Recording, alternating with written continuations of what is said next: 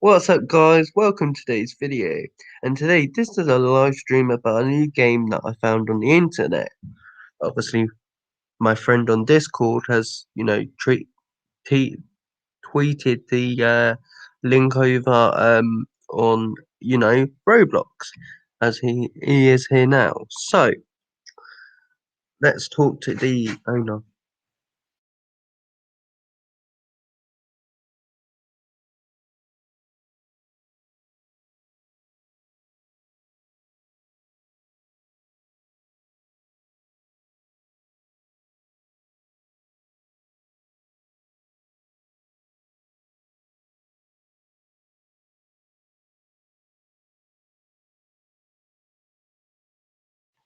Anyway, how are you today, the owner of the game? How are you?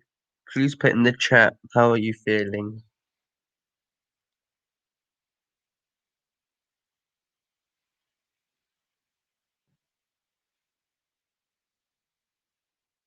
Good.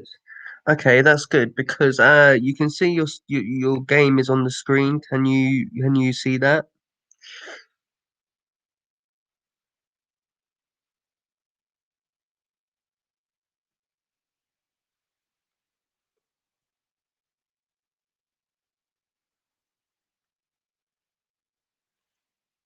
So what do you want me to go? Yeah. So what do you want me to go towards now? As you can see, I'm streaming on two accounts. So let me just show you that quick, if that's all right with you, the owner. I will definitely switch it back to Roblox after.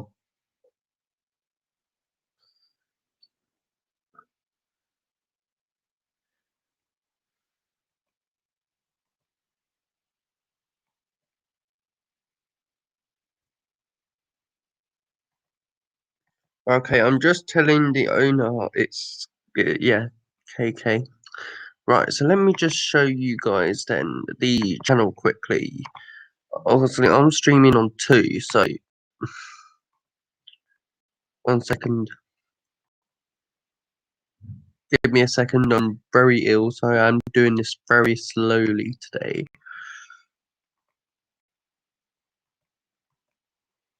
Okay, let's just share this. So, as you can see, this account. Can you see that it says live on this account, owner?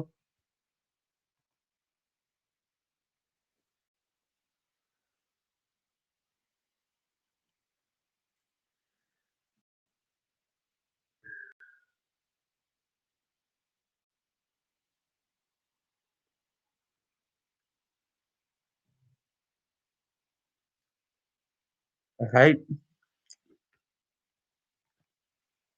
Let me just take you over to my other one.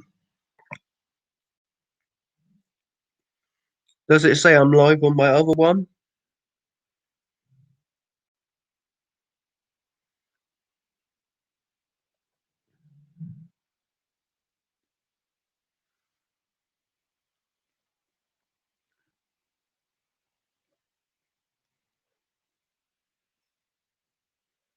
Anyway, that's not the point of today's video. video is actually to do with the game. That's why we're actually here today. Right, rise and shine. So when I play this game, my screen goes, because I'm on this website called Restream, it makes my screen go funny. Like when I play the game, like I'm gonna play the game, and can you, as the owner, tell me if it shows it up? If it's going flashing white, you know, like flash. If you tell me.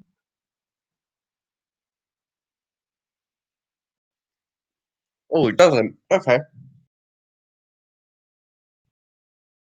Red screen.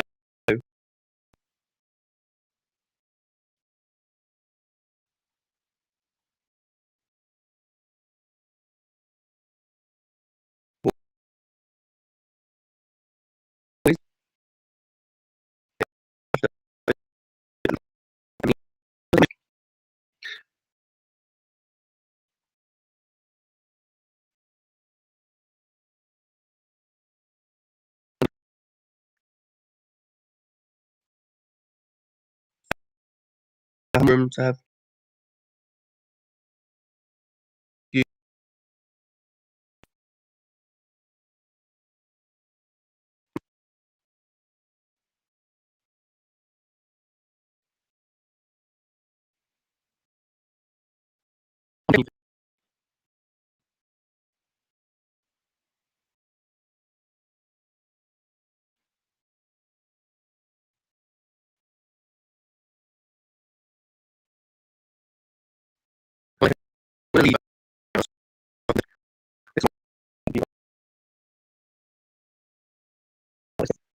Slow today.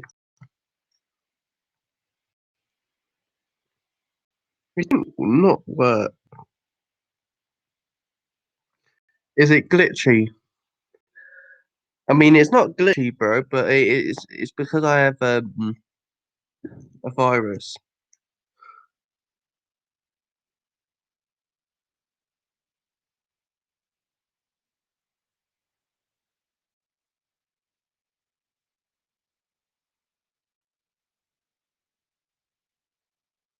So it's because I got COVID-19. That may sound like I got a virus. But believe me, it's not. Okay, I'm gonna have to take some of that down so when I play the game, it doesn't, glitch. No, it's not glitchy. It's because I'm ill.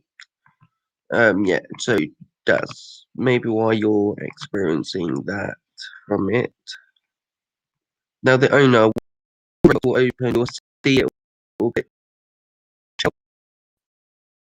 Well, you see this white stuff.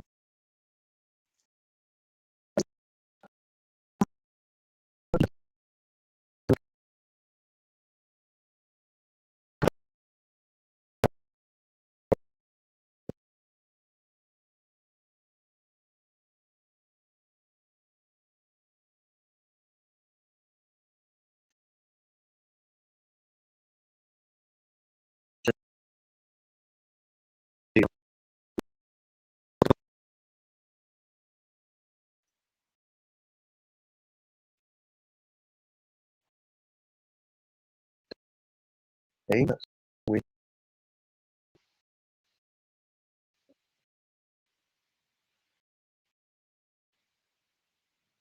Uh,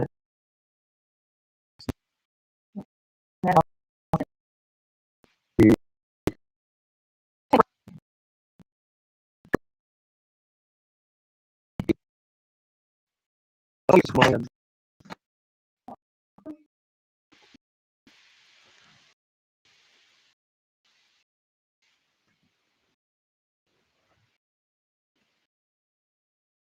I can't even literally.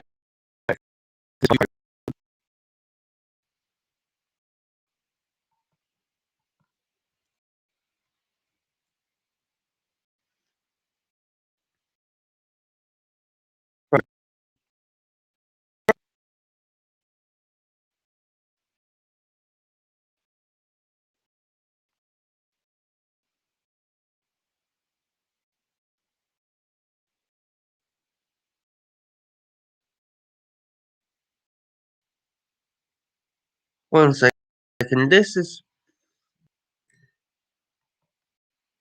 Oh, it's still back. Okay, I thought I was having a panic attack there.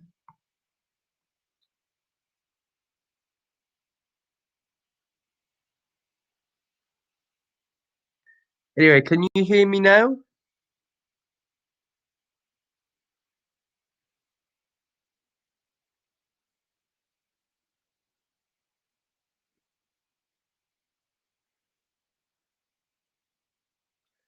Yeah, I think my computer it glitched out. So because of how much stuff I was using on it, probably it ran out of RAM or something.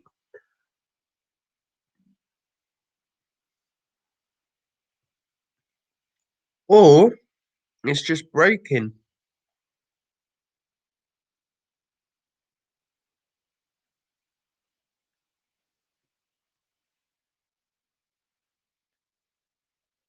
That happens all the time.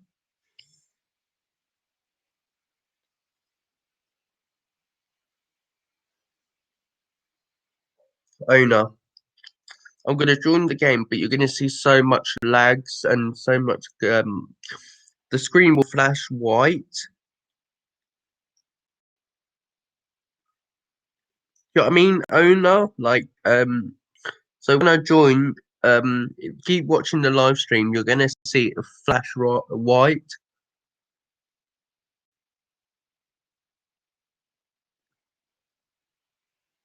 Yeah, are you gonna stay in the live stream so you can see it?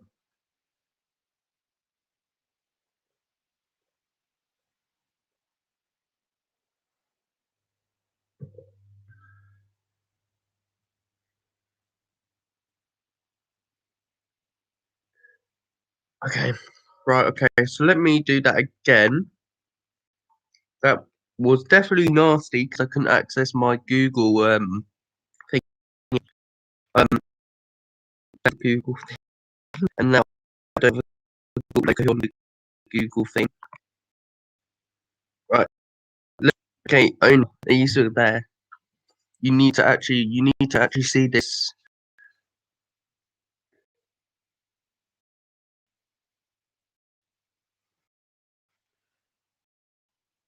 If you're still there,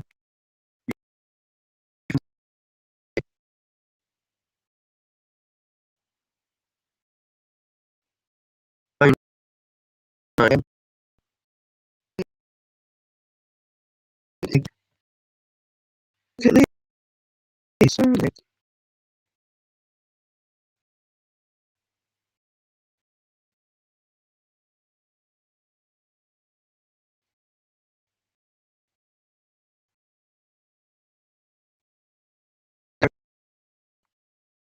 Oh my God.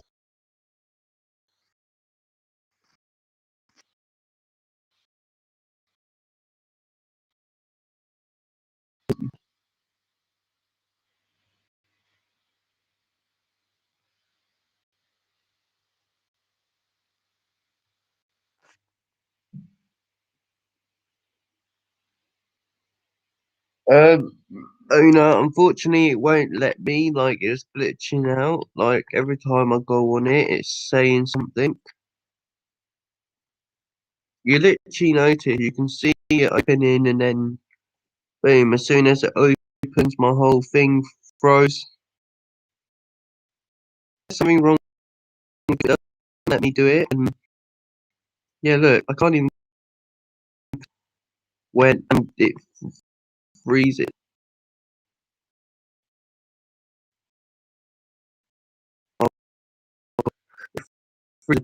again.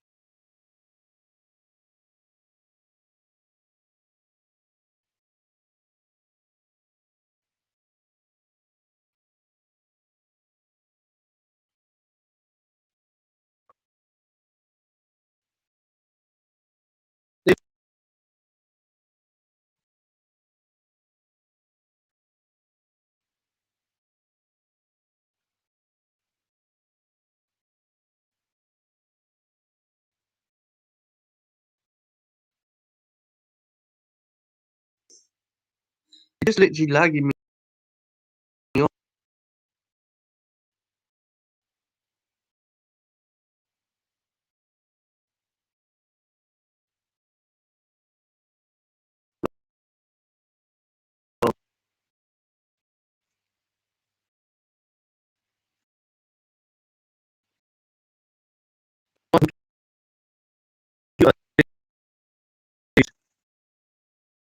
Stop, stop, stop.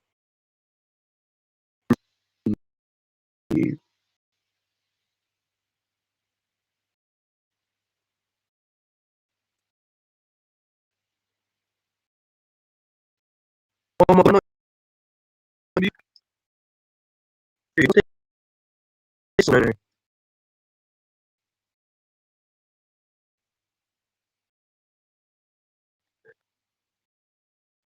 my my hand off the mouse. No, you can't do this moving. No.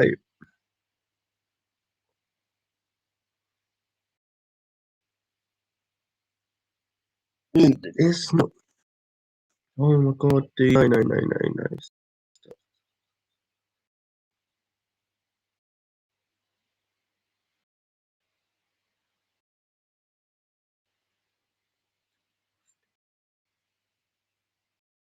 Oh my god.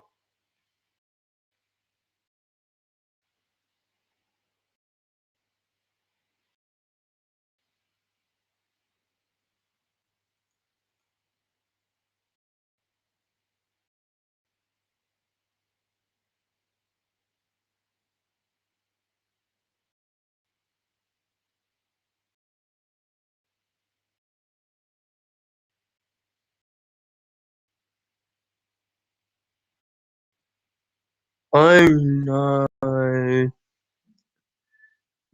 My computer is glitched. When I was in the game, literally, someone was controlling my mouse. Um, I think I have to reset my PC after this. But guys, please go to Please go to this game.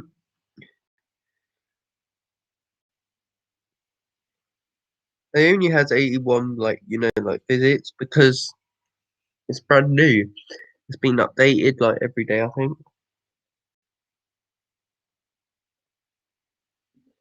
Do you think that's what happened? It's been updated every 2 weeks, do you think?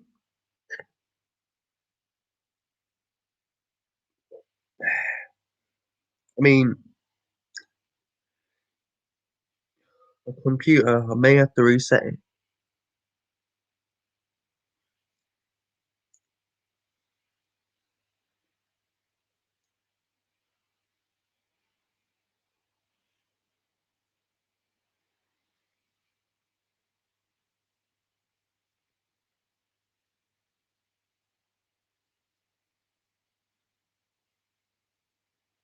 Yeah, owner, do you think it gets updated every day or like how weekly or what?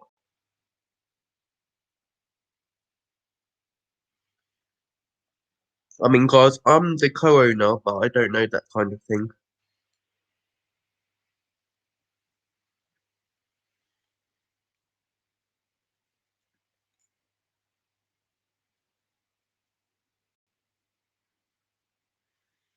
Daily. And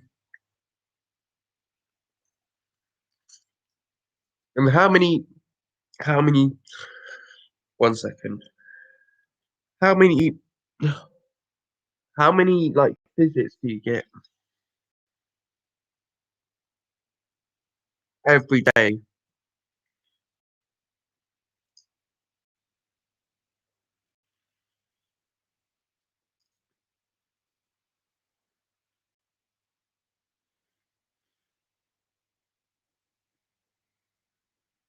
Some, hmm. Yeah, because,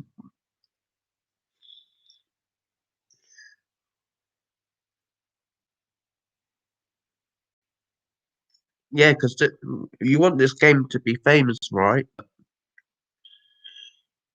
We don't have many people joining.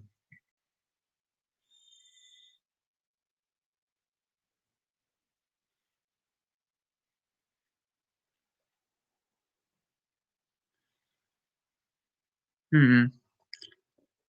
You know what I'm gonna probably do?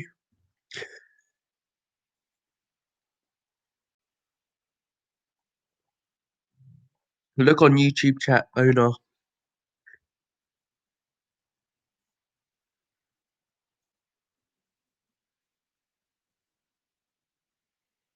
There you go, there you go, owner. Read that. This video will go on there, and that basically could get me like it's called impressions, I think. And basically, I will this is this is very classified, but I can put it in the chat.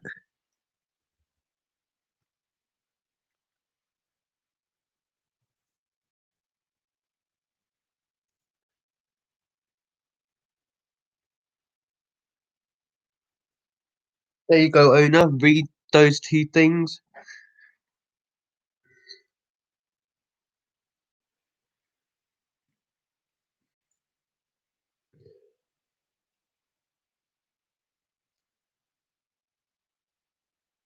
Yeah, so that will shock you. Even if today, those views are also obviously, you're the only one watching my live stream. Um, obviously, yeah, that is the case. But, this will be shared with a lot of people, like my friends as well. So, yeah, there'll be more people just taking it slow. Yeah. So let me read out the updates for you so you don't get very upset. Okay, so this is Nebula, I think, update. So find the Jakes. Now, yeah, obviously, because it says his username right there, we're not going to go into that.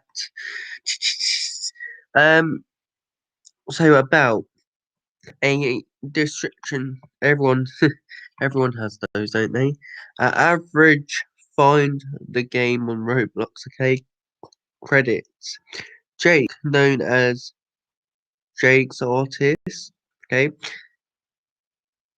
Dilvox, he made group and made it. It's cool. Thanks, dude. Josh, the code, he made it. It's good. Cool. Well done, Josh. And Jake's RP soon. Now, may I ask, what's Jake's RP soon? What's that? Like, could you tell me what it means?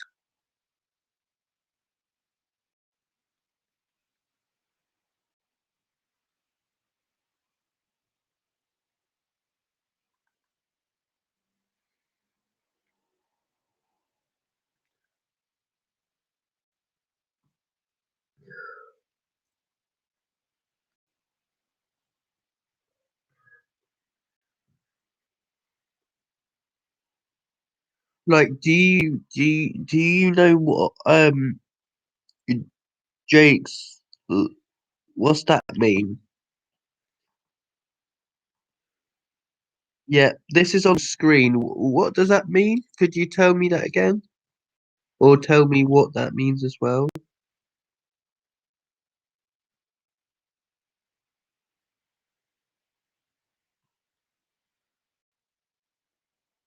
Whoa, okay. So Dreamlab says stop street. No, he can put cat. He can put no. He can he can put cats if he wants. Jake RP will have all Jakes in the game.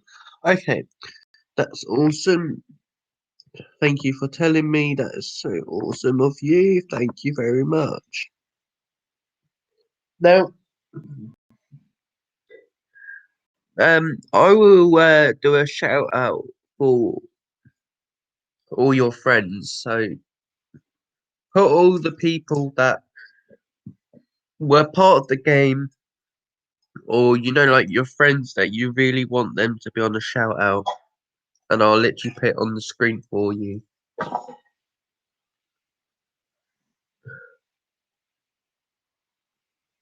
I mean, you can go as many people as you want to less people,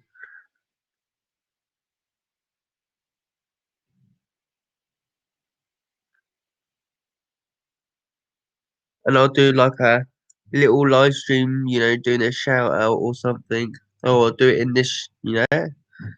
Is that a YouTube channel, Roblox channel? Both of those are they like YouTube channels, Roblox channels? What are they?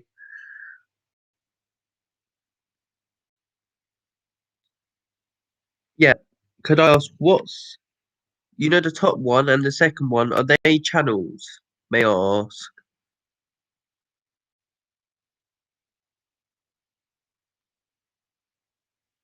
Like, let me show you these on screen. So that one is that a YouTube channel?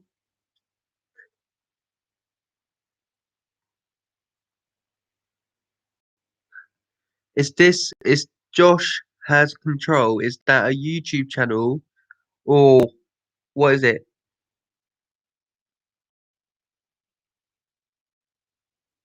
I got a brother called Joshua. I don't think it's him though.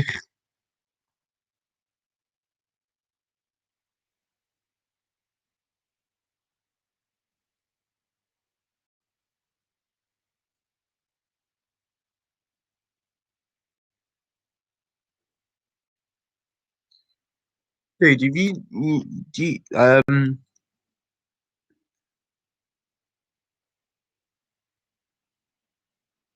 okay, no, I can still do a shout out. Is it a Roblox username that you see?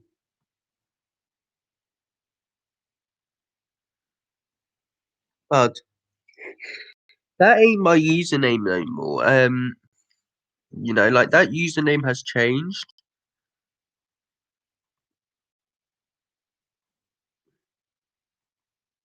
Yeah, bro, let me show you. That has changed that username for me. Yeah,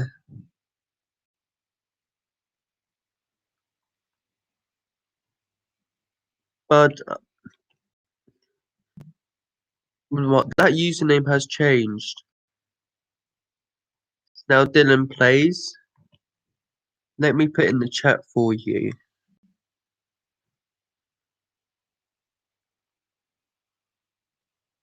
My Discord. Oh, sorry. Yeah, my Discord. So sorry. Yes, yes. Thank you. I do a shout out. Yeah, to my Discord, of course. Yeah. Um, what? Going live in 10 minutes? That does not make sense. Thank you, man. Thank you so much. I mean, that's so appreciated.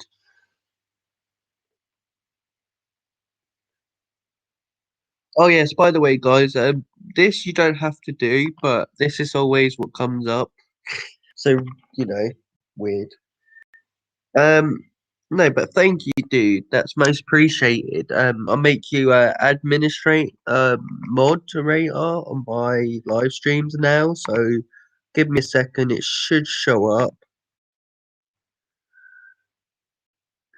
Give me a sec because I need to go through the settings to do that. So, give me a second. Actually, no, I can show you that I'm doing that. But thank you anyway for saying that. Here, have a little, thank you message on Discord. Yes, I have that. I do have a yes. Yes, I do. It's just that you don't use their settings at the moment. You know what I mean? One second, I have to cough. Sorry. So sorry. Sorry. Show you. Okay, so I need your name, bro. I don't know how I'm gonna get to your channel. Um, this is so weird. How do I get to your channel?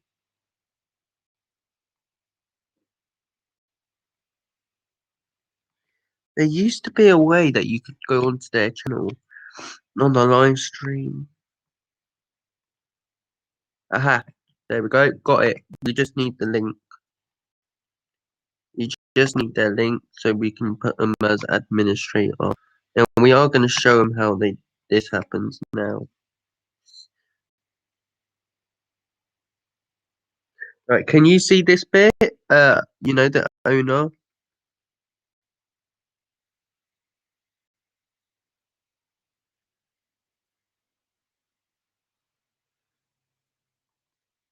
You do see it, yeah?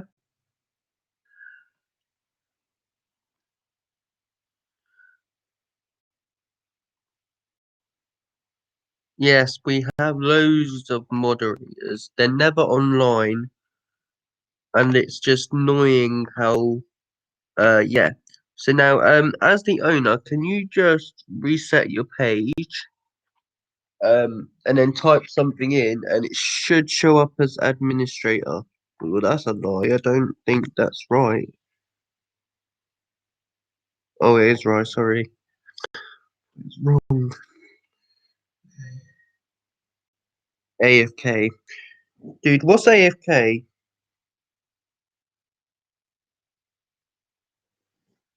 I know what AFK is. I'm just asking.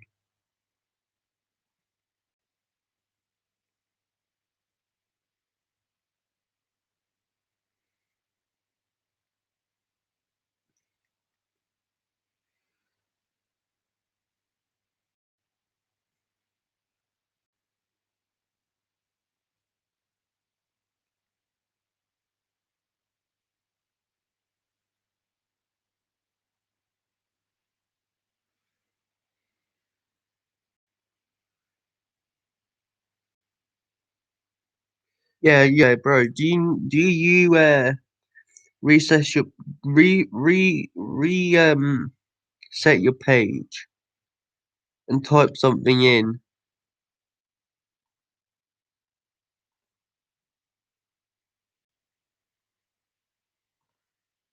and then type something in, it should have you as a, yeah, reset the page. Yeah, reset the page, dude. Yeah. Yeah, reset the page.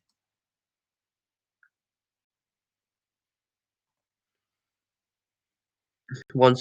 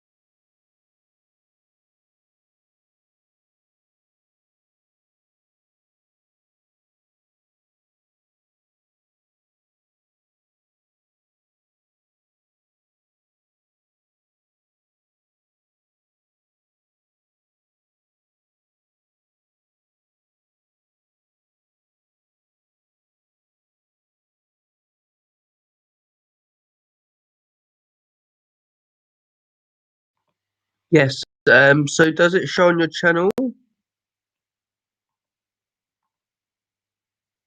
That you're now a moderator. I'm gonna have to move that for a bit. Yes. So as you can see, you've got that on your channel. Um. So yeah, I think the game is a big thing in it.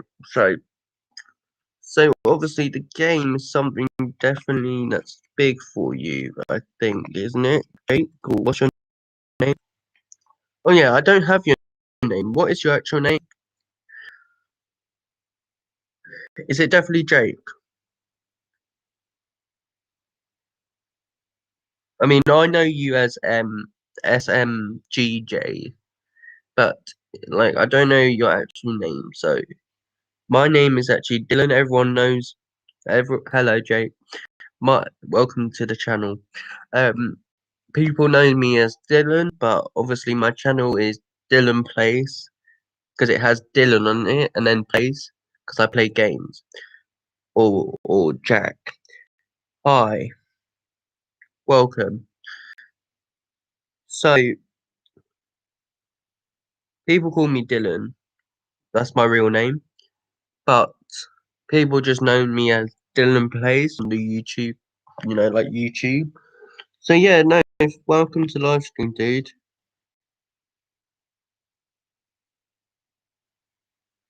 You're very welcome.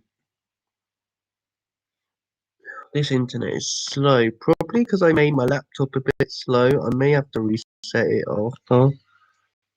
Look, like guys, I got 2 visits on that, man. I'm not gonna do.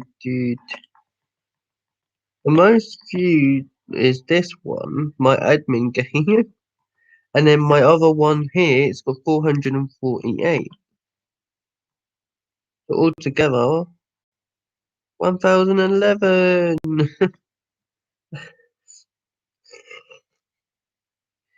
Okay, I don't know. Let me just go to this game quick.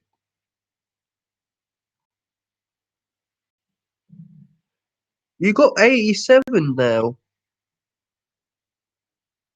You have 87, like people that have visited your game. Literally games an extra 7. I think people are watching this live stream even if it's not showing up on the dashboard.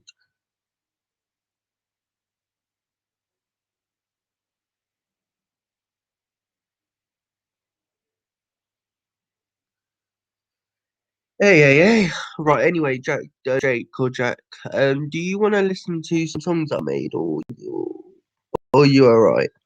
Um, yeah, actually, are you not going to update the description?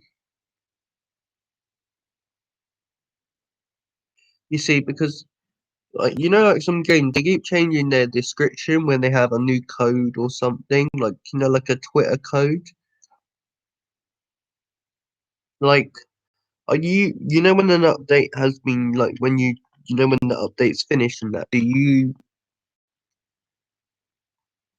tend to change it or you don't?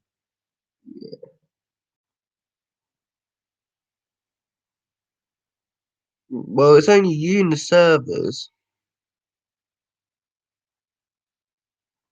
Anyway, let's check your profile. Mhm. As you can see, you've got loads of threats. Right, right. So now,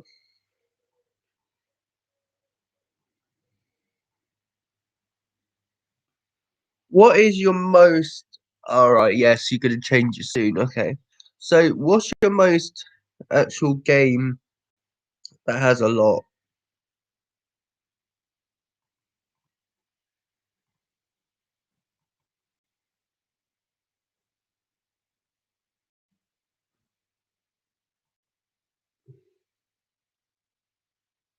No, I don't know why that's there. Yes.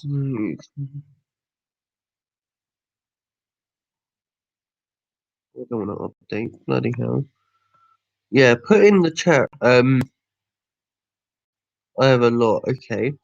So your first one's got 84. That's quite impressive for someone like you.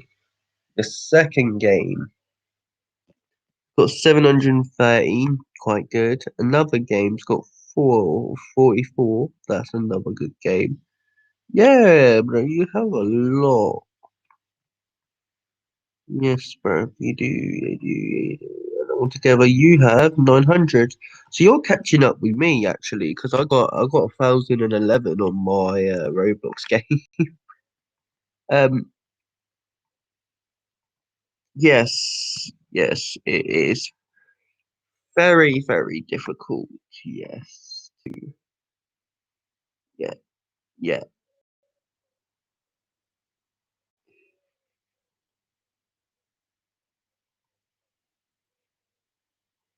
No,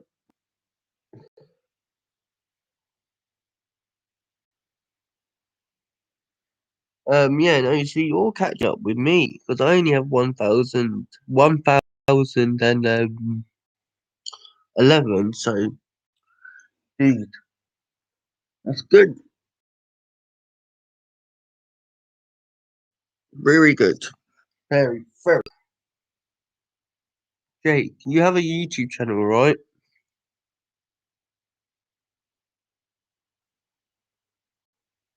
Refresh the page. What about refresh the page? I feel like you're going to do something.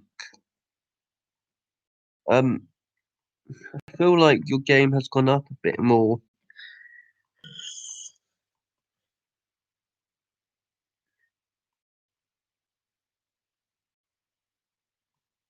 Right, dude, I can actually add you onto the live stream with this link. I mean, this is the only way for you to do it. Are you able to do that? But uh,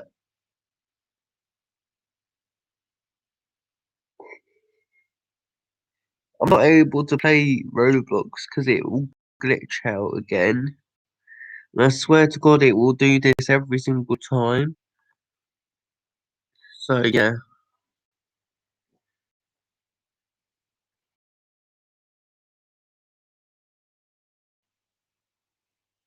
um, it won't. I don't think you can click on it. No. On that, you can choose like if you want camera access, no camera access. Basically, let me just show you what I mean by this.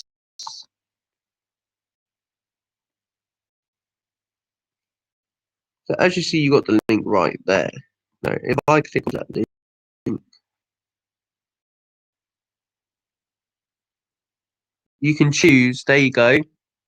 You can choose, Jake. If you want like no camera access, You know, you can put your mic on. That's what you can do. So you can fiddle out a bit because that's easy. Bro, are you able? The only way I can use OBS is if you tell me how to use it.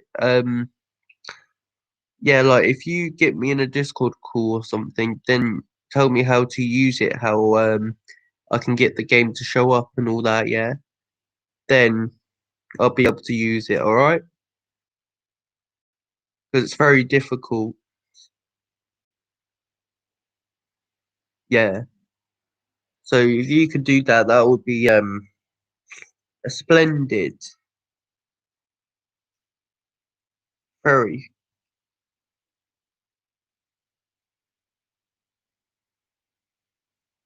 But anyway, the two people that are in the stream, welcome to the live stream. Please go in the chat, like chat with me. Like literally, the chat's here. It's not live, but still good. Yeah. See, literally, yeah. And all our moderators obviously offline again. Hateful. Yeah. So if you could tell me how you use OBS as a live stream for Roblox.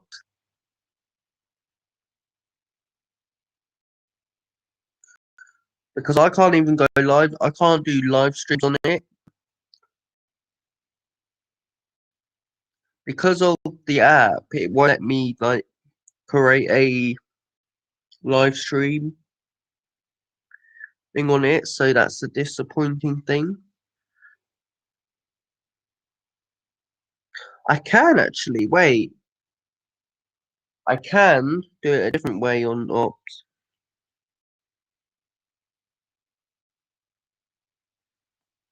Oh, so you can and you can record. I mean, I find it easier to use a website because it's fine and it's reliable, but I don't think they accept games. Like, you know what I mean?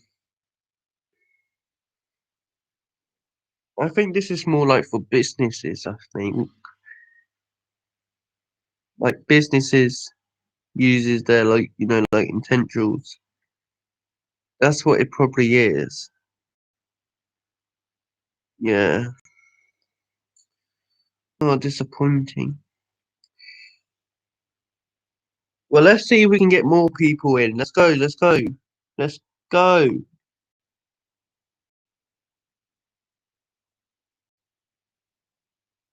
I don't know.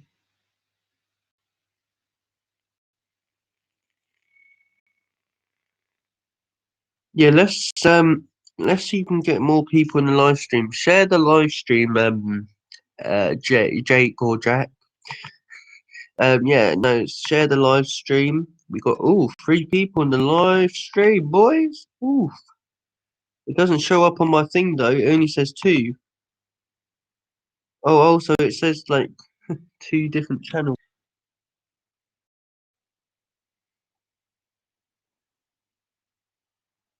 It says unknown now. I feel disappointed because it says unknown. Um, yes. So please, yeah, could you share the live stream with some people on Discord? Get more people in here, yeah? Why we got 8? Oh no.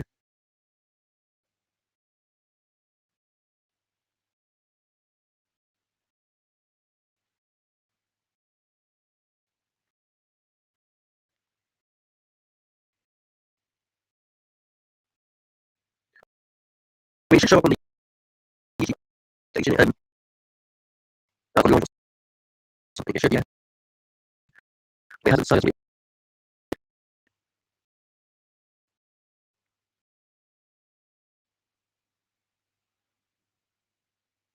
Yeah, could you share the live stream?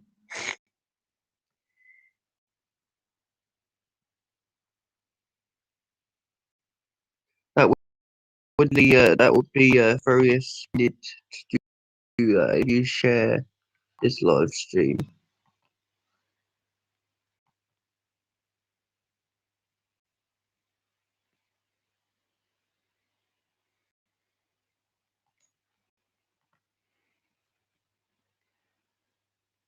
So yeah, could you please?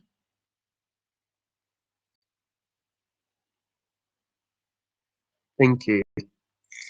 Hi Starbucks friends. Hi Starbucks friends. How are you today?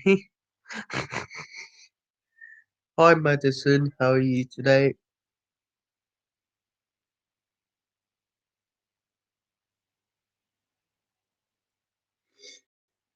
Feel like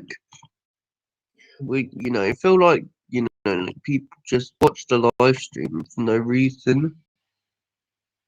That's what I feel like.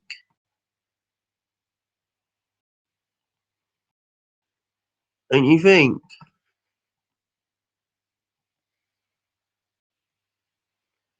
Yeah, no, that's weird. Well, I'm getting loads of likes for some reason, but no views have gone up. Hey, hey, hey.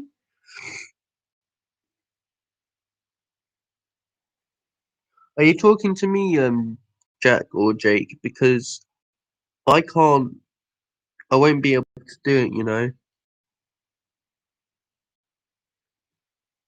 Jesus, there's loads of people in the chat, don't you think? But no views have gone up.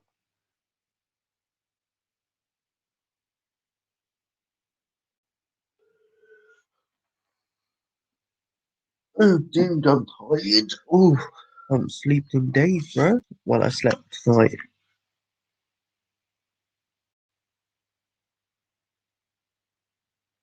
Yeah, there's loads of people in the chat, but no, like, no more views have gone up. Have they?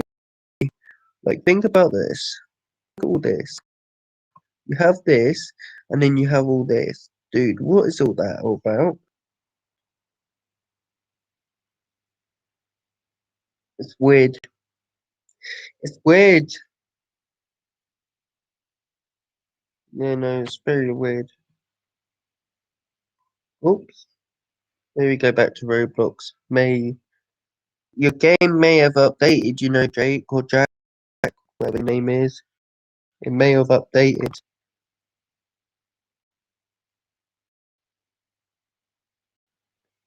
Yes, it may have updated. Yes, it may have updated. Let's have a look. Let's have a look. By the way, those are my brother's accounts. The one you saw, that Starbucks friends one, that's my brother's on mine. I don't know why he's got that on mine. Very annoying.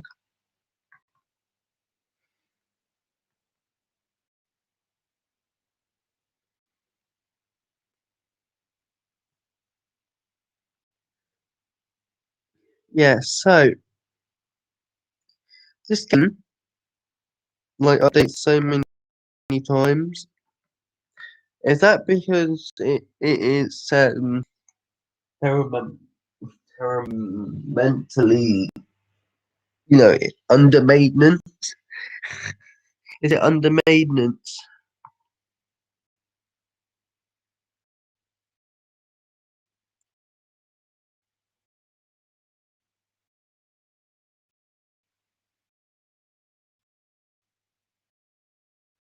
How did I do? On Jake and never update on Jake. What's this?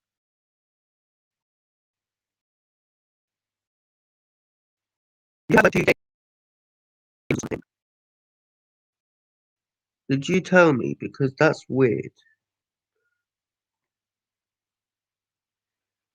Yeah. No, that's weird. Could you tell me what they were? Yeah.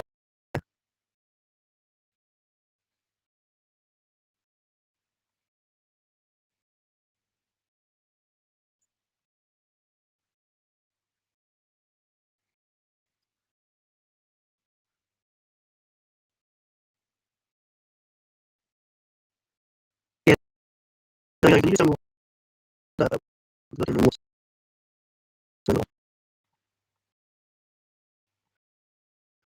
I think you're gonna make it home today.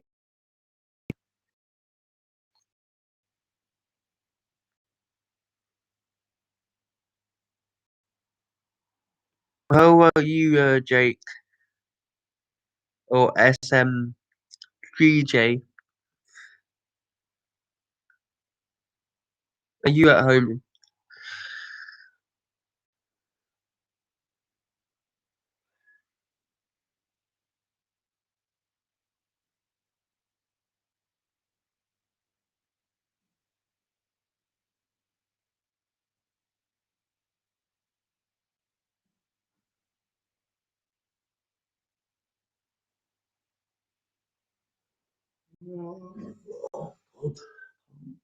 This anymore longer.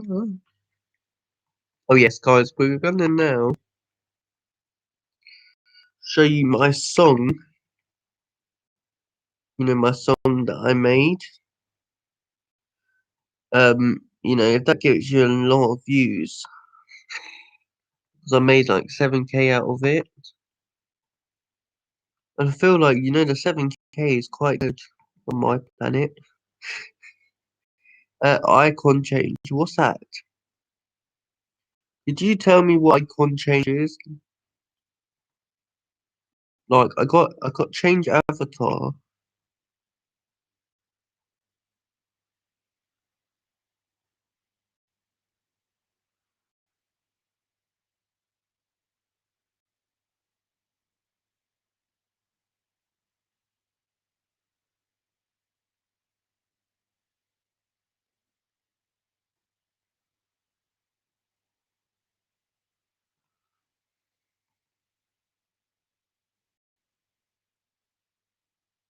What page?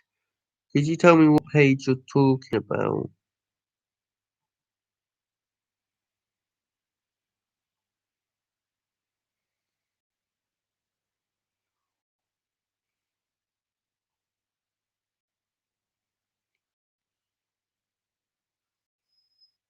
See ya.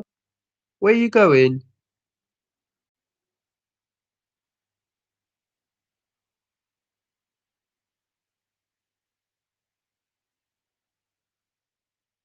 Yeah, where you going, dude?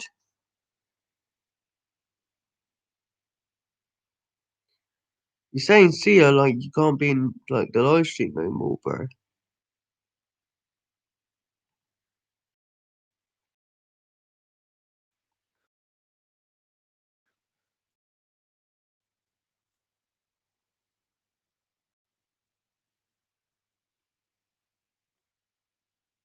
What do you mean see ya?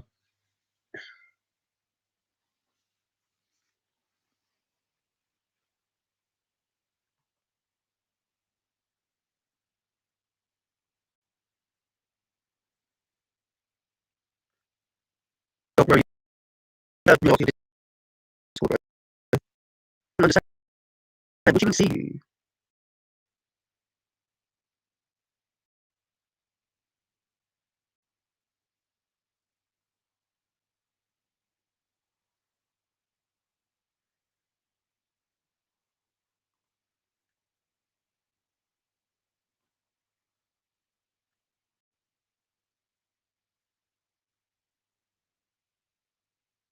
I'm a bit confused. I'm really confused why he says this. He's like icon charge. Look at your page. See ya. What? Dude, could you tell me what you mean by see you? Bro, I literally was gonna put my song on, bro, and you're gonna dislike that, bro.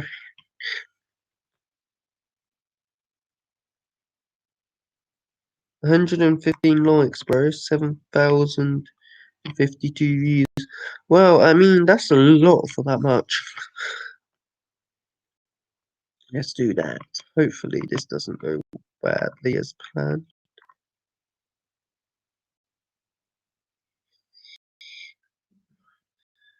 Just want to know what. I want to know what he means by see ya though.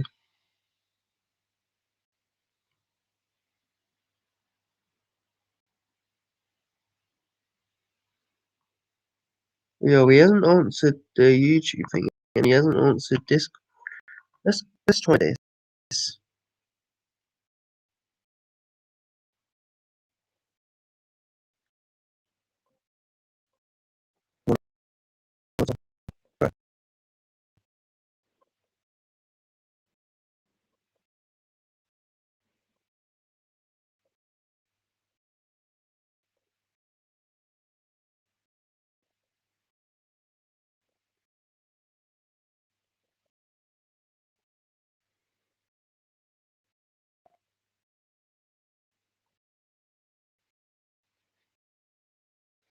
I don't understand.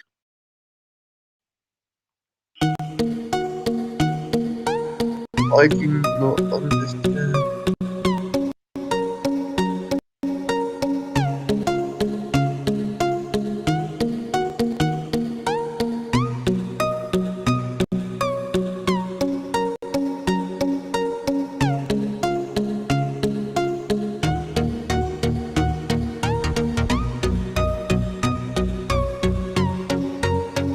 Yeah, I don't understand.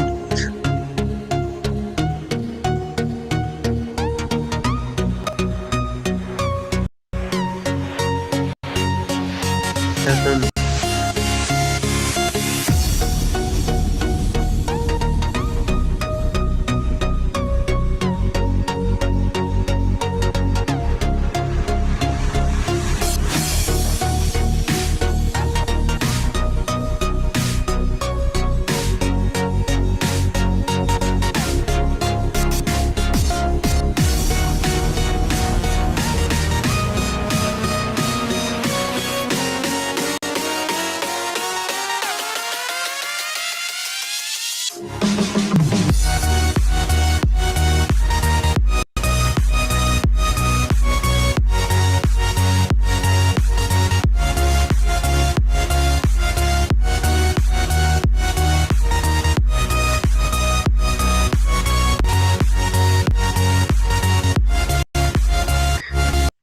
It's a joke, like, he's not even on.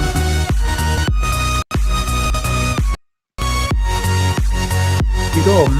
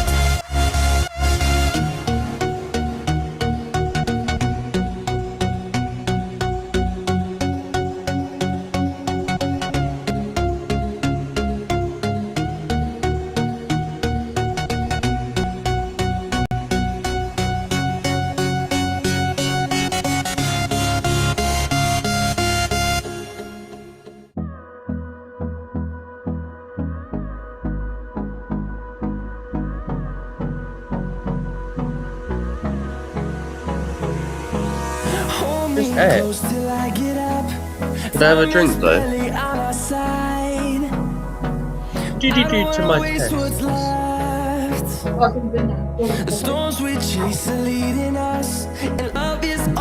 don't feel positive though. Oh, weird, isn't it? Yeah. Weird. Through the wastelands, through the highways, till my shadow turns to sun rays, and on we'll go. Through the wastelands, through the highways, and on.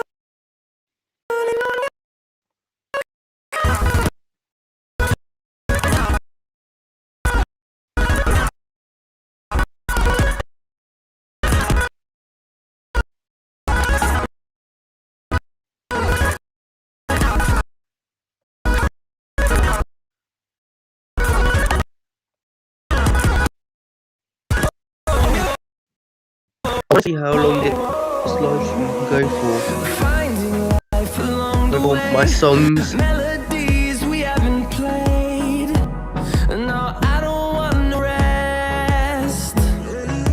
Echoing around these walls, fighting to create a song. Are you in the office? I don't wanna miss a beat.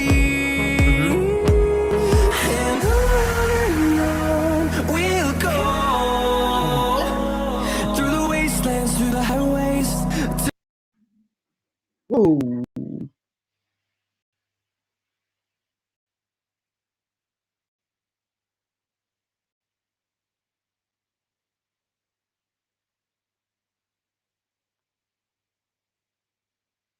Till my shadow turns to sun rays, and on we'll go. Through the wastelands, through the highways, and on we'll go.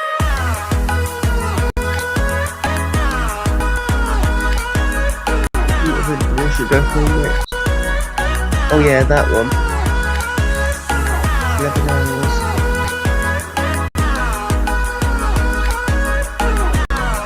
I mean, yeah, let's do that.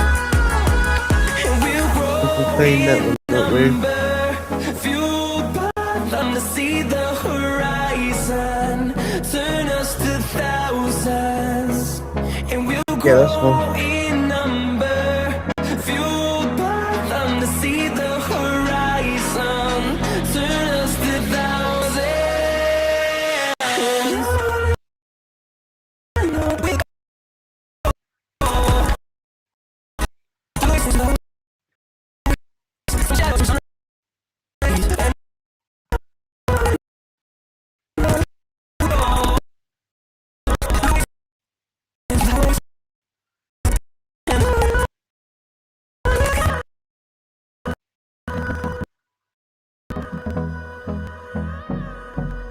If I delete the survey, it will say that obviously I still have.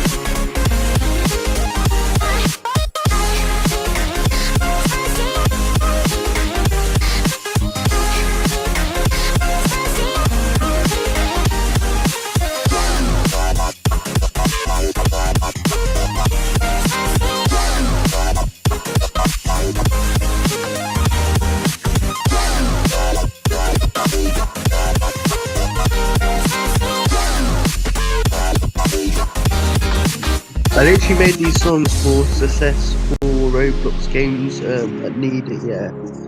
So yeah.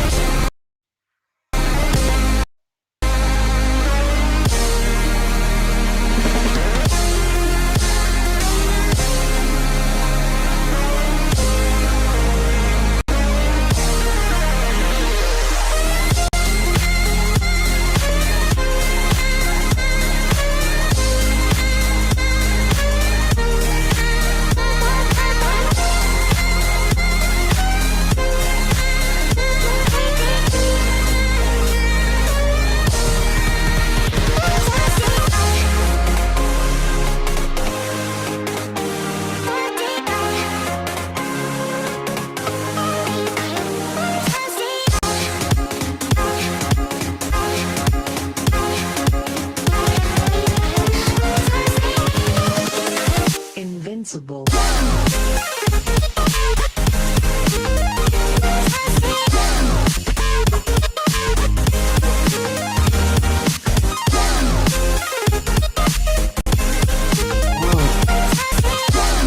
Zero.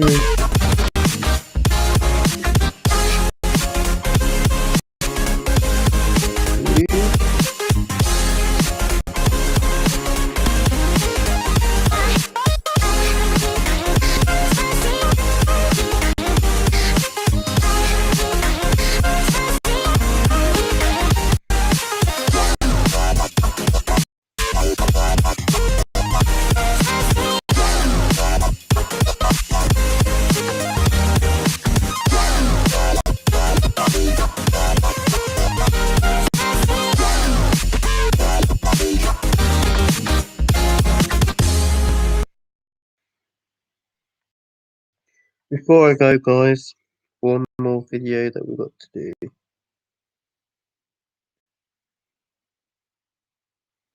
Now, it's a video from a long time ago. In the old series or the old season. I think I was really bad at Roblox.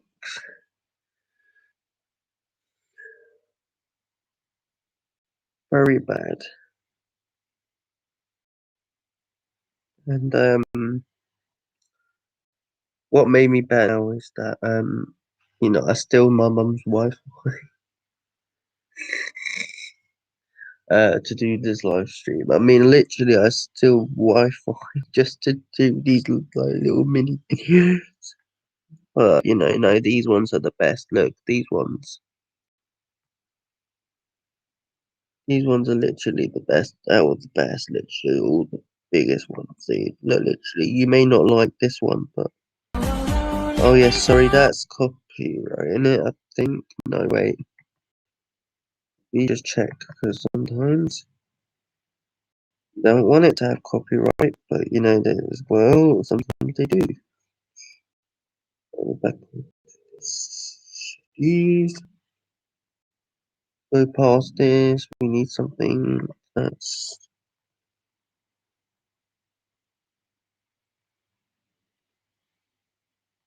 private. What do you mean you can't apply something like that? Idiot. When you apply something, you do it. You don't lie.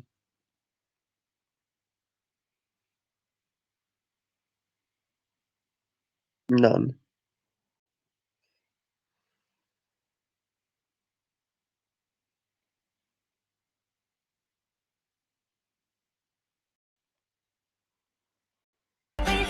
You were nearly close to a copyright strike or something.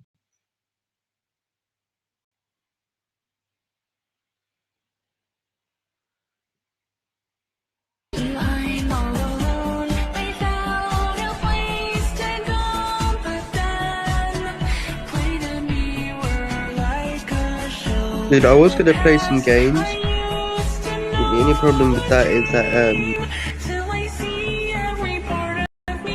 there's no possibility of me doing it.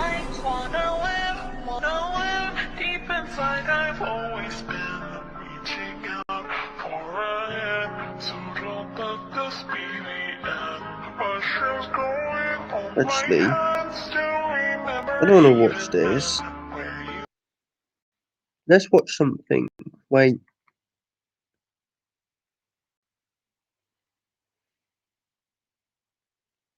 I have a few.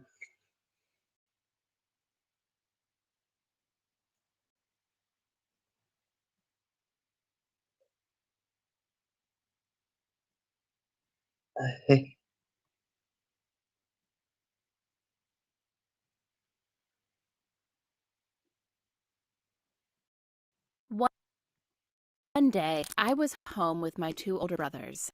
My mom was at work, and she wouldn't be back until 8 p.m. So, as a young girl, I was basically home alone with my older brothers. Keep in Older mind, I was brothers. only 7 years old, and my 7 years old. It sounds like you're American. brothers were 13 and I 14. can't get that. They were also very protective of me at that time. Hmm. Anyway, I remember this incident so vividly, I don't think anything can make me forget about it. And sometimes I get nightmares because of it. While my brothers and I were eating some cake, the doorbell suddenly rang. Remember, our grandparents and mom told us never to answer the door unless they let us know that someone is coming over. Saying like this, my second brother told us not to get near the door. However, the oldest brother thought he is just a chicken and went to the door. Before he opens it, he then looked out the window and immediately ducked down. He looked like he had just seen a ghost. Second brother took a look outside as well and quickly drew the curtains. "What's going on?" I asked, but my first brother took a huge freaking knife from the kitchen. "Bring me the phone, now!" I could even see him grabbing some pepper spray. I gave him the phone and approached the door. As a naive young girl, I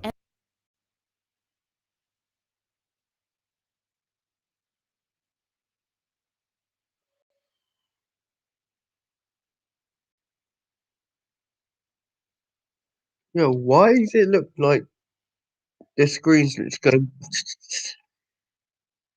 Dude, it's glitchy, man. Glitch, glitch, glitch. It was just in time. I could see a bullet sliding by my little face.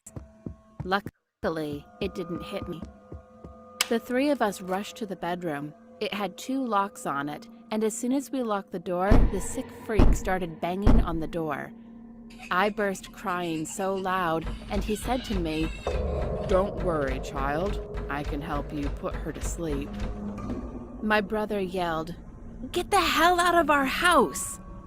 Then he took his phone from me and called the police and one of our neighbors to get some help. Fortunately, the police immediately arrived and he arrested right in the place. My mom also came back home after she got a phone call from the police. She told us that she would hire a babysitter. It turned out that guy was a serious stalker and a murderer, and he even had killed more than 10 kids. Of course, he was eventually sentenced to death. Several years later, I turned 20 years old, and I was watching the news with my mom and 2 brothers. There was a murder case that 2 young boys had been murdered in their house. I know that it's not the same criminal from my case, but it hurts my heart knowing that those kinds of people actually exist out there. I hope they stop doing that horrible thing.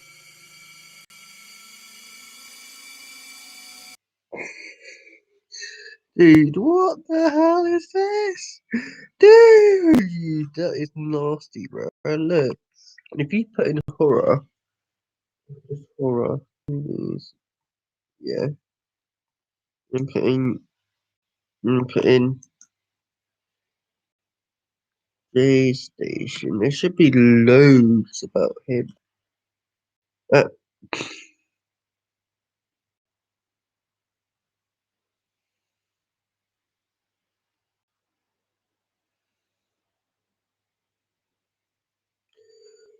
He knows some stories about it. See that right over there? What dude, it's like that? A hanging body or something. It sounded like it's coming from behind me. I hear it, dude. Don't look back, dude. Don't look back. Just keep your eyes on the road. Yo! Oh my god! What the fuck? What the hell? What's up, guys? Back with another 3 a.m. challenge. I'm with my boy Stromedy. What's good, What's dude? good, guys? We honestly just drove all the way to America just for this challenge, guys. We actually drove to Route 66. This is one of the most haunted roads, as you see, guys. It goes all the way across the whole U.S. Today we are doing the 11-mile challenge on Route 66, guys. I am freaking pumped. This is crazy, guys. We're in the middle of nowhere right now. We are going to do the 11 miles ritual. This is the scariest 3 a.m. No, we don't do that. No, no, no, no, no, no, no, no, no, no, no.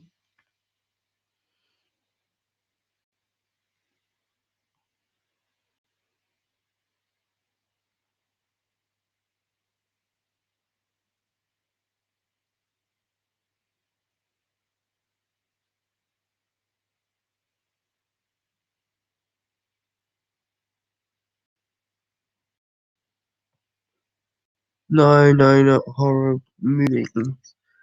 No, we want horror stories. You can't do that. I'm putting J Station. I mean, J Station should have some stories to tell you. Maybe not.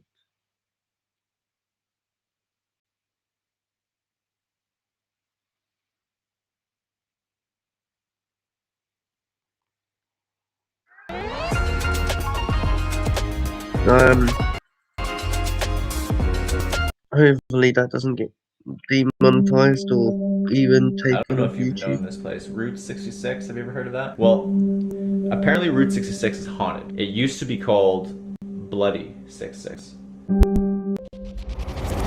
Saying like I don't know. dark streets are like. By the way, you all need to be careful on the road.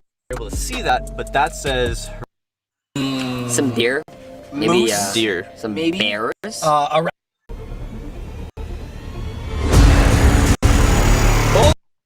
What's that? What's that? What's that? Look! Bro, there was literally something outside. I swear to God, there was. Michelle, what do you mean we're going No, through? no, no, no! Yo, Michelle, what do you mean we're going through?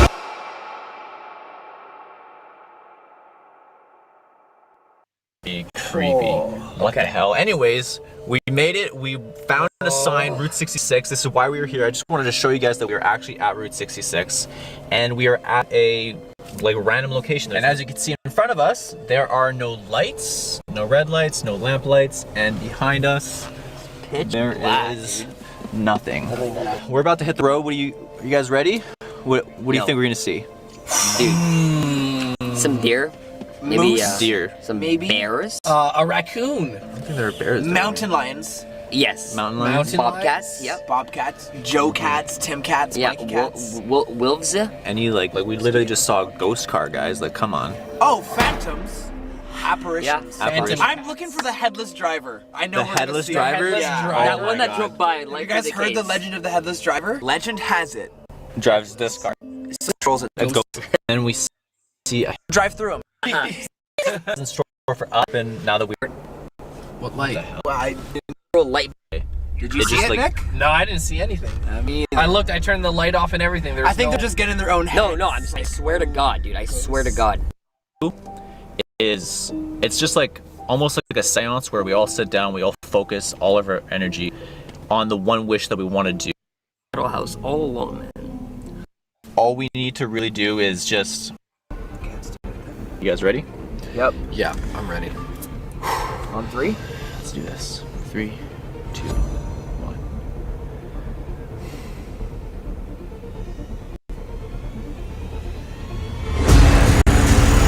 Oh, what's that? What's that? What's that? Look!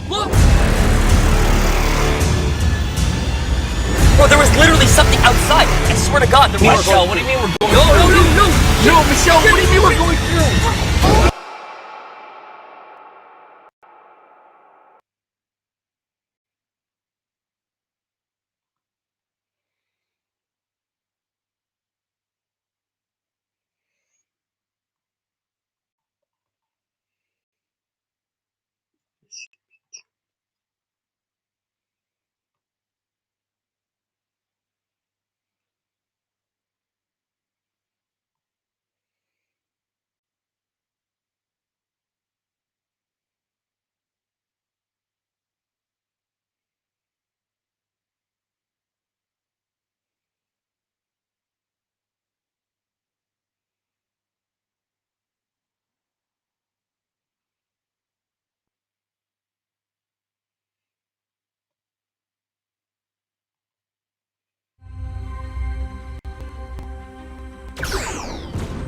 Yes! Did one of you guys just fire on me?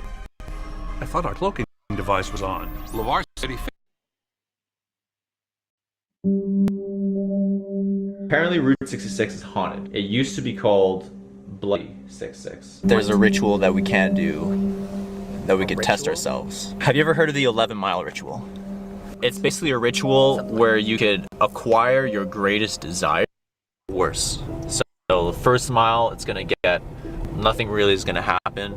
The other miles is gonna get progressively worse. We're gonna start seeing more stuff on the road. Oh, and we can't stop the car. One of the #1 rules is do not stop the car unless the car just stops itself, pretty much. But apparently it's supposed to drive on its own when it does that. It's very, Can I ask another question? Yeah. So, let's say this ritual gets in crazy and there's all kinds of stuff happening, we're freaking out. Can we cancel the ritual, or are we like, we have to finish it, there's no other option? I think we can turn back. Okay. We can turn back. Okay, cool. So we will be okay if we want to just quit. 1. The man I saw in my apartment. It was around the time that our area was plagued by lots of sexual assault cases. And there was advice for us, which used to be that if someone followed you, look straight at his eyes and talk. Then 1. The man I saw in my apartment. Right. It was around the time that our area was plagued by lots of sexual assault cases. And there was advice for us, which used to be that if someone followed you, look straight at his eyes and talk. Then one day, I was coming back home after hanging out with my friend. I saw a middle-aged man walking behind me, and suddenly I felt like he was following me. And he literally came to my apartment elevator. So I turned around intentionally and greeted him, smiling. "Hello." He pretended not to hear me at first, so I spoke to him, making eye contact with him more and more.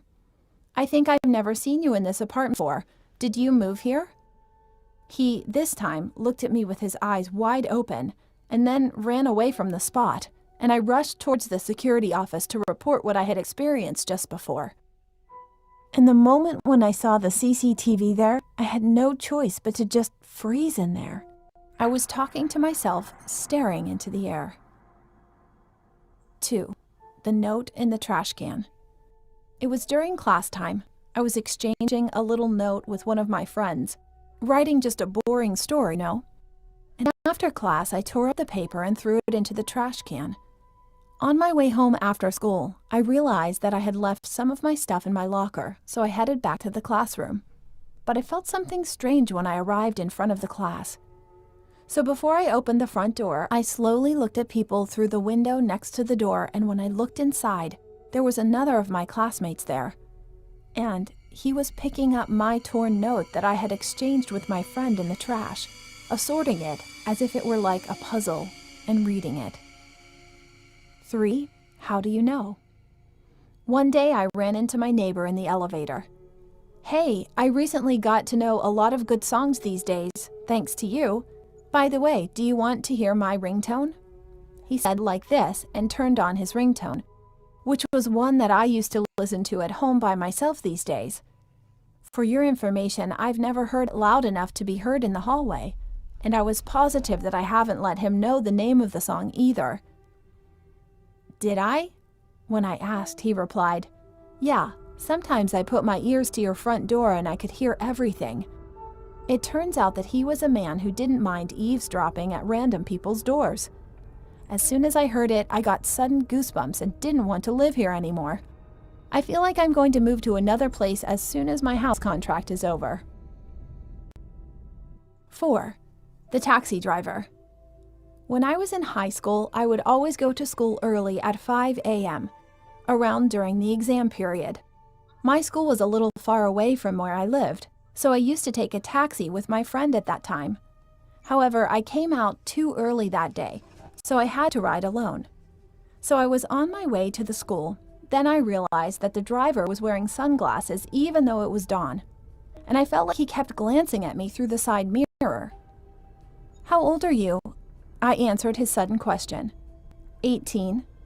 He kept driving without saying anything, and he suddenly stopped where the car had to turn left.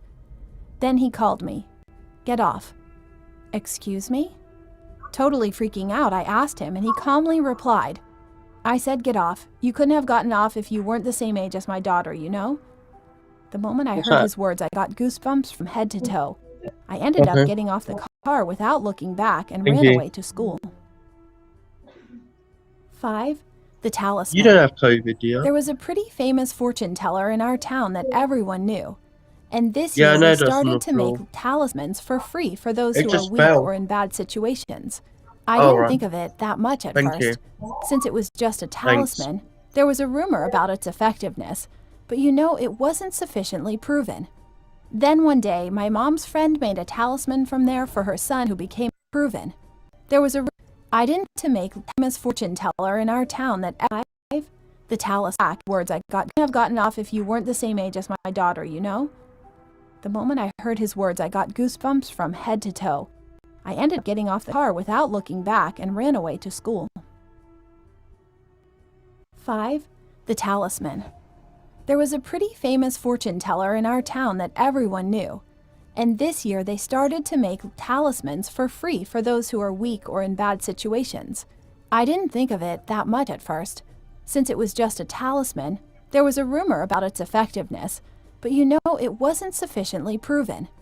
Then one day, my mom's friend made a talisman from there for her son who became a middle school student, and he eventually carried it in his wallet. But one of his friends took the talisman from his wallet and played a prank on it. He rubbed the talisman on the stone and it got crumpled all over the place. And the incident happened the next day. While her son was riding his bike to school, he was hit by a dump truck in front of the main gate, which ended up becoming a paraplegic. I got goosebumps, and afterward, I repeatedly asked my mom not to even think about getting anything like a talisman from the fortune tellers for a while.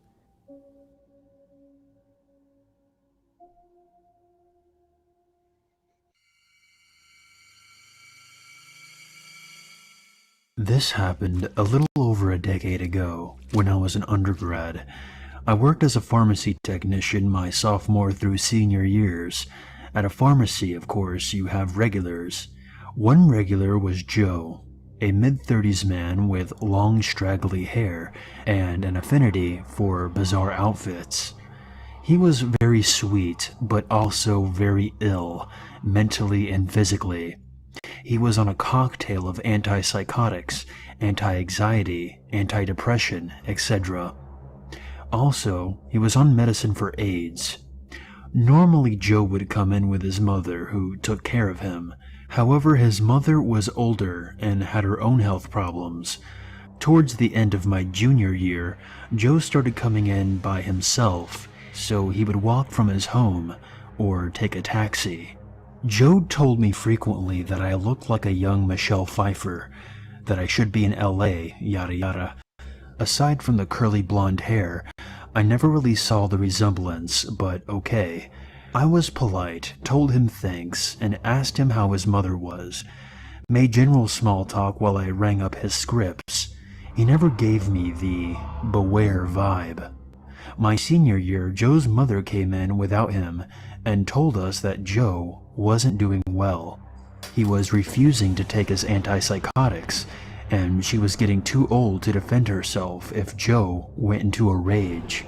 She was having him placed in a home for patients like Joe. I didn't know until that day that Joe was technically under guardianship. The courts and his doctors deemed him too ill to make important financial and medical decisions. Joe's mother gave us the medical release so that Joe's new home could send their staff to pick up his medicine. We didn't see Joe for about 4 months. It was the end of my senior year, a Friday night. Just me and the pharmacist were working because Friday nights are slow. I was reading a magazine when I heard, "Hey, Michelle." I'm not Michelle, so I didn't look up. Then angry, "Michelle!" and a slap on the counter in front of me made me look up. It was Joe. He was bleeding profusely and left a bloody handprint on the counter. I was shocked, and all I could do was slowly back away to put distance between myself and the very bloody Joe. The pharmacist came rushing over to ask Joe what he was doing here. his home had picked up his meds on Tuesday. I wanted to see Michelle. I miss her. Then he started opening the waist-high door to get behind the pharmacy counter. The pharmacist called the store manager and told the manager to call 911, while she called Joe's mother. Michelle, come here. Give me a hug. No, I don't think that would be appropriate, Joe. Give me a hug. Then he just started screaming this over and over and attempting to climb over the counter. The pharmacist told me to go into the back storage room and lock the door. This just pissed Joe off. He started picking up items, which covered them in blood, and threw them at us. It was a chaotic mess. A patron was about to attempt to subdue Joe, but both the pharmacist and I both shouted not to touch him, due to him being covered in blood and positive for HIV. We told the small crowd that had formed to leave for their safety as Joe was flinging items and getting blood everywhere. Eventually, the police and EMTs arrived. The store manager must have explained the blood and HIV issue because they had on protective gear, long gloves, face masks, etc., and were able to forcibly sedate Joe. The store had to be shut down, and a special cleaning crew had to come in and clean the entire store. Joe's mother came to apologize after the store reopened. She explained that Joe had developed an obsession for me and grew angrier and angrier each month when he was not allowed to tag along to pick up his meds. He attacked one of their home residents the night of the incident, so the home grounded him and sent him to his room. Joe broke his window and crawled out through the broken glass and walked to the pharmacy. The home did not know he had broken out until his mother called frantically. His mother was considering suing the home for negligence, and she had moved Joe to a more secure mental health facility.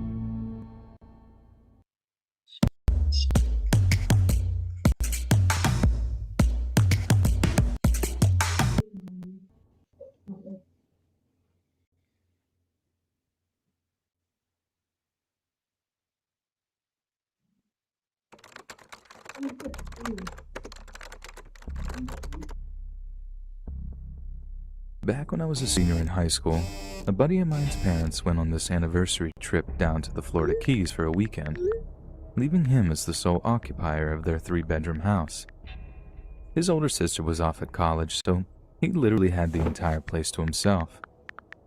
So, he did what any self-respecting teenager does when faced with that kind of situation. He threw a house party. And not just the kind where 2 dozen or so of your closest friends come over for some drinks. He threw a rager, the kind of party that half our entire high school managed to get an invite to. I mean, not everyone made it, but there was at least 200 people there at the very minimum. The old house was bouncing, for real. Now, I know people were playing fast and loose with the kinds of people they told about the party. There was no planning involved, basically, and my buddy wasn't the kind of guy to put the effort into making sure only a select bunch of people got it, so he basically just was like, bring all y'all's friends over, everyone he knew on Facebook. So people we didn't even know just showed up like, oh yeah, I know, XYZ, etc., etc. And whoever opened the door to them would just be like, whatever, and let them inside. This turned out pretty cool for the most part, and we ended up meeting some pretty decent randoms as a result. But not everyone that showed up was cool or there to just chill. And we ended up learning the hard way that you don't just throw out invites to your house party unless you want some bad hombres to show up once in a while. So, the party was in full swing, music is pumping, people were drinking and dancing. It was an awesome time. Then, some drama apparently kicks off in an upstairs bedroom when one of the randoms that showed up gets caught stealing by someone who knew my buddy. This person is being an all-around good guy by taking it personally and wanting to keep our buddy's house safe, so he starts telling this random thief to leave the party before he gets knocked out. These guys are stepping to each other. The thief's boys step in, but they're outnumbered by everyone at the party, so they just went back down and headed for the front door to the house. But as they're leaving, this mutual friend of ours is walking them out. talking smack, telling them he does MMA and they're smart not to mess with him, etc., etc. Just drunk guy stuff, you know. He was probably showing off in front of his girl or something too, who knows.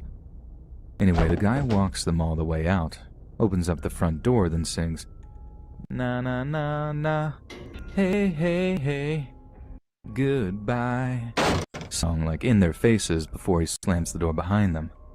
Now, I didn't see this next part, so I'm just telling you guys what I've been told happened. Apparently the guy like stands in front of the door, fists on hips, puffing his chest out in some Superman pose like, "Yeah, I kicked these idiots out. Get me." People were literally clapping for the dude like he was some kind of hero, and then out of nowhere, people just start hearing these cracking sounds coming from the street outside, before our hero just slumps to the carpet. One of the thieves we just kicked out turned out to have a gun on him, and he was so angry at the way our buddy just tried to humiliate him that he pulled it out and fired it right at the front door. He ended up shooting this guy 4 times in the back and neck. We immediately called 911, got the guy on a stretcher pretty quick, but one of the bullets nicked an artery or something, and although they got him to the hospital in good time, he didn't make it. The shooter handed himself in to the police the next day. Apparently he had no idea that there was anyone still behind the door and just wanted to damage some property while scaring the people still inside. He had no intention of actually hurting anyone, and through some sort of plea bargain, I know he managed to pretty much get off with second-degree murder or something. Basically, he'd get a super lenient sentence. And this all happened about 14 years ago too, so I'm pretty sure that guy is getting out soon.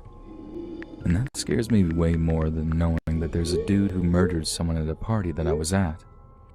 And he's just free to walk around the city like the thing he did wasn't even that big of a deal.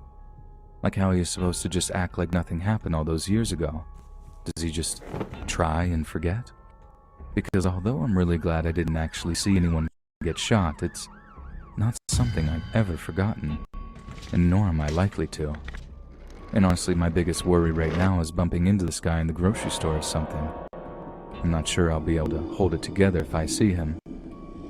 Here's hoping he decides to make a fresh start someplace else. That's what I'd do.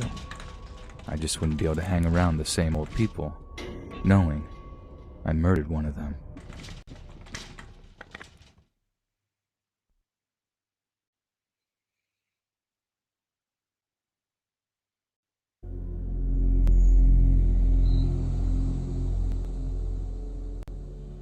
A few years ago, me and my now ex went on a weekend away together.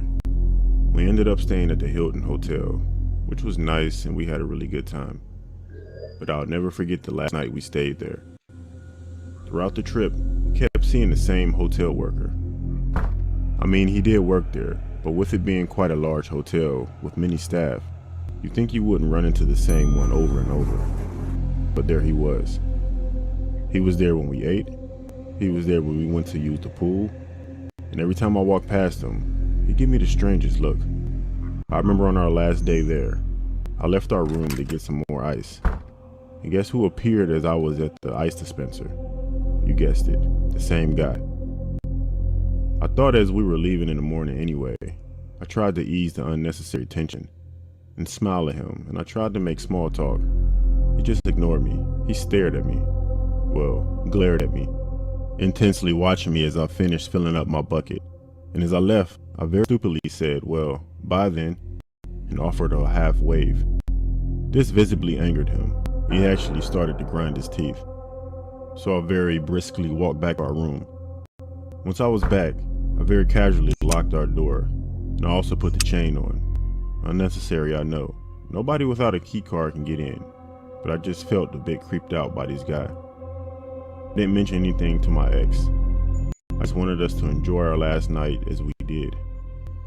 Well, up until about 3 a.m. anyway. We were cuddling in bed, trying to sleep. We both shot up and we heard what sounded like the doorknob starting to jiggle. We both looked at each other, surprised, but I assured her someone probably just had the wrong room. I was sure of that assumption until we heard that familiar beep and then the door unlocked. Someone had a key.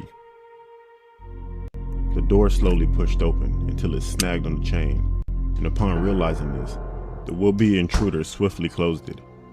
We were both stunned, but I quickly snapped out of it, hoping that I could catch a glimpse of whoever it was. I ran to the peephole and peeked through it just in time to see a hotel employee briskly walking away. I could only see the back of them, but I knew exactly who it was. I wanted to tell the desk what had just happened, but my ex had begged me just to stay in the room with her, and that she didn't want to leave the room. So I told her to come with me, but she didn't want to, so I did mention it as we left, and they said that they'll look into it, but I never heard anything. The Hilton is a nice hotel, and truthfully, I'd love to go back one day. Hopefully, I'll never see that creepy guy again.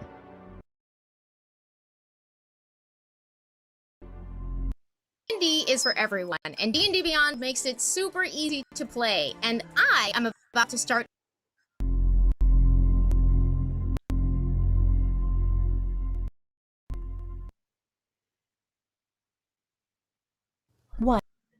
The man with a fret saw. The house I used to live in was a kind of detached house form. Although the house was an open place, it would not be possible to break in even if someone climbed over the wall if the door was locked. However, the incident just happened one summer. Being tired of the hot weather, I just put a chain on the door and went to sleep without even thinking of an uninvited guest's invasion. Not long after, a weird sound began to be heard from somewhere at night. At the moment I opened my eyes to the sound, I saw a man cutting our door chain with a small fret saw in front of the door. I, who was terrified at that time, screamed loudly, but he didn't stop sawing. Surprised by my scream, my parents and older brother ran outside, and my brother, who was grabbing a golf club in one hand, yelled to the man, "What are you, man? Do you have a death with?" Then the man smiled and said, "If this gets cut, you guys all die." Fortunately, the man was arrested by the cops, who arrived quickly, and we didn't suffer big damage though. But the memory of the day still scares me up to this day. 2. My dear, were you scared? I once had a big sleep paralysis while I was sleeping. Fortunately, I was able to wake up soon after, and I rushed to my mom's room with fear, and she hugged me. "My dear, were you scared?"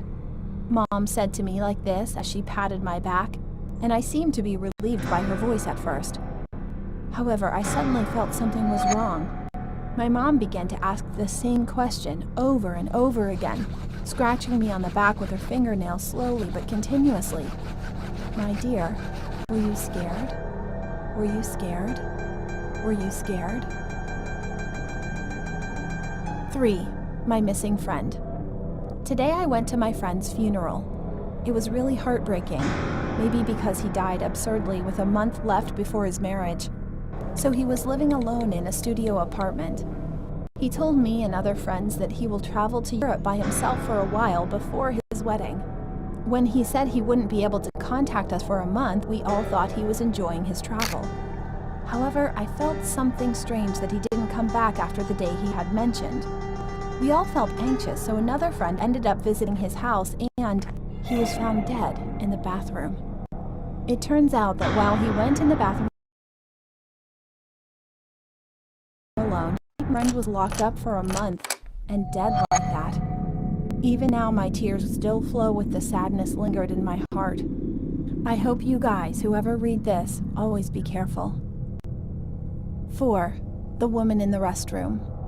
Our school went on a trip to China for a vacation. We were supposed to go to one hotel as our lodging, but due to traffic problems, the reservation was canceled, having communication problems with the hotel. All the teachers were freaked out, and we had to gather at a nearby McDonald's waiting for about 2 hours. Meanwhile, our teachers were looking around for the other hotels, and there were available rooms in an old mansion-style hotel run by a Korean. Anyway, we were able to explain quickly since the owner was Korean and ended up staying for about a day. We unpacked our stuff, washed up, and fell asleep. But one of my friends kept waking me up that night. "Hey, can you go to the restroom with me?" However, since the hotel, which was different in structure from a regular hotel, it was difficult to find a restroom, and I was afraid to walk around this night, so I refused and just continued sleeping. The next morning, while we were checking out, she was constantly asking a question at the counter, and her face was turned deadly pale, so I asked her what she was asking about. "Friend, I went to the restroom alone yesterday, you know. It was too dark and scary, but I really had to pee. So I ended up finding the restroom and was sitting inside, and then I heard a Chinese woman said something outside. So I was thinking, oh, the other guest is going to use the restroom too. But then she only repeated one word, Zai Ming, like this. My poor friend got scared and thought for a long time whether to go out or not. Finally, when she ran out at once and there was no one there, she returned to the room in fear. After she calmed down a little, she then started to search for the word that she heard just before through the internet. But the results did not come out, so she had no choice but to sleep again. Eventually, she knew the word's meaning that she had heard in the restroom, only after she went to the computer the next day and asked. What she said was, "On top of you." The sound from the upstairs. My aunt once moved out to the apartment. However, the location was rural, and the apartment was constructed around there, so it was totally empty at that time any residents were coming in. Anyway, after my aunt and uncle had moved in, they began to hear footsteps from upstairs every day at dawn that seemed to be someone was walking around. It's not like just a few times. They heard it for the whole month. My aunt gradually started to get mad, so she ended up visiting upstairs, but there was no one in the apartment. Then she visited the security guard and asked, "Excuse me, is there a person living in that apartment?" "Well, it's probably an empty apartment yet." My mom told her that the thief, the beggar, or the stray cat might have come inside. So the next day, my aunt visited the guard again and told him about this. And he eventually went upstairs that night and searched the whole inside, but there was no sign of forced entry to the apartment. Nevertheless, the running sounds from upstairs didn't seem to stop and bothered my aunt and uncle. And my aunt, who felt something strange, ended up calling a shaman. When the shaman arrived at the apartment, she took a look around inside and calmly told her like this, "You must leave here. Move out to another place." "What are you talking about?" Being dumbfounded, she asked back as soon as she heard it. However, after hearing the shaman's next words, she changed her mind, and they eventually ended up leaving the apartment. So this is what the shaman actually said. "This is the sound of ghosts wandering around. But the problem is, it's not from the upstairs. This sound is from your ceiling, and it's walking around, hanging upside down." The amusement park. One day, one of the employees was preparing to close the ride in the amusement park. Then he saw two people coming in. "I guess you guys are the last." The staff led them their seats, and the two, who appeared to be a couple, sat in a friendly atmosphere and said, "Oh, we are celebrating our 100th day anniversary." "Congratulations! What kind of anniversary is it? Date?" Operating the ride, he also said pleasingly, and at that moment when he turned around, the woman said to him, "No, the anniversary of our death." He immediately got goosebumps and blankly looked back at the place where the ride left. What kind of prank is that? However, to his surprise, there was no one on the ride when it came back. And when he checked the CCTV again, he only saw himself staring into the air, greeting and talking to himself, and operating the ride.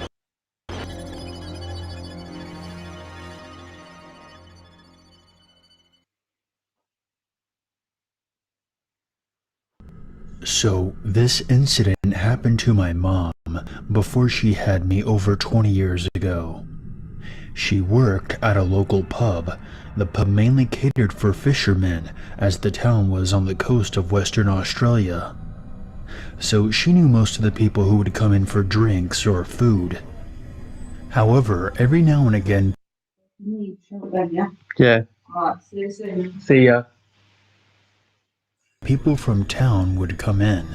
She told me that this one guy who came in she knew from house parties around the place, and always wanted to talk to her while she was working, and would say sorry and keep doing her thing. One night she finished work around midnight and walked home, which is only a few kilometers away. She lived with a few housemates who all were guys. When she got home from her shift, she decided to have a shower. Making her way back to her room, she realized that her door was open, which is normally shut. All the fellas were asleep, so she blew it off as the wind or something.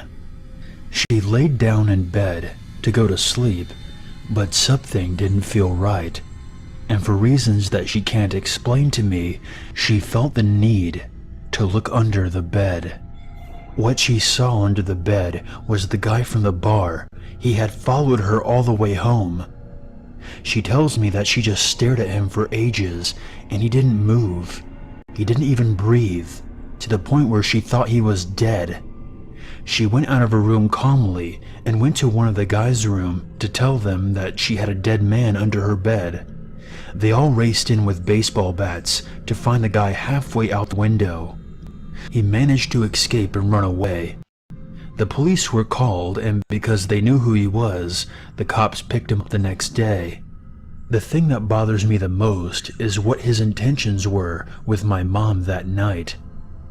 That asshole got a fine and was never allowed back in town. Too soft, in my opinion.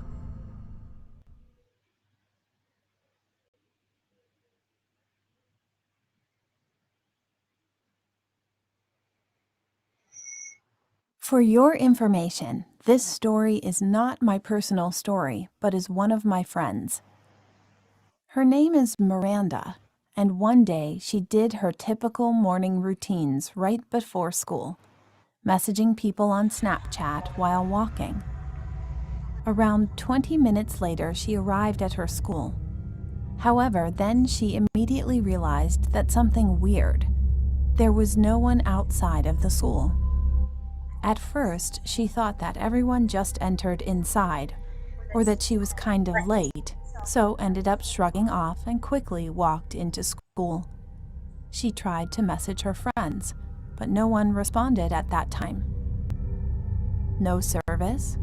But I have full bars on my phone though. The inside of the building was quiet when she entered, and she noticed that there was also no one around. She was even more confused and didn't know what to do. She began to walk to her class. As she went past the cafeteria, she saw that there was only one person in there, and his head was down. When she was about to pass by, and at that moment, she realized that there was blood below the person. She froze in the spot. Just then, her phone buzzed, and it was a Snapchat notification from one of her friends. "Hey, there's a shooter in the building, and the person already shot a few people." Obviously, Miranda freaked out at that moment. She started to run out of the building. To tell the truth, Miranda was a very lucky girl. As Miranda ran out of the building, the shooter, who was in the office that was next to the exit, didn't see her because he was stabbing a student at the same time. After the cops entered the building, the massive killer already killed himself. Fortunately, almost everyone was evacuated, but there were a total of 7 deaths and over a dozen injured. One of Miranda's friends, who didn't respond to her, was one of the people that were killed. And actually, her friend was the one in the cafeteria that was laying his head down. Ooh. Miranda eventually went to the police station to watch the security footage, and as she watched the video, It turned out that the man stabbing someone in the office slowly raised the gun and pulled the trigger towards her, running to the exit. However, he ended up failing because the gun was out of bullets. Although the school now has more security guards all around the building, along with more police officers and more cameras and metal detectors around all areas, she doesn't go to that school anymore. If he had one more bullet, she would have been a goner. She thanks God every day that she eventually had survived from hell.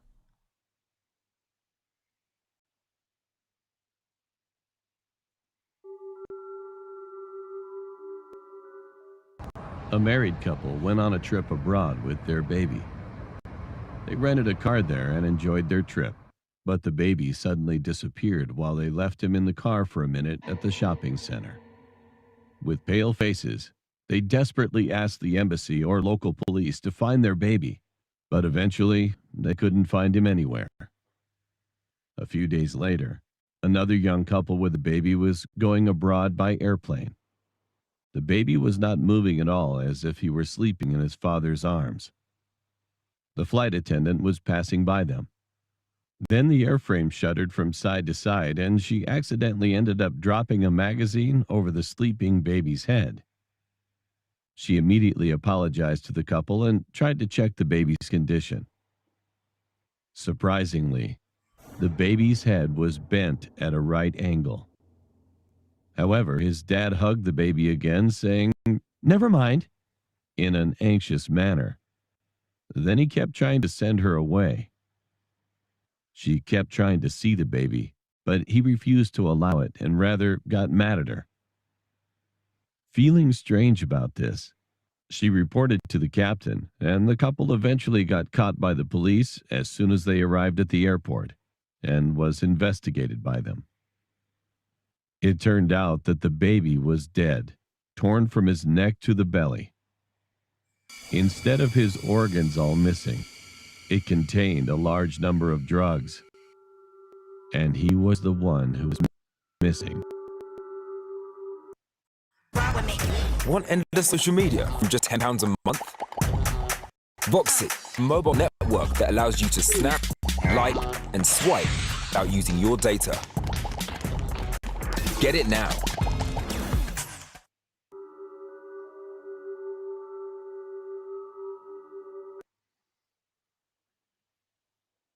My parents said that I'm crazy.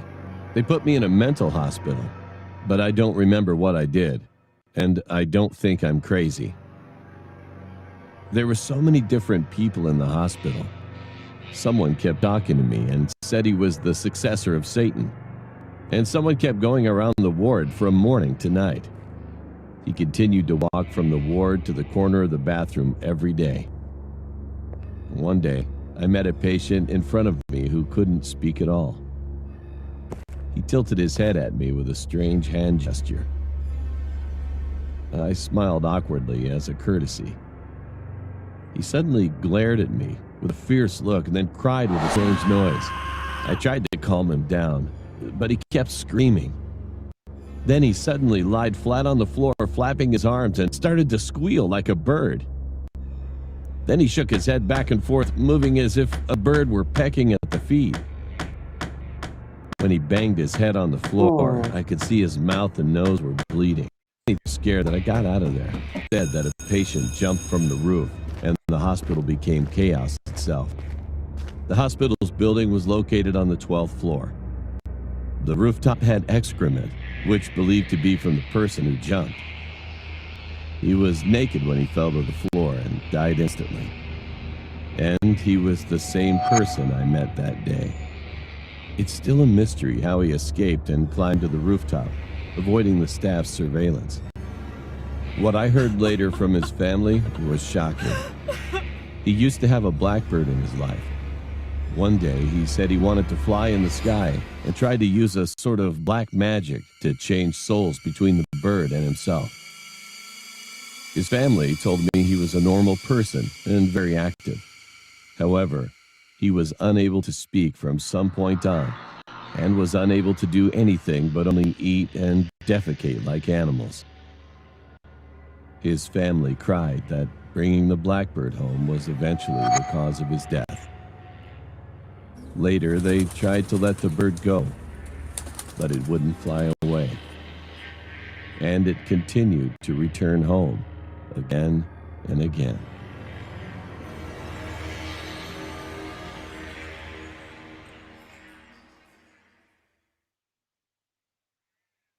When I was in high school, I had a stalker. Here's the story. I was 16 years old and we had met on Facebook. He went to a school nearby and we decided to meet up for a movie. We had a really great time together and we actually ended up dating. The first time that he came to my parents' house, he had an anchor monitor on for house arrest and he wouldn't tell anyone why. And since he was a minor, we couldn't find out. Now, my parents obviously didn't allow us to hang out, so we had to hang out at his house or at around town at the YMCA camp. I was rebellious and naive. Things started to get weird when I noticed his family was pretty odd. One day while we were having sex in his bedroom, I saw his father looking through the blinds. I screamed and called him out for it, and his dad ran off. He told me that his dad was into redheads and he just liked to watch us. I went to leave and his mom was doing crack in the kitchen, so yeah, I decided it was time to break up. This is when it got bad. He actually started crying and he told me that he's in cancer treatment and that's why he needs me, that he doesn't have long to live, blah blah blah. I actually believed him and I told him we could be friends. And this is when the stalking began. He switched schools to my high school, but he never went to class. He would just stand outside of my classroom looking inside until it was passing period. Whenever I would leave class, he wouldn't address me. He would always just follow about 10 to 15 feet behind me to my next period and just stand outside the classroom again. I was too intimidated to say something to him. He was 6'4" and kind of a heavy-set guy, so I kind of just let it happen for weeks. It started to progress to where he would follow me home every day. He would get on the same exact bus as me and walk 10 to 15 feet behind me all the way to my house. He would stand outside just staring up at the windows until around the time my parents got home, and then he would just leave. I finally had enough and I told him to screw off and leave me alone. I told him that we could no longer be friends or even acquaintances and to just forget about me. However, that only escalated things way further. I started getting about 150 calls a night. Half of them were screaming death threats and in detailed torture methods that he wanted to do to me, and the other half were him singing love songs that he wrote on his guitar. Every time I blocked his number, he seemed to just magically get a new one and leave even more messages. I woke up one day to see that overnight, he had left me one of those singing, dancing snowmen on my porch. He had stabbed it in the head and the knife was still sticking out. He covered it in his liquid deodorant that I had previously mentioned liking the smell of, and I noticed there was a hole where the little song recording device was. When I pressed the hand, it wasn't the regular Frosty the Snowman that usually played. It was his own voice saying eerily, "I'm going to have you forever. I'm never going to let you be." I was absolutely done at this point, and I told my parents, who then contacted the school. They suspended him from school, but he still waited at my bus stop every day and also walked to my home with me. One day he actually ran at me like he was going to tackle me or something. When I tensed up for the impact, he stopped and hugged me. It wasn't a regular hug though. It was like he was trying to crush me. I was 5'1" and about 90 pounds at the time, and he actually ended up cracking one of my ribs. I cried, and he started crying too, before then running off. He left me a voicemail where he apologized in song. This one night is the night that I'll never forget, and it's actually the sole reason that we got a restraining order and my dad getting a gun. I woke up one evening for no reason. I was just fully awake. I got up to go to my kitchen and go get a glass of water to relax, and in the reflection of my fridge, I saw movement in my backyard. I couldn't really see well because it was so dark outside and so light inside, so I went to the back sliding glass door to get a better look. When I got a little closer, I was met with the silhouette of a 6'4" man standing just outside the door. My stalker Rex was actually in my backyard under my room at 3 in the morning. He was just staring at me. I yelled and my parents got up, but he was long gone by the time my dad went outside. There happens to be a patio right outside my bedroom window that goes all the way to the ground, so it's very possible that he could have been on top of the patio looking directly into my bedroom window before. We got a restraining order granted shortly after that, and my stalker ex dropped out of school. I haven't seen him since in person, but every 6 months he makes a new Facebook and he always tries to friend request me. I just block it and report it every time. Scary stuff. Have you ever heard of that myth that if you wake up in the middle of the night for no reason at all, there's likely something looking at you? Well, maybe it's true. I don't know what he's doing now or where he went, and I really don't care to know.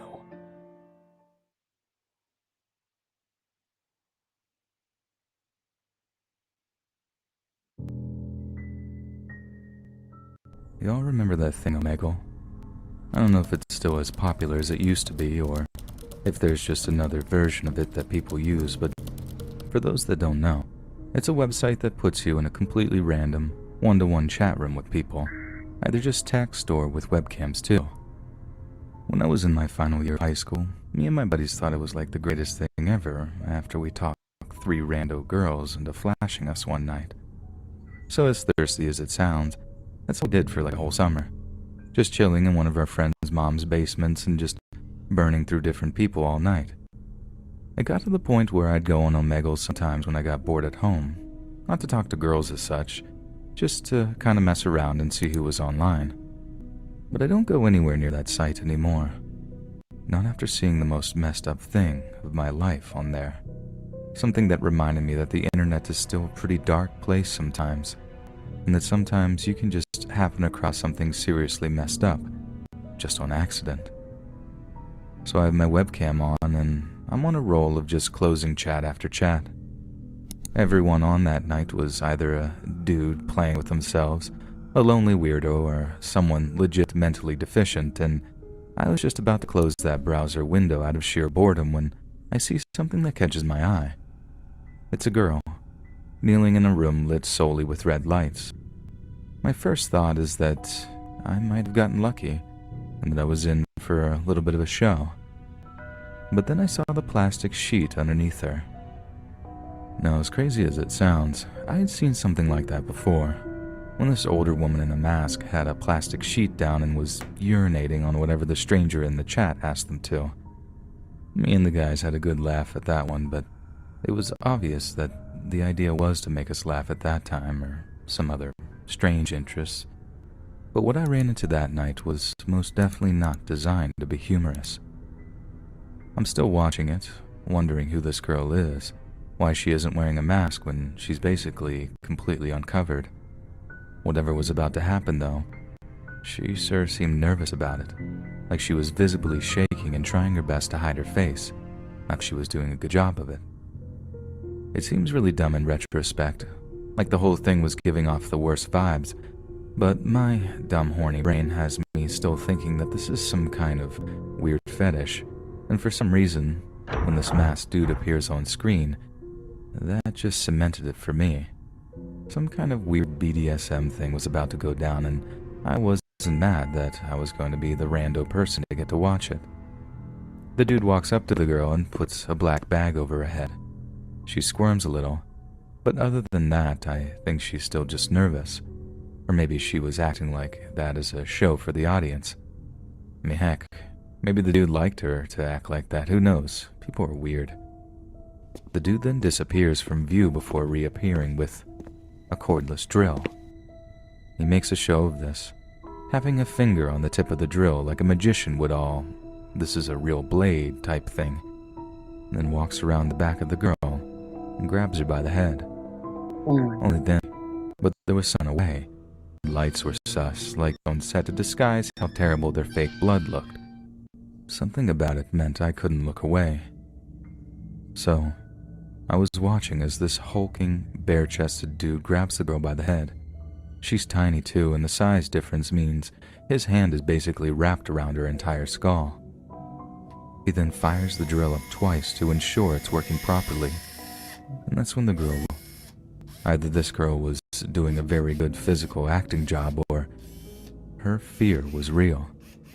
flailing and struggling so hard still. The way they fell. Like I said, I was almost into the girl's legs when the guy started to push the whirring, the noise. It was absolutely stomach-churning. The sound of what could easily have been metal on bone just grinding against each other. But that could be faked, right? And there was this horrible mix of screaming and the drill's because the way that drill, it's like people stomach and the whole thing left was faked too. But then again, I'm almost certain that's because I feed them so much info on how it could have been fake and not really on all the reasons why I think it could have been real. I think I actually just want people to tell me that. Tell me, stop freaking out.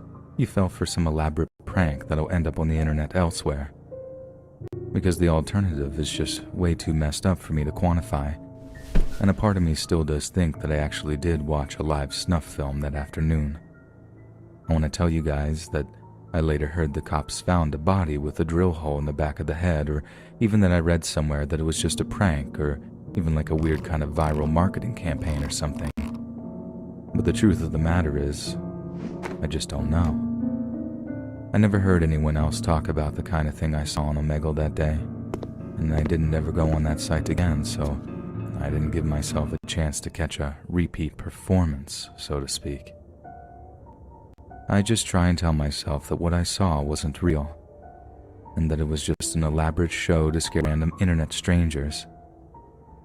That's what keeps the darker thoughts at bay when I'm reminded of it. And that's what helps me get to sleep at night.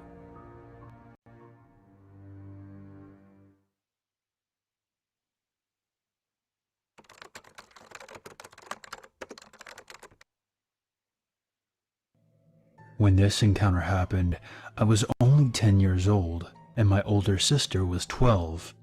Our father passed away when we were very young, and to this day, our mother never remarried. During our childhood, our mother would go out on dates with men that she had met, but they never would amount to anything more. One Friday night, she went out and left us at home. She would always leave right after we went to sleep. The doors stayed locked, but this time I guess it just slipped her mind on the way out. Anyways, the living room connected to the hall that the bedrooms were on. My room was the second bedroom down the hall, with my sister's being the third. In the middle of the night, I woke up to the sound of the door open over and tried to said anything. I grabbed my baseball bat from my closet and crept out into the living room. The door was wide open. The scariest thing was that nothing was taken from my mother that night. Evidence. My mother did notice that one of our chairs was missing from the little hill. This man had taken our chair, sat up there and watched us. How long had he been doing that? Apparently, there had been 2 other similar break-ins in the neighborhood. He would come in and not take anything, and all the people were single mothers. What would have happened to my mom if she had been home that night?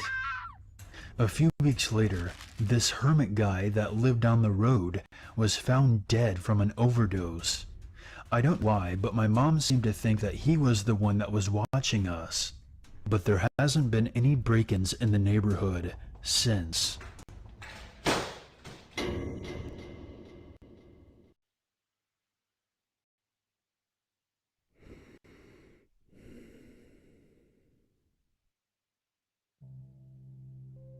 The Mystery of the Burglar.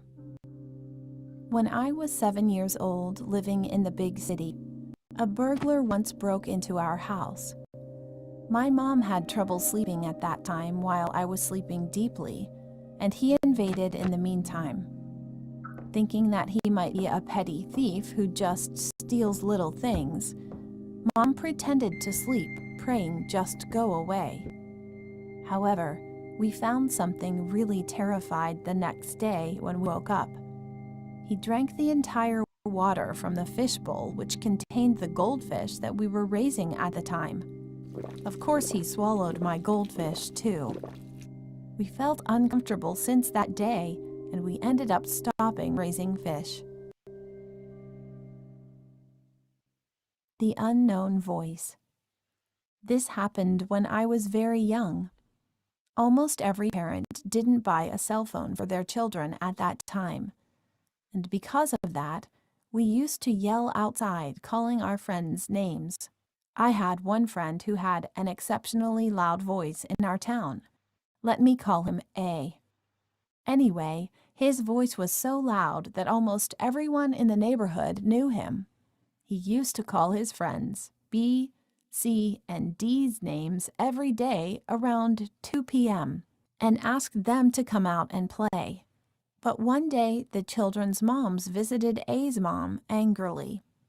Why does he come out late at night and keep calling our children's names recently? They are whining every night that they want to go out. Then A's mom replied with a puzzled look. What? My kid never did that.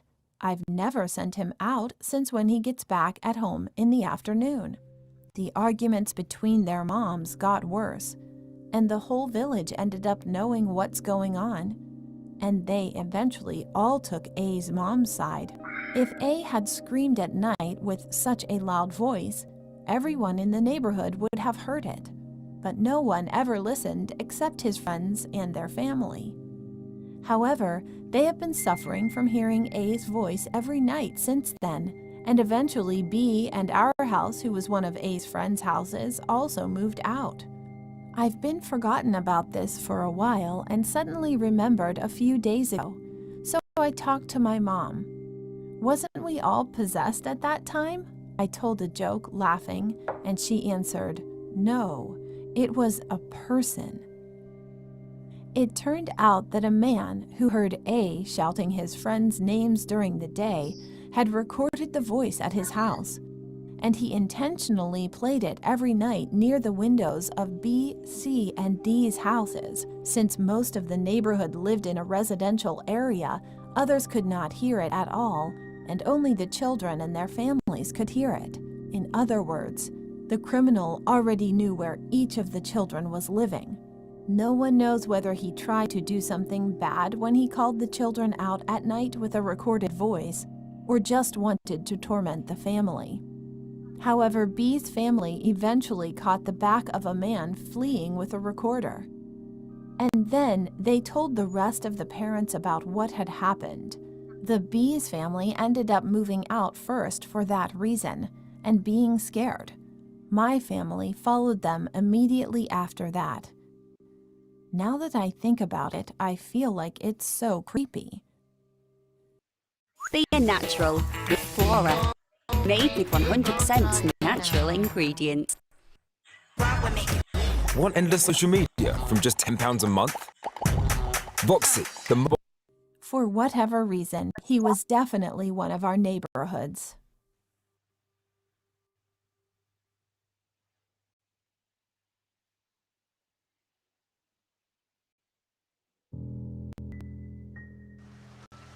In December 1999, she suddenly appeared in my house. In the evening, my dad called me downstairs, but when I was about to go down, he was standing at the end of the stairs and reached out his hand to stop me. His eyes looked something nervous, and I felt that something was wrong. "You have to keep in mind what I'm saying now," my dad said. "You're going to see someone in our house. Just focus on me. Don't be as conscious of her as you can." I almost burst into laughter. I was 12 years old and I took the situation as a joke from him. However, he continued talking before I could answer. "She's going to whisper something and she's going to do everything to follow you or get your attention. It's going to be really hard to ignore. But son, you must never mix words with her for any reason. If you pretend she doesn't exist, she'll leave here. Will you do that?" Countless questions passed through my head, but I answered my dad, "Okay," since I was scared at the time. "Okay, it's time for dinner. Let's go downstairs. What I told you about her made her stronger, but this is the only way I have. I just wanted to avoid you running into her by accident. Trust me. Now focus." I followed him downstairs slowly, focusing only on him, heading to the kitchen as he said. The downstairs had a cool atmosphere, as if the temperature had dropped sharply and smelled sour. A raccoon once died in the wall of my house, and it smelled so bad that it kept going inside for a while. My dad and I sat at the table at the same time. My sister was sitting across from me, looking down at the empty plate in front of her, and my mom was taking food out of the oven, and I could see the signs of crying around her eyes.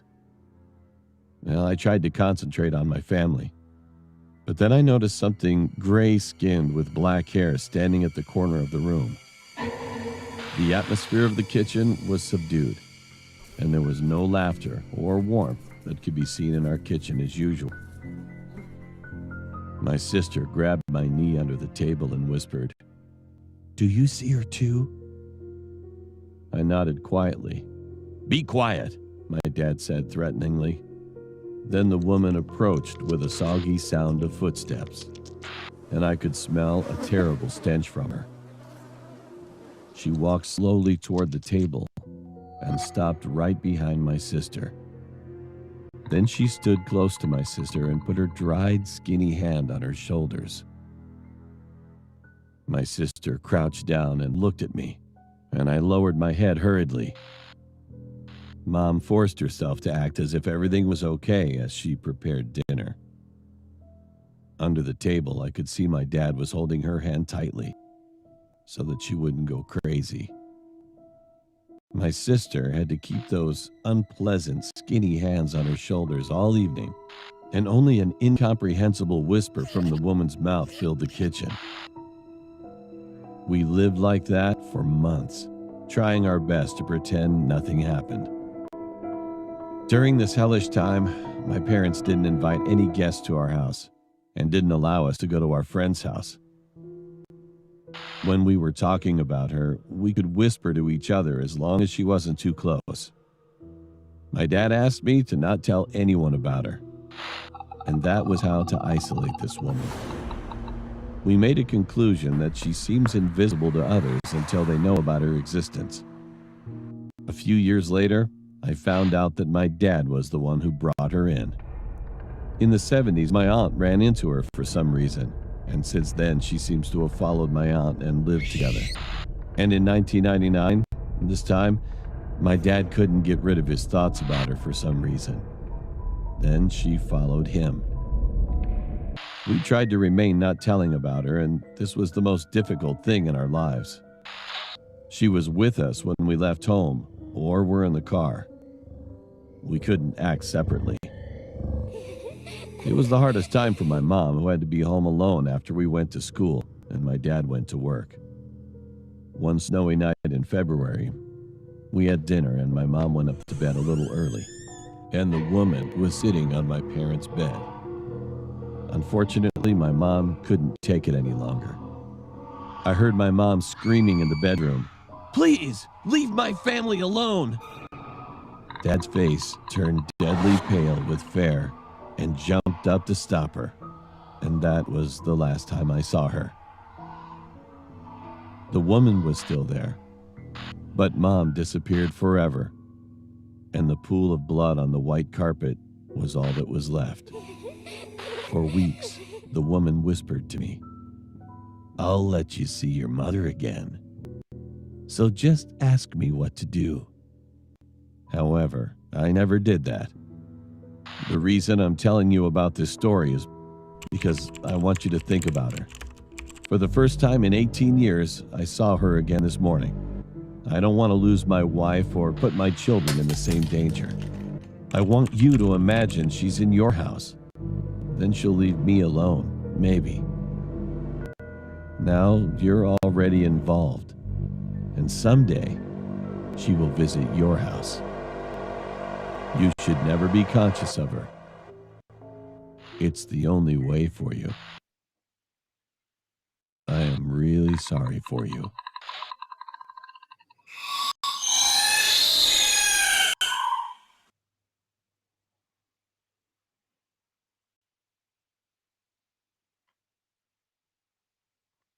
I don't have any friends. Not only boyfriends, but also the girls, too. I'm tired of putting my energy into hanging out with others. maybe lack of socializing. So that's why I like to see movies. It's because I can just look at the screen. I go to the movie theater every weekend. Sometimes I go to a big theater, like Multiplex, but I also go to a small theater for independent films. I can say that it is a happiness to sit in a quiet seat with a few people. One weekend, I went to the movie theater as usual. I was waiting for the ticket and a man wearing sunglasses talked to me. He was a man and a stranger, so I stepped back, expressing caution. But he said with a bright face, "Excuse me, I'm the director who shot this movie. Could you tell me how you feel after watching it?" "What? Oh, okay, sure." It was so sudden, so I was in a panic at first, because I don't usually talk to a man, and he is a director? No way! I was fascinated by his smile, and I could feel my face turning red. The movie I watched that day was kind of a B-horror movie. The story is about a woman who is the main character being kidnapped by a man and imprisoned in a secret room without any windows. To tell the truth, the movie was not that good. I don't like the hard gore scene. However, I kept thinking about what to say to the man, reminding his smile. I stood up after the movie. When I came out, the man was looking this way with a smooth smile. After much thinking, I tried to say a word to talk about it, and he talked to me first. "You know, there's my office around here. Could you tell me about the reviews and do a survey for me for my next work? I'm worried about it in many ways since this is my debut film. Of course, it wouldn't take long and I'd like to give a reward to you for helping me." He happily talked about the behind stories when he made the movie. We started to have a conversation while he guided me to the building, a little away from the movie theater. As the elevator was going up to the 20th floor, he asked me shyly, "How was my movie anyway?" I was embarrassed to hear the answer because there were so many people there, but no one here, so you can tell me honestly. I replied, "It's a simple horror story, but I liked it because it was rather straightforward." "Well, the story is about a woman eventually dying in a secret room. I'm just curious about your intentions. What exact message did you want to deliver?" The elevator door opened just in time, and the man didn't answer. He took me to the door with a soft smile. The name of the production company was printed on the door. He opened the door and led me into the office. The office was completely dark, and the room was covered with curtains, even though it was the middle of the day. When I turned around, he was leaning against the door with his body and talking on the phone. "Oh, I'm sorry. I got a call regarding my work. Please wait for a moment."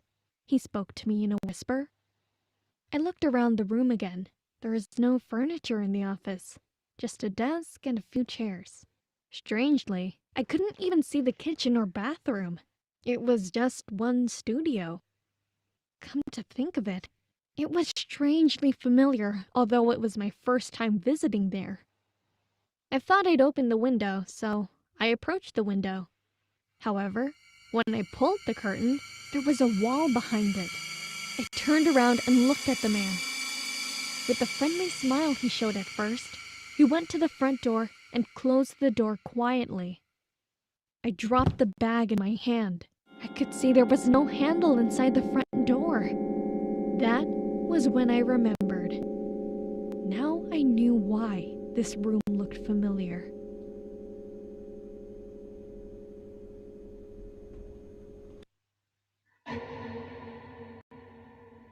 Last summer, there was a suicide by jumping from the apartment where I was living.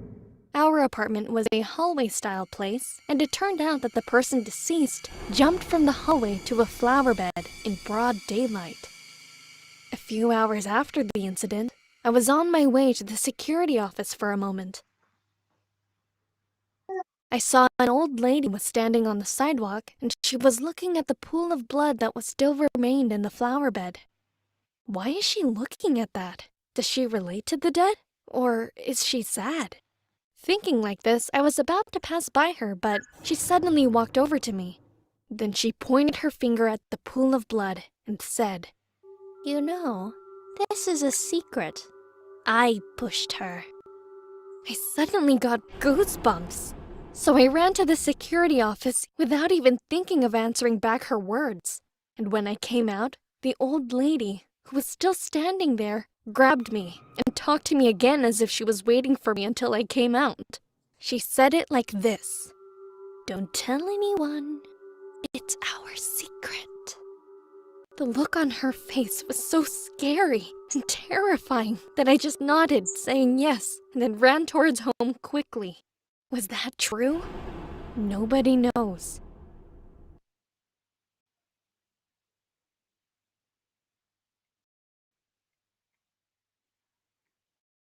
My hometown is located in the countryside. I was staying at my parents' house for a while after I went to the army. One day I was drinking in front of a local convenience store with my friend. Feeling liberated after I just got out of the army, I went around the streets with one of my friends, drinking a lot and singing with our shoulders crossed. Then I saw a white car coming in front of us. Soon the car window opened, and a woman in her early 30s wearing white clothes was seen. "Hey, would you like to do a part-time job?" She laughed and said like that. And we answered, totally drunk, "How much you gonna give us?" Then she gave us $100 and said, "Prepaid. I'll give you an extra $100 when you finish this." It was my 1-month part-time salary. Of course we accepted it on the spot, and the woman picked us up in her car. The car began to run along a nearby mountain road. There was the sound of rain and the wind blowing so hard that I could hear the leaves hitting the windows. And I still hate the sound of leaves on windy and rainy days. The car driving along the cement road pavement stood on a hillside. Suddenly, she got out of the car and took a shovel and hoe out of the trunk. "Come on, guys, both of you, get up." And I could see her pupils were kind of loosened a little bit. Only then did I start to think something was wrong. Next, she took a small box out of the car and told us to go down to the road and bury it. "I'll give you another $100, y'all know." I and my friend were forced to go down the road to bury the box and dig with a shovel. But as soon as we tried to bury it, the car suddenly went down really fast, like an arrow. We haven't even received that $100 yet, though.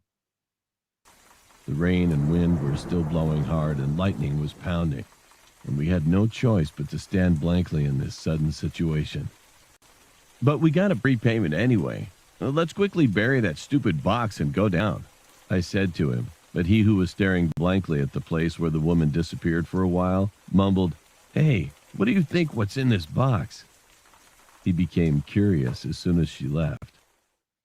He kept urging me.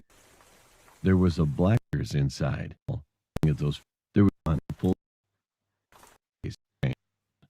"Oh God, what should I do? My son died yesterday." A few days ago, he was exposed to rain and came home. From that day, he kept saying that he's cold and found Dad alone in the blanket a few days after. I still regret when I think about that day. I should have stopped him and reported the box to the police. I will never forget it.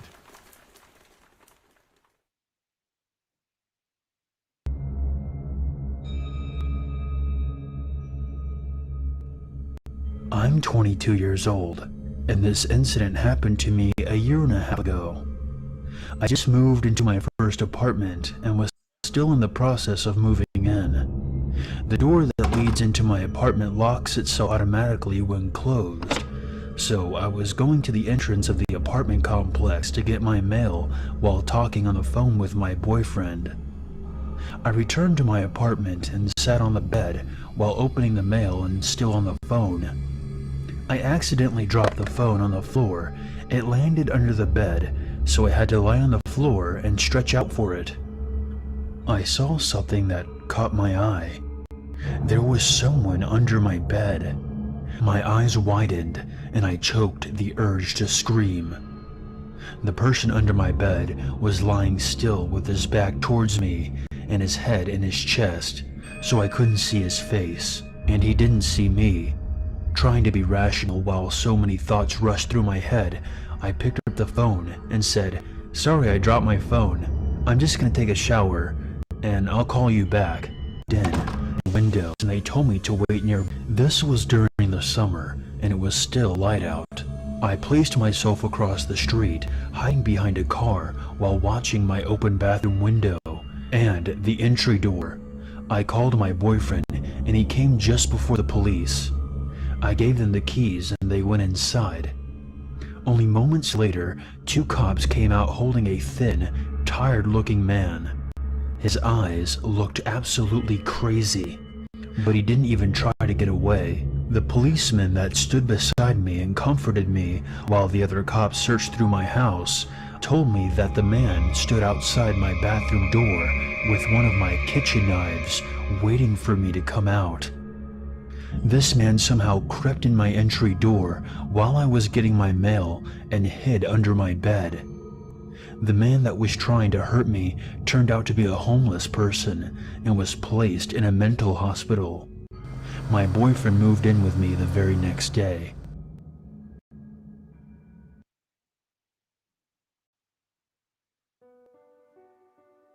It happened when I was in college. One of my friends rented an apartment. Although the apartment was very small and old, and the facilities were not good enough, he set his furniture and started to unpack his stuff. Since then, he kept feeling something strange for any reason. However, he was tired from moving in and he had a class the next day, so he decided to go to sleep. When he was about to lie down on the bed, he heard a knocking sound on the door. Did someone come? He approached the front door, but there was no one outside. Thinking it was someone's prank, he went back to sleep. But then he heard a sound again. Knock, knock. Being annoyed, he decided to wake up and waited next to the front door to see who was knocking on his door. And no doubt he heard a knock again. However, he realized that the source of the sound was strange. This time, the sound was heard from the wall next to the bedroom. Next to the bedroom is the kitchen. What's in the kitchen? He went to the kitchen and looked around, but nothing was found. He got mad, so he ended up waiting in the kitchen until the sound to come out again. And this time, the sound came from his bedroom. Scared by the strange phenomenon, he went out of the apartment and looked inside the house. The lights in all the rooms were on except for one window, and there was a window in the space that he thought was just a wall. The window was between the kitchen and the bedroom.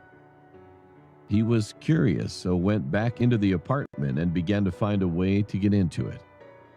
He knocked on the wall of the bedroom to find where the door was, but he couldn't find any strange parts, and it was just the same of the kitchen. Finally, the last place he looked for was the stairs. He slowly walked up the stairs, knocking on each wall. Soon, a clear sound was heard.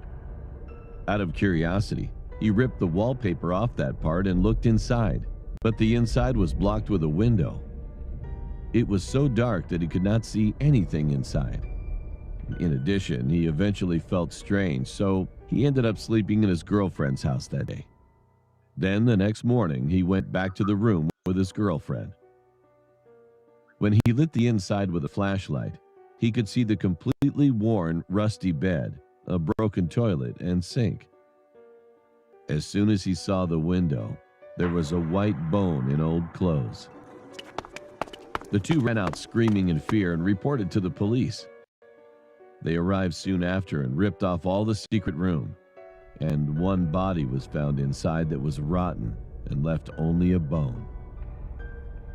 Later, it turned out that the body was a man who went missing around the time this apartment was built.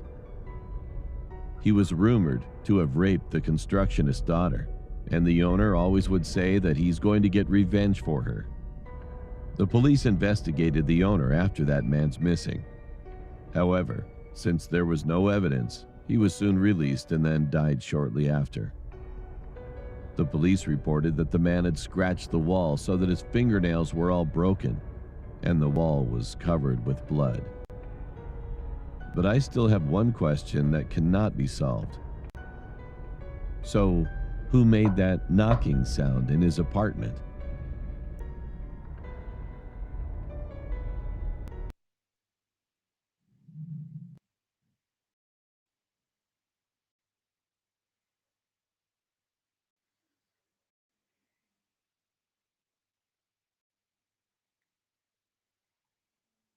Alexa, what time is it? Alexa, what time is it?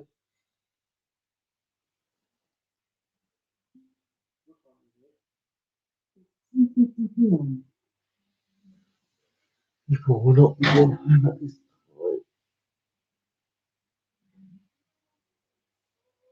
Oh.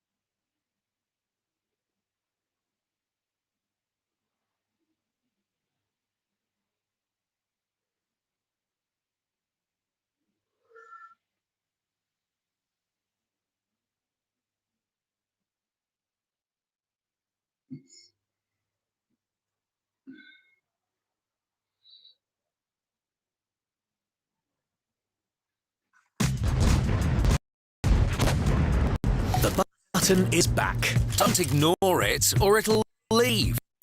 Hurry up and press that button or we're doomed. You need to press it from the other side of the screen. We're waiting for you. What is up, guys? Welcome back to the hypest channel on the internet. Today, what you're about to More like shit channel. watch is the full-length movie of the Fairmont Royal York Hotel, and you're gonna want to watch this one all the way to the end because it gets crazier and crazier the longer we stay. I'm also testing out a new style of editing for these series, so if you enjoy the way this video was filmed, let me know in the comment section below, or if you want me to go back to the old style, make sure to comment down below as well. Now, as always, I'm going to be announcing the next series on my Instagram, so if you want to know when the next video will be released, go to my Instagram right now.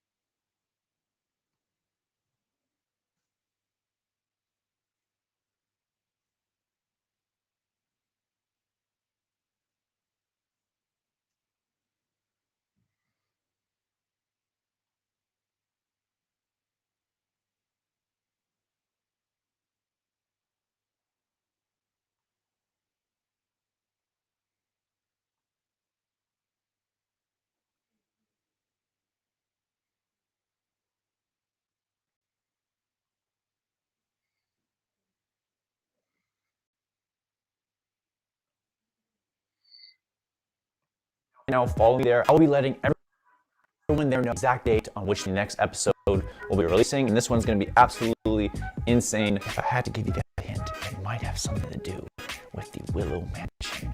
That's all I'm going to say. So stay tuned for that. And if you guys haven't already, make sure you go down below, click on that subscribe button so that you are notified anytime I do upload the next parts of the series. Most videos do follow one another, so if you want to keep track to the storyline, make sure to subscribe so you don't miss out on any of the videos that I post. But until then, enjoy the Fairmount Royal York movie, and I'll see you guys next time.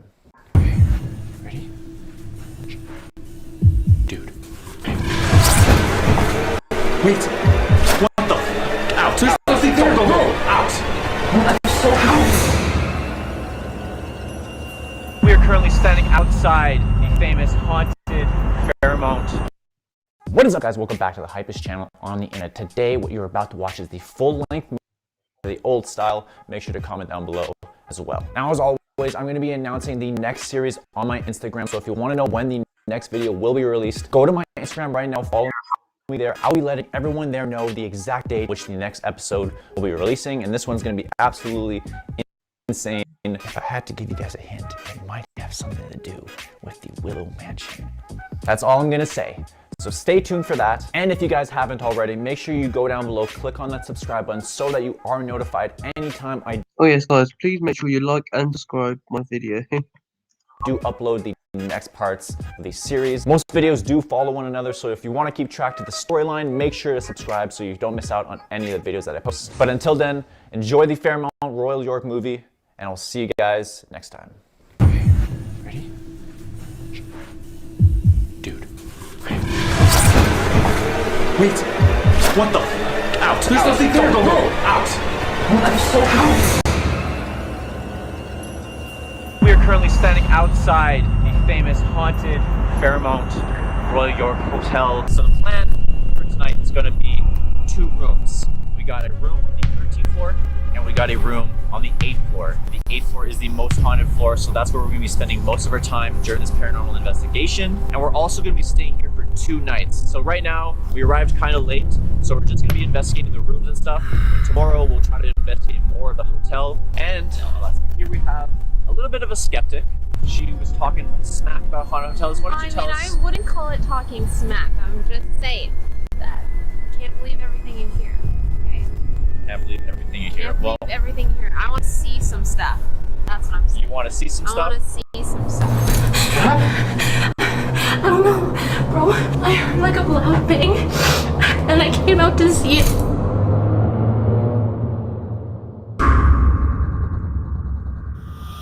Tomorrow we are going to be going to a hotel, not just any hotel. Can you guys guess what hotel we're going to? Shanley Hotel. No. Is it One day, guys. We are actually going to a Fairmount hotel. Oh, another. How many of them are there? I don't know, but there is a lot of them. We do a lot of Fairmount hotels on the channel. If you guys haven't seen any of those, we've gone to 2 of them so far. One in Ottawa, our city right now, that is the Chateau Laurier. Nothing really crazy happened at that hotel. There was a lot of like small like paranormal stuff going on. That's probably why we haven't gone back there, but we did go to the Banff Springs Hotel, and that was a pretty crazy experience. We uncovered like a conspiracy there, right? This entire time we've been in room 873, dude, where the murders happened. They've been selling people the room where the murders were happening without them even knowing this whole time. But right now, we're gonna be focusing on this new Fairmount Hotel, which is located in Toronto. So here it is. Here's a photo of the hotel. It's familiar. Really pretty picture. The hotel is absolutely massive. Holy moly. Something to do with like a guy in a purple jacket or something. I saw it on the news. Wow, like yes, the full actually. Story. What? But yeah, some guy with gray hair and a purple jacket wanders the 8th floor. Is that it? Wait, are you seeing this? Bro, shh. Do you think that's it? Could be a purple coat. We gotta follow it. So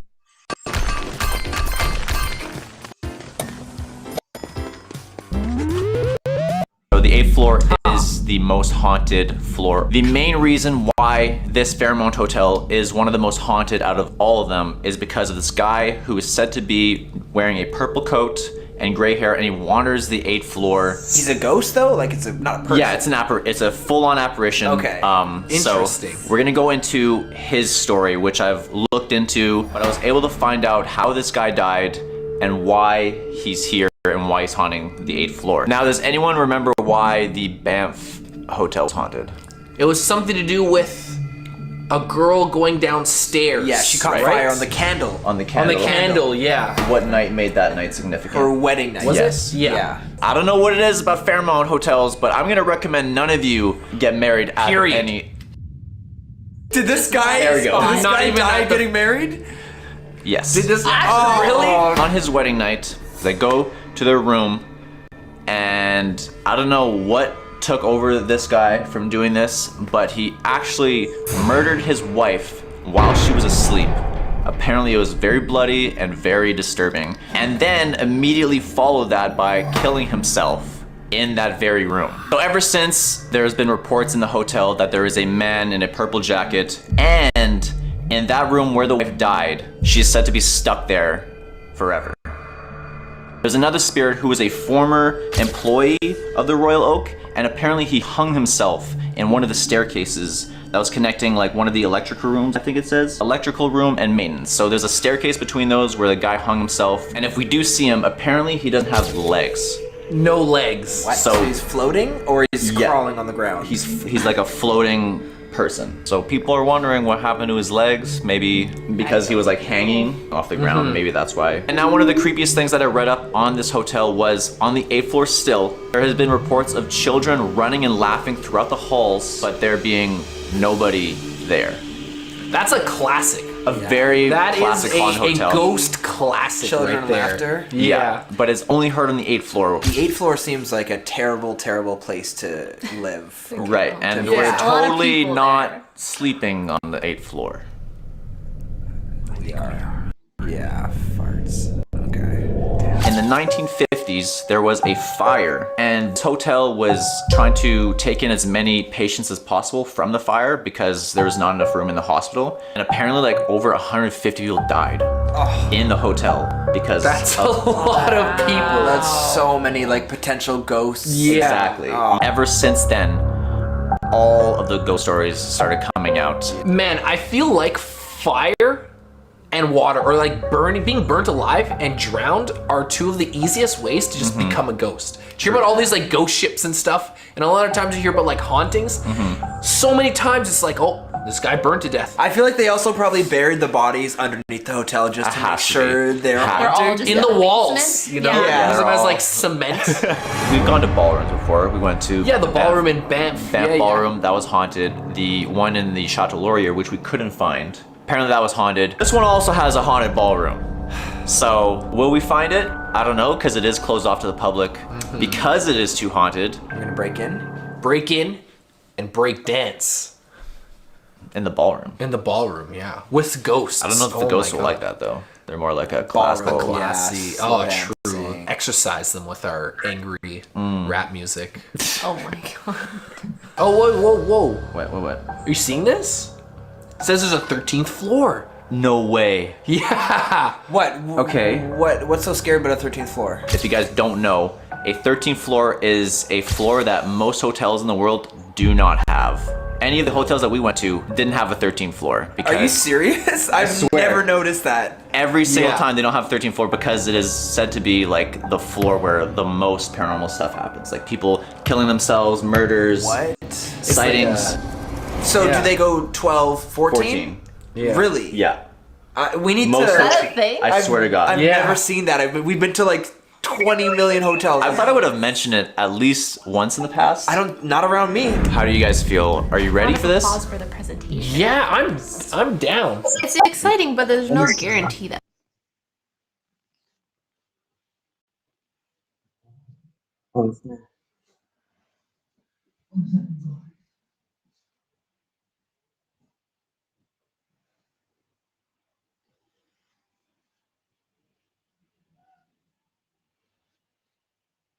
Like we're gonna see anything anyways. You know, usually haunted hotels are like a sham. It's like... Are you saying you're not buying this? I'm not saying I'm not buying it.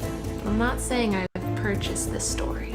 There's some crazy things that could happen in a haunted hotel, and honestly, if you don't believe in it, I feel like this is the one that's gonna change You your think mind. so? You'd bet your bottom dollar? You'll see. I'd bet my bottom dollar. My Hotel, lunchtime so- Dunkaroos.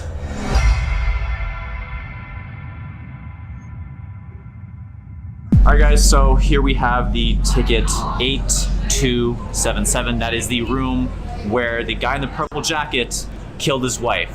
So let's get in the elevator and let's see where this guy lives. Holy shit, look. All of us? Oh my It has it, bro. Oh, can we go? Yo, there's a 13th floor. Yeah, it has a 13th. This is one of the only hotels. And we have a room on the 13th floor. What? Which one of us is gonna have to sleep in. I actually have to leave. So I'll see you guys later. Which? Why is it so quiet? It's like terrifyingly quiet. No one's ever reserved this floor before. It's just us. Oh my god, look how big this hallway is.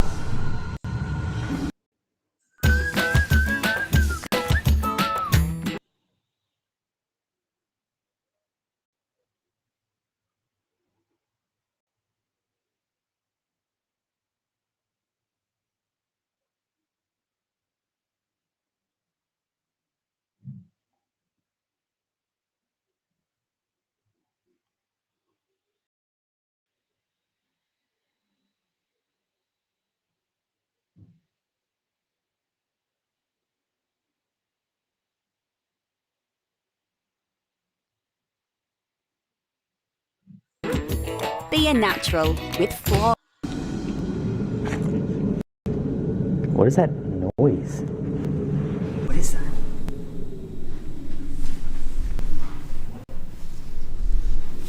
It just like stopped. Jesus. There's not a single sound on the floor, and then we start hearing that. Whooshing. Mysterious whooshing is going to be on the bottom. Yeah, an asterisk. It's like Loki coming from the way we're supposed to be going to. Someone left the window open. Yeah. Washing machine's going. Look at this. What is this? It's like an industrial door. It used to be a doorknob here, but you know, people kept so they just removed it, you know. Actually, a lot of people died in here, and so they're trying to cover it up. Oh yeah, that's it. How far is this room, bro? Look how long this hallway is. Like we've been walking, guys. Oh my god, dude. Crossroads. Yeah, I could definitely see this place being haunted. This is like the creepiest series of halls. Oh wait, yo, is that it right there? The president's suite? Is that it at the end of the hall? I don't know. I was scared. Got it. Is it? It's huge. 8277. Come on, it's possible. Please, The last one. No way. Oh my god, yeah, no. Oh my god, it is. That's sick. We have to get a sick Holy. shot. I guess we're gonna find out what it's like to live in real luxury. Oh my god. Shit. Okay, here we go. This is the room. Haunted room. Does it work? All right, boys. Welcome to the Fairmont. What was that?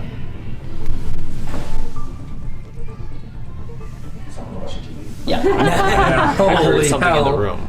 Weird. I heard like a clicking sound. Yeah, me too. Well, it might have been.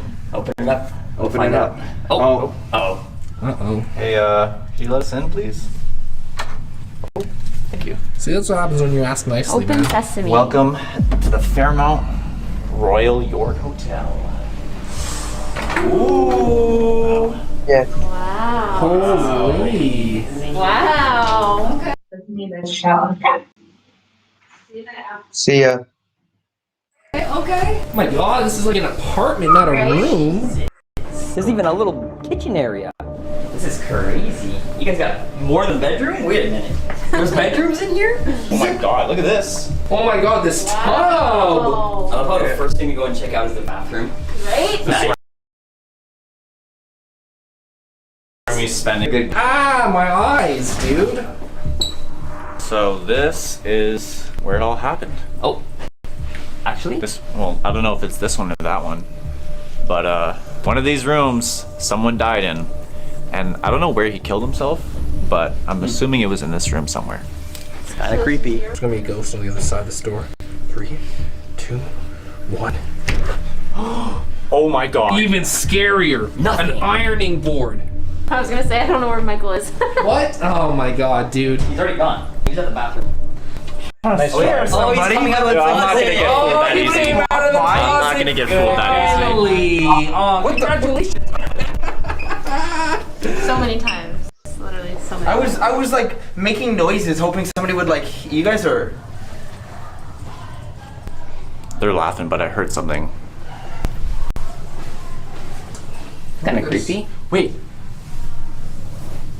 Yeah. What? I heard that. Yeah. I'm. This way. This way. Was it the washroom or was it the room? No, I think it was the room. I'm not. I just thought I heard something in here. No, I heard like like kind of like dragging on the carpet almost. I don't. Did you pick that up or no? No, I was focusing on the people talking. I'm an eavesdropper. Well, you missed something. You missed something. Hopefully the camera picked it up. I made a coffee. And look at this. It just comes perfectly to the rim. Look, he made a perfect cup of coffee. Jesus. Right to the rim. And you know what? I know this ain't a food blog channel, but we're gonna have a taste test.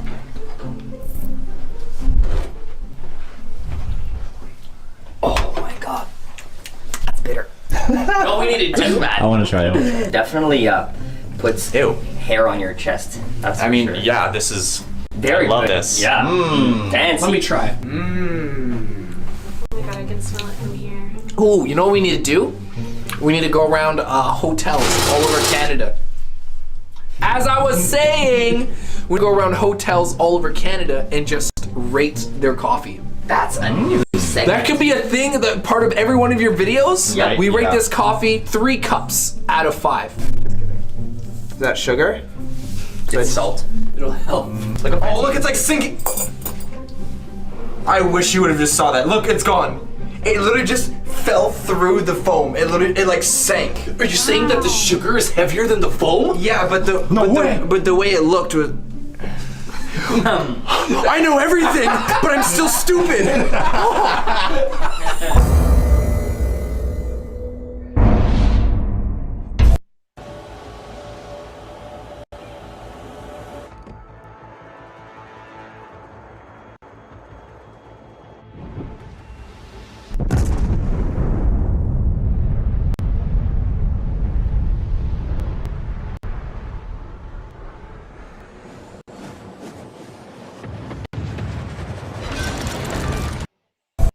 What was that?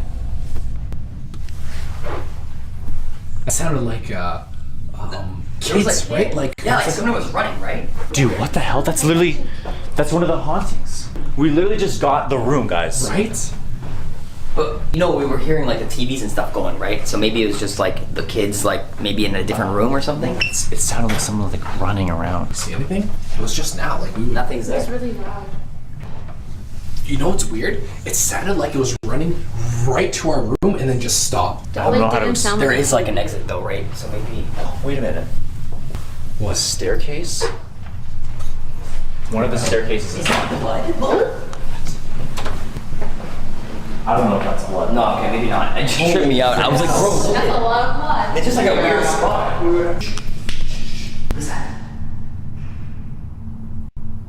That was down there, but it was like a lot, like multiple like kids, right? Yeah. It sounded like 1 or 2. It sounded Like almost like they were like playing like a game. Like a playground. I felt like it was like a playground, but there's no like. Is that playground? Anything? That was freaky. Right? You think if it was like kids playing or something and they were being that loud, like they would continue to play, right? They would just stop. We didn't even hear a door close. So it just like ended. I don't know how to explain whatever we just heard, but did you get that on camera or did you just turn it on? I just had the camera off. I had mine rolling. Oh, do you think you heard it? Maybe he got something. Okay, so if you guys hear it in the footage, you'll probably see it, but let's go back to Oh, I fucking knew it. I was like, there's no way he brought it. Maybe. So sad. They're not gonna believe sad. you, bro. They're not gonna believe you. Oh, I lost the key to We the shall be here. executive suite. Yeah, we'll wait here, huh, Jesse? We shall wait here. Walk a Take the shame. stairs. Take the stairs. No, don't actually. Yeah, for your calories. That was the last time we ever saw Hype Mike. What's up, guys? Welcome to the hypest channel on the internet. Today we're gonna be going and touring the Fairmont Royal York Hotel. Is that it? Yeah. Yeah. Welcome to Grave Encounters. We're still locked out. So we've been kind of like sitting around here and we haven't really been hearing that much. So we're gonna try to start setting up some cameras around the room for when we do go to bed. We're gonna have shots of any kind of motion that happens in the room. These cameras are motion detected, so anytime anything's moving, it'll record.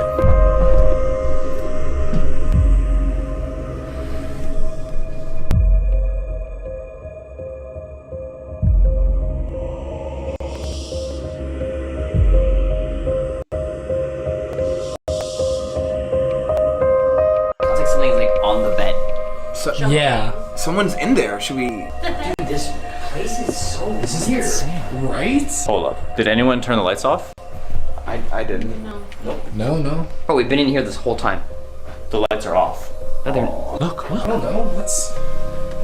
That's creepy. Yeah, these lights Someone were. obviously turned the lights off. Yeah, like, come on. No, that's. Bro, I haven't left that. Shower, was it you? No, You was- non-believer.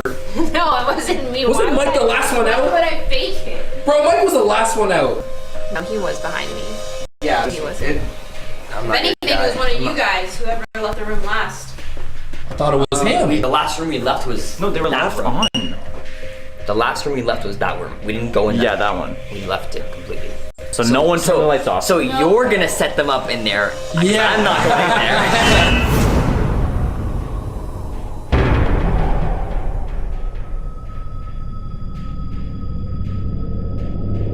This place is so fancy. They have in-room dining on the TV 24 hours a day. And they have creme brulee, Royal York creme brulee. I'm in. I got bad news. They actually close at 10. That's false advertising. I'm so sorry. Yo, this man gets so cranky when he doesn't get his creme brulee, dude. Oh, man. It ain't right, man. Someone's got to stay in the 13th floor by themselves. I veto. Yeah, shot not.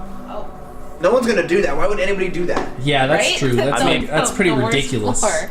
I mean, I'll Oh, you know, don't look at you me. said it was a Don't look myth. at me. Are you saying it's a myth? I will love to see the clips that somebody else captures. I'll go there. As long as Nick comes with me. Oh. Yeah, no thank you, bro. I'm good. What if I offered 2,500? Just throwing that out there. If anyone wanna? Yeah. No, I will pay jelly you beans. money to sleep in that room. No. by yourself. I want to one-up it. What? I'll pay you $5,000 to sleep in it by yourself. Oh, shit! You wouldn't do it. Oh. You know what? Yeah, let's do it, man. I'll give you $1,000. Let's go, Mike. Chipping in for him. Yeah. I'll put $1,000. I'll pitch $1,000 as well. Look at that. $5,000 to stay in that room, buddy. 5,000, right? Yeah, You guys promise? Cash. 5,000 buckaroo. That's it. You make it out alive. Right? He's not gonna do it. Check it out. Check it out. I will see you guys in the morning. Bye. Good luck. See you later. He doesn't stand a chance. Right? Yeah, no, dude. He's gonna come back. He's gonna come back here in like literally an hour and be like, okay. I was scared. Never heard from him again. He's just gone. Okay. We're going to the 13th floor. We know you're hovering over that button, but we need your help. We have a better button, we promise. Right on time. Not bright enough? Makeup flash. Still not enough? All right. Sarge, you tried your best. They don't. All right, guys. Here it is. Floor 13. Let's do this. I've never been to a 13th floor before. Floor 13. So if you guys missed it, the reason why floor 13 is so significant is because almost every hotel in the world doesn't have a 13th floor. Most of them go from 12 to 14. It doesn't get any more official than this right here. This is my number right here, 13114. Let's go look for that. Boom. Here we go. 13114.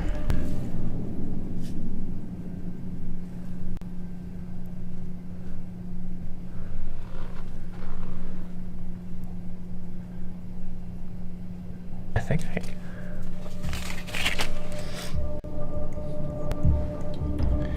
Guys, I think I heard something in the room. So I don't know if this room in particular is haunted. All I know is that the 13th floor in general tends to be more haunted than any floor in any hotel, and that is why they get rid of it at every hotel. I'm gonna be trying to stay in this room overnight by myself and seeing if I could capture anything. Hopefully the guys on the 8th floor capture something tonight. But I'm here to win 5 grand. Jesse said he'd pay me, so let's do this. Here we are.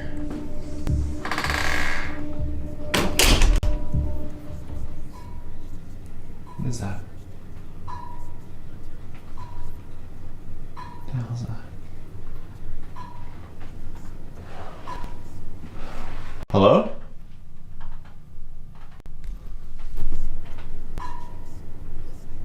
Like a ticking sound.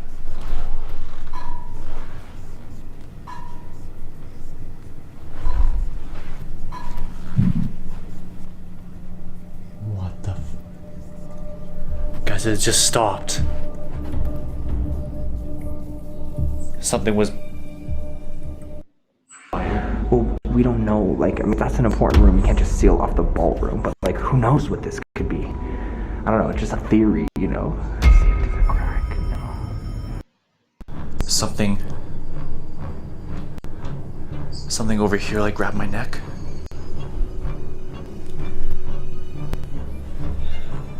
F me, dude.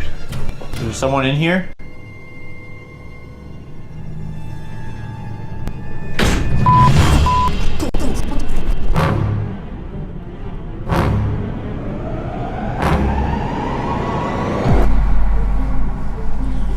Oh, look at this guy falling asleep on us, huh?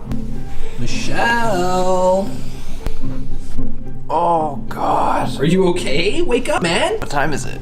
It is way Oh my past God. time to get up. Bro. You have a long night? You're not gonna believe what I have to say. So what happened, you coward? I failed big time. Pretty creepy stuff happened in that room, but I just want to talk about what you guys experienced, if you experienced anything. It was, I don't even know what time it is. I think it was like 2, and I was getting ready for bed, and because the room was getting a little hot, I wanted to turn down the heat, and I randomly heard like a crunch in the middle of the room. There was a random, okay? It was spooky. I got spooked and I like brushed it off, and then I went to go brush my teeth, and then I heard someone, like it sounded like someone was walking around in this living room. And then I was like, okay, someone's probably walking around, but I wanted to go check it out. No. Wait, what time did you come? What time was it? You think? This was like early, like 2, I would say 2:30. When did you fail? Like 3. Oh. Because I came out. Yeah, I was spooked and I was like, okay, I heard a crunch, so maybe someone's like making noise, and it was actually outside, and I came out here and nobody was here, and your door was closed. Dude, there so was some everyone sleeping. weird stuff last night. Like I was sleeping, but like I was kind of like half asleep, so I could kind of hear stuff going on, and it sounded like the door kept opening and closing. But I couldn't tell if I was like half in a dream or not. But there was like banging. I thought maybe it was you that was like banging, but It wasn't me, and I know it wasn't me because I think I heard the exact same thing. And I thought you were coming out of your room. I was just like, I didn't get up once. And I was like looking, I'm waiting for you to like show up. I didn't get up. And then that's when the banging started happening. Like, yeah, so weird. That's crazy because I didn't experience anything. I slept like a baby.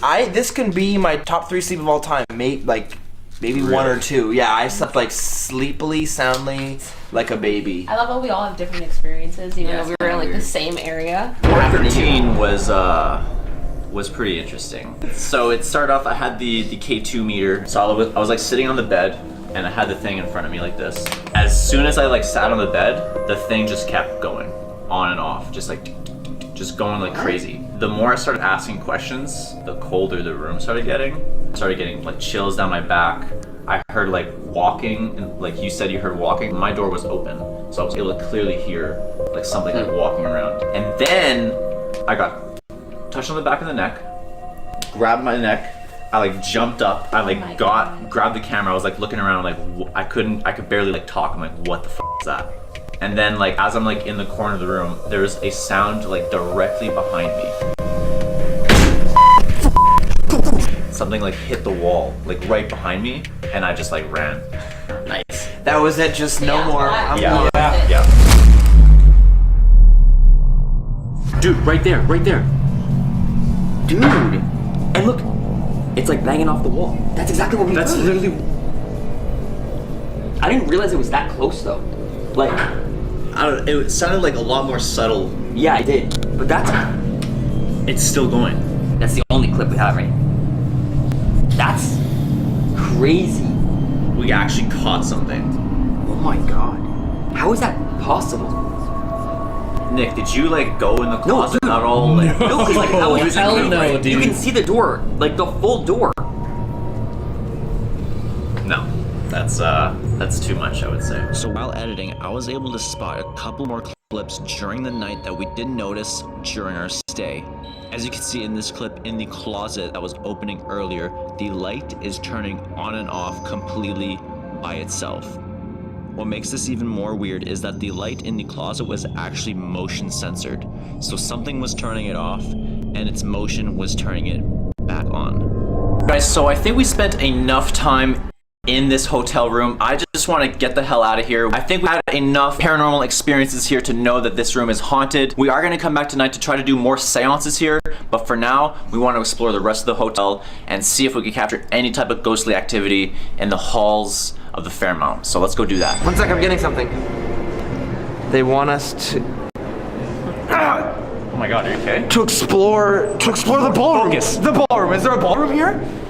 Is there a ballroom? Yes, there is a ballroom. We need to go there. We need to go there right now. Let's go. Let's go. Look at all the paintings on the wall. It's There's like a lot of history. right. Ooh, the ballroom. It's a picture of the ballroom. Wait, what? Oh my god, it's huge. This looks so cool. Are you sure you didn't actually get a sign? At this point I don't know what's real and what's like not, you know? So maybe I did. Haven't been using this at all. Yeah. And now look at it. I just turned it on. Ooh, it's going off It the was charts. literally popping off like around here. Wait, so Look. Oh my god. Look. what does this mean exactly? It's like is there a It means there presence could be nearby? like something like literally standing right here. Dude, this is crazy. We're like near where everybody is. Like it's going crazy. I've never seen it do this. What the heck? So maybe all the paranormal activity is in plain sight. Yeah, this is. We're just being surrounded. Oh, okay. You don't have to go to the scariest looking room, just broad daylight, just boom, here. I'm gonna be using this a lot more. It's literally still going. Like I don't have the phone in my hand, guys. Like it's literally just like. Okay, it's calming down. So You're the king of the world, or you're nobody. That's New York. Doing self is second best. There you are, sweetheart. Take this, babe. You think I'd have anything other than New York?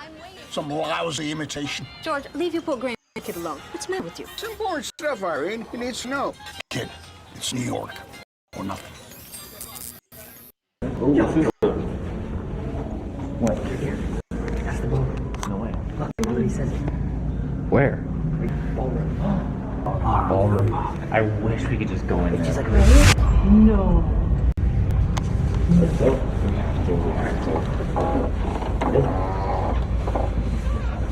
holy, this is sick. I guess we don't need a tour, guys. The door's just open. Look at this. Wow. This is a really big room. Like compared to the other one, this is like way nicer. Look at this, man. Maybe this is why they wanted to get married here, you know? Yeah, this would be a really good ceremonial like place. Look at the roof. That's what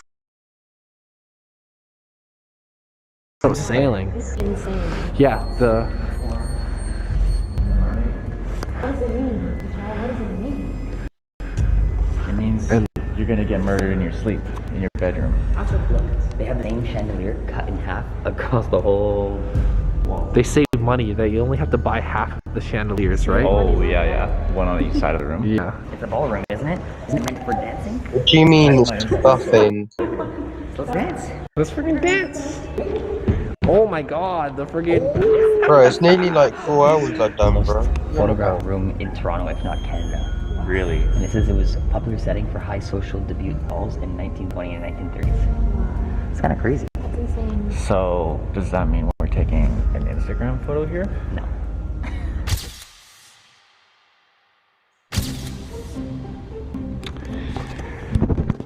Guys, if you're not following me on Instagram, go check it out right now to see this beautiful photo of all of us. We're all big heaven. We're all here, boy.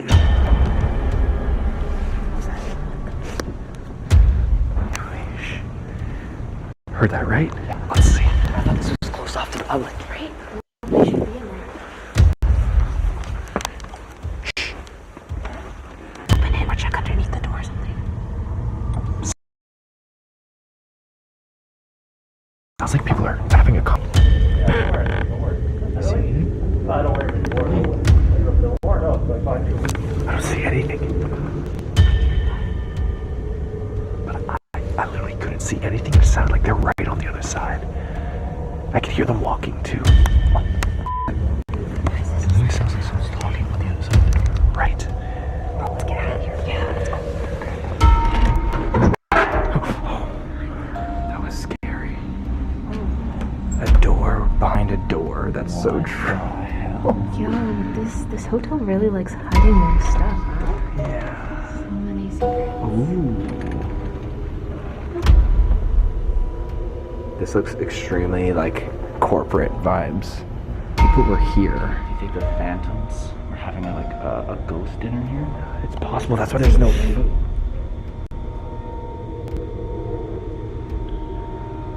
I can't see through that crack. There's something in there though. I don't know. It's like a squeaking or. I think that's a hole. Oh, there's nothing here. What was that? So what was making that noise? It was literally like right here. Right? It's like there's no people. That was really loud. Yeah. And now it's done. It's not doing anything. So weird. Okay, I wasn't expecting a hallway on the other side. Okay, we're like hearing things all over this hotel. It's so weird. Paranormal stuff happening in the middle of the day. Not a good sign. Well, it's a good sign for us. Yeah. But in general, it's not a good sign. Content, you know? What? Oh my god. What is this thing? What is this? I think it's like a. This is one of those, so like giant elevators. Like what a storage elevator. Okay. Yeah, I'm good. Interesting. A door with no handle? Like, how are you supposed to get in it? Can you just push it? Like nobody could get in this. I feel like they like seal off haunted areas because they don't want people to like go in, but they're not going to say like, oh, this room is super dangerous. So it's just like, oh, just a door with no handle. The ballroom is wider. Well, we don't know. Like, I mean, if that's an important room, you can't just seal off the ballroom. But like, who knows what this could be? I don't know. It's just a theory, you know. Let's see if there's a crack. No. Shh. Wait, what's that? Dude, is that a phone? In here, I don't see any phone. Where? Why would a phone be ringing? Okay, well, let's find it. Dude, I'm freaked out. Dude, why is there a phone? Should we answer it? Where's the phone? I don't see a phone. Okay, well, let's just follow the noise. Where the heck would a phone even be? Oh, yeah. Oh my god. What the hell? Should I answer it? Okay, get it.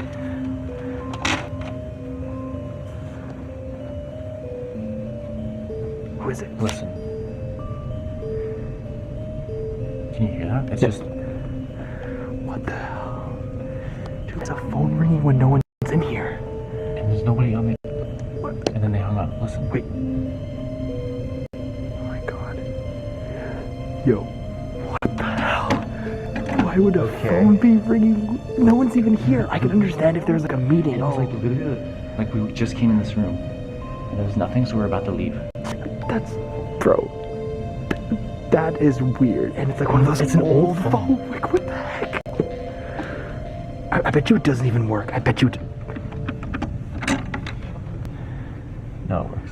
Oh my god, can you imagine if it didn't work? So we've been exploring for a little bit and nothing crazy has been happening. There was a phone that happened a little earlier, but we've been looking around, haven't been seeing anything, so kind of bored, so we're just gonna go out for food. We're gonna come back when it gets nighttime, and then we're gonna start our paranormal investigations in the haunted rooms because I don't know about you guys, we got a lot more action in there. Yeah. Very creepy. Very creepy. We will see you guys later.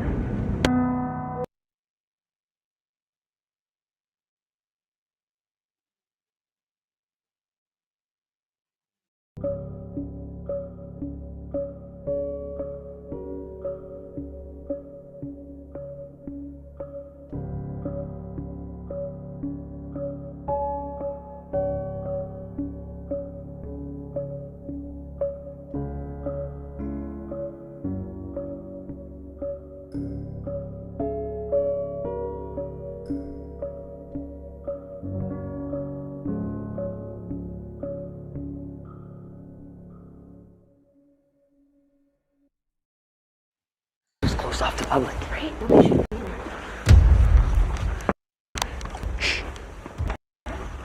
Open it or check underneath the door or something. Sounds like people are at a conversation. Check underneath. I don't see anything. But I literally couldn't see anything. It sounded like they're right on the other side. I could hear them walking too. It literally sounds like someone's talking on the other side. Right. Oh, let's get out of here. Yeah, let's go. That was scary. A door behind a door. That's so true. Yo, this hotel really likes hiding their stuff. Yeah. So many secrets. Ooh. This looks extremely like corporate vibes. People were here. Do you think they're phantoms? We're having a ghost dinner here? It's possible. That's why there's no food.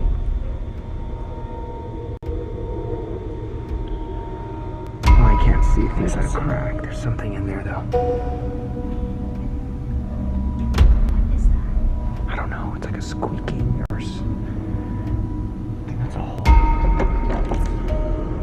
Oh, there's nothing here.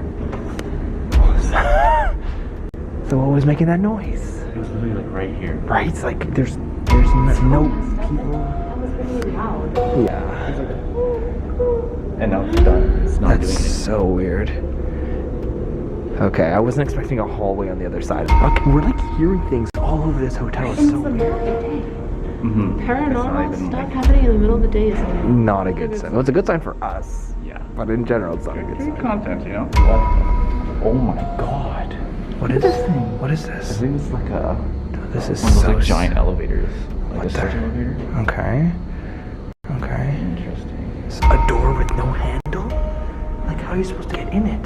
Can you just push it? Like nobody could get in this. I feel like they like seal off haunted areas because they don't want people to like go in, but they're not going to say like, oh, this room is super dangerous. So it's just like, oh, just a door with no handle. The ballroom is wider. Well, we don't know. Like, I mean, if that's an important room, you can't just seal off the ballroom. But like, who knows what this could be?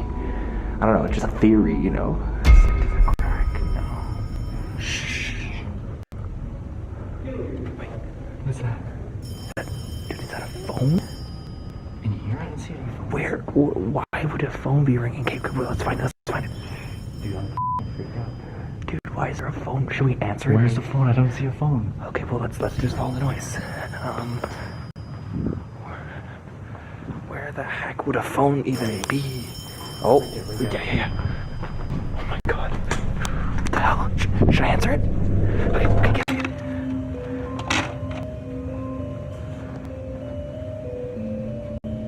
Who is it? Listen. Can you hear that? It's just. What the hell? Dude, why is a phone ringing when no one's in here? And there's nobody on it. What? And then they hung up. Listen. Wait. Oh my god. Yo. What the hell? Why would a phone be ringing? No one's even here. I can understand if there's like a meeting. Oh, like literally, like we just came in this room. And there was nothing, so we're about to leave. That's, bro. That is weird. And it's like one of those. It's an old phone. Like what the heck? I bet you it doesn't even work. I bet you. No, it works. Oh my god, can you imagine if it didn't work? So we've been exploring for a little bit, and nothing crazy has been happening. There was one that happened a little earlier, but we've been looking around, haven't been seeing anything, so kind of bored. So we're just gonna go out for food. We're gonna come back when it gets nighttime, and then we're gonna start our paranormal investigations in the haunted rooms, because I don't know about you guys, we got a lot more action in there. Yeah. Very creepy. Very creepy. We will see you guys later.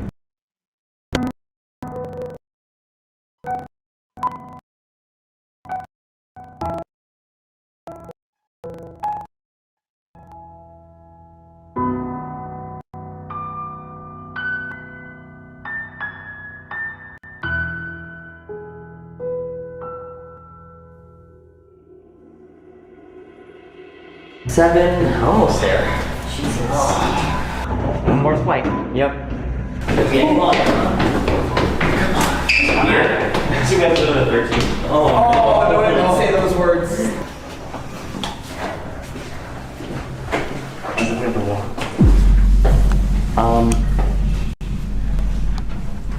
What the? Is that it? Wait, are you seeing this?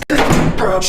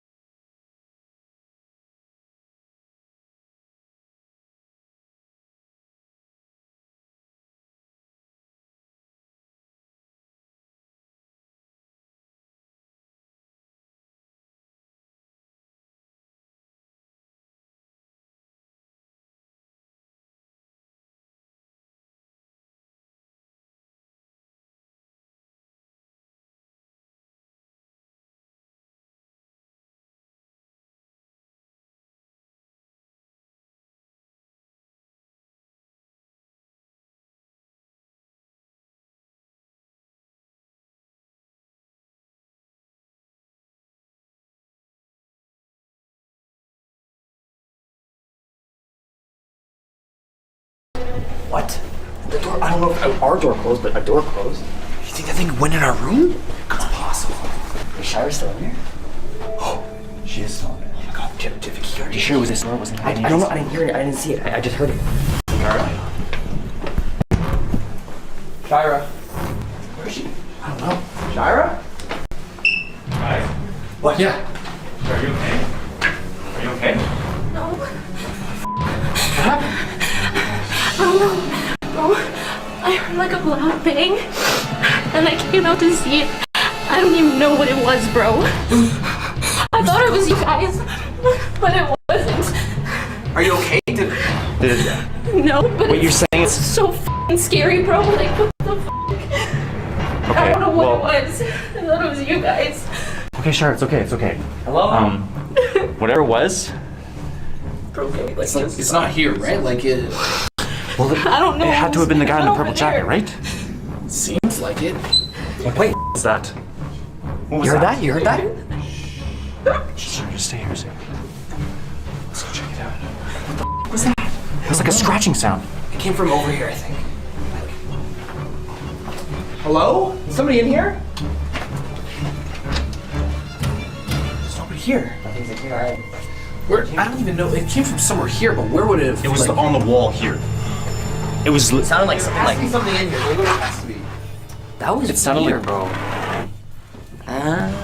That's what it was. sounded like it was It sounded like that. inside the wall because we wouldn't have heard it like that, right? Like No, this is like carpet, right? Did it come in here? Check the closet. She's saying that Check she's the closet. obviously there's something here. I'm so confused. Dude, where'd it go? We saw it walk in here. Like, It was so weird. It was like, it was walking really slow, and we were like trying to keep up with it. And then the moment we turned the corner, it was just like gone. Be a natural with Flora, made with 100% natural ingredients.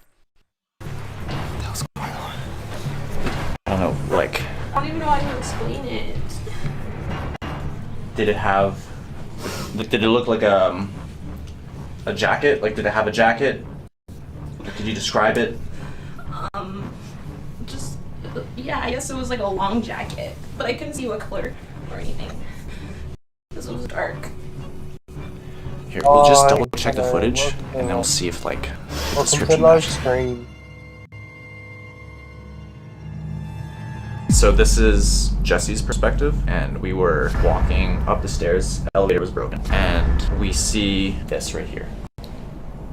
So it's like a person, it's the purple jacket guy, pretty sure. that's what we assumed, right? That's what we're assuming. He's on this floor, this is his room, I think it's just a weird dude with a jacket. Like some creepy dude. but like, what are the odds that he turns the corner, we hear the door close. That's what you heard, right? That's why I thought it was you guys, and that's the reason why I got up in the first place. This is right before we turn the corner. Wait, are you seeing this? Bro, shh. Do you think that's it? Could be a purple coat. Gray hair. Yo, you gotta follow. You gotta follow. This doesn't make any sense, bro. That's a ghost, right? Like that's the ghost. What's it doing? Say something. Excuse me? So it's just like this person, and we were like asking, we're like, excuse me, We trying kept to get their calling his attention. name, right? Like it wasn't doing anything. And it would stop, but it wouldn't turn around, it would just keep going. Okay. So you like never saw a face or anything? No, Like that's pretty wild. I don't know if we could say we proved that purple I jacket just guy. wish we saw it come in or had. Yeah. Are there security cameras? Security cameras. Dude, if there's set, we could see it walk in. That's I it. don't know. I don't know about this, guys. I don't know. This like I don't know what I saw, obviously, but I clearly saw something that wasn't you guys, and it's just I don't know. I'm pretty speechless, and I don't know. I just like don't know anybody should stay in this room anymore. Like I know I don't want to. I will sleep on the couch on the floor. I don't know if I want to sleep in here. I don't think this is the room where the I mom don't died. think it matters where the person I think died. you want to sleep in the other room. No, I'll sleep literally anywhere but this room. Okay. You didn't hear it, but I heard stuff this morning. Like there was things are adding up for me, and it's just not looking good. Well, the camera in the hallway is right above the door. So we should just check the camera, see if there was any movement in the time frame of when we walked in the door, and hopefully we could capture something. Unfortunately, the camera dies seconds after you hear the door open and close. You could clearly hear Shira saying hello to whoever is walking in. Hello? Are you guys there? And then all of a sudden, the camera shuts off. However, if we look at the final frame of the video file, we actually see the footage get corrupted, as well as see a shadowy figure in the bottom half of the screen. To this day, we still have no idea what this could have been and what could have caused our camera to just suddenly die like this. So, what do we do about this? Should we end it, or should we just keep going with the investigation? We should totally keep going. We'll see you in the future. We got this. Your card. Good luck, boys. Alright. Wish us luck. Have fun. God have mercy on their soul. They're toast. Yeah, they're done for. What was that? What was that? That was like from the same sound we heard yesterday. That was the exact same like the sound. kids. What the? What?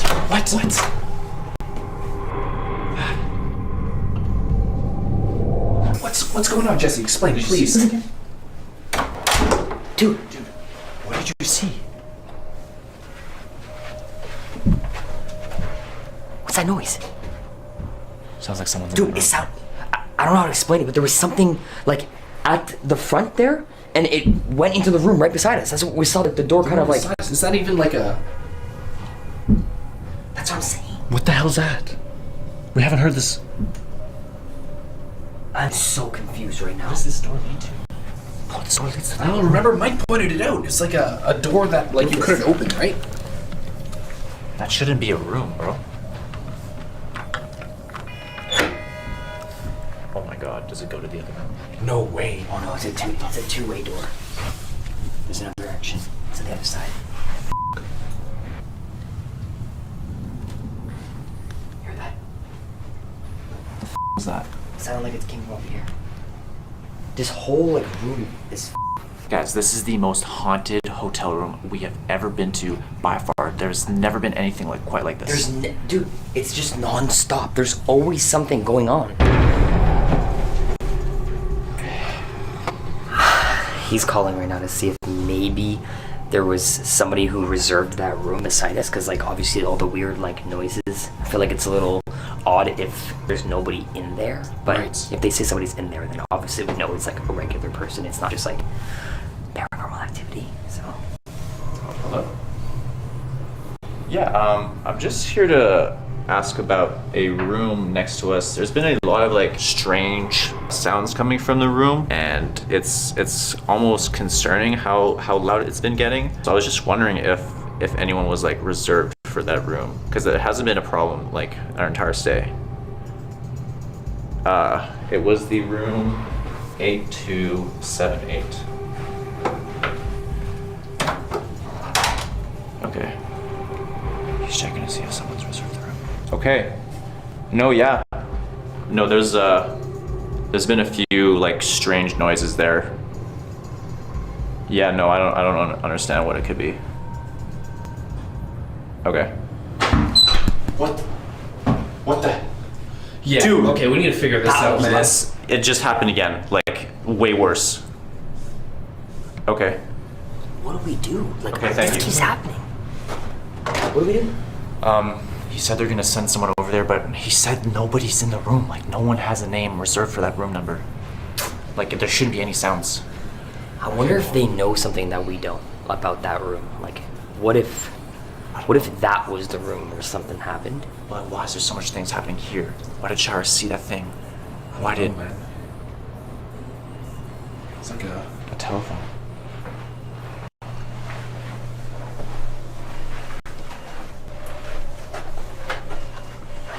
Oh, they're calling. They're calling the room. No one's picking up.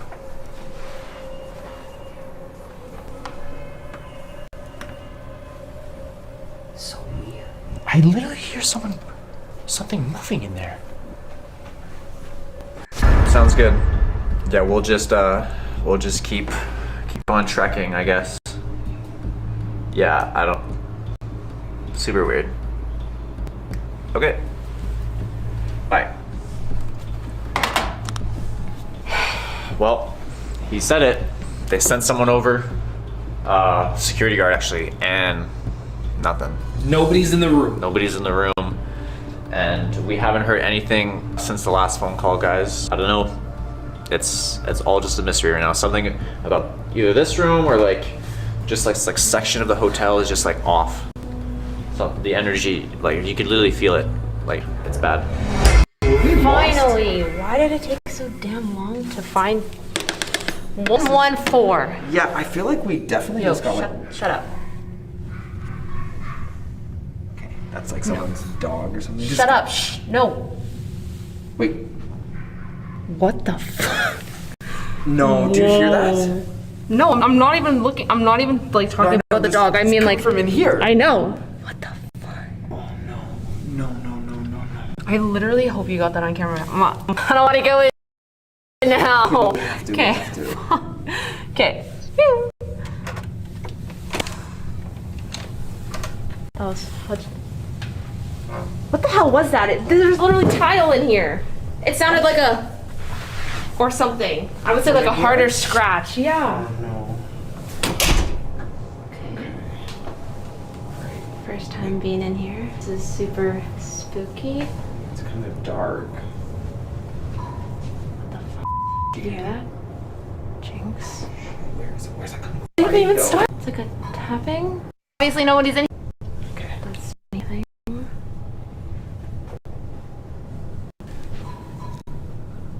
This is like I don't want to know. So messy. I don't have a bedroom because we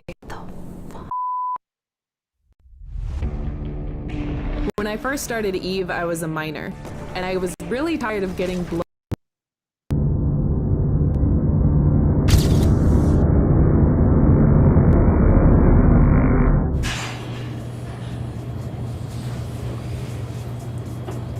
What the hell?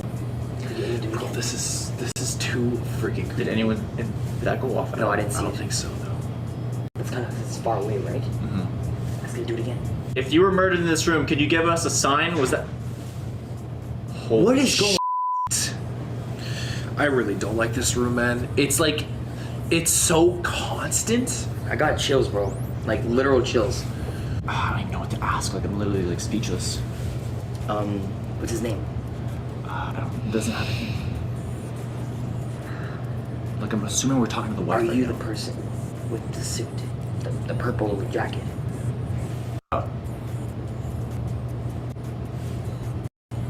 was like a scratch. It was really, really faint, but it sounded like a scratch, right? What the f?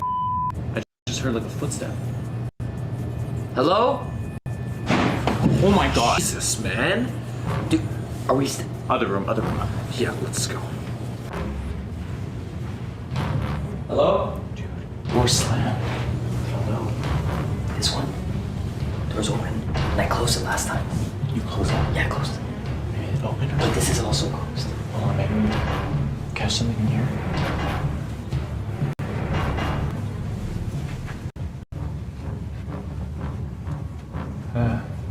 Hello?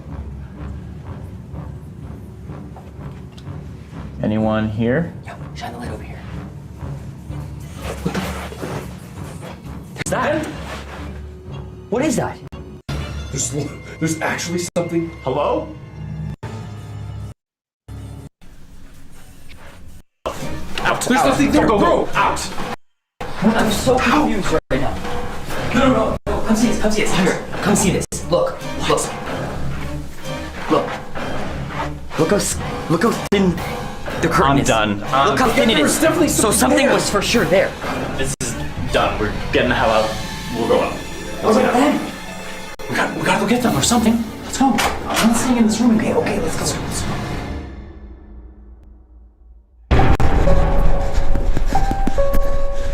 What the hell?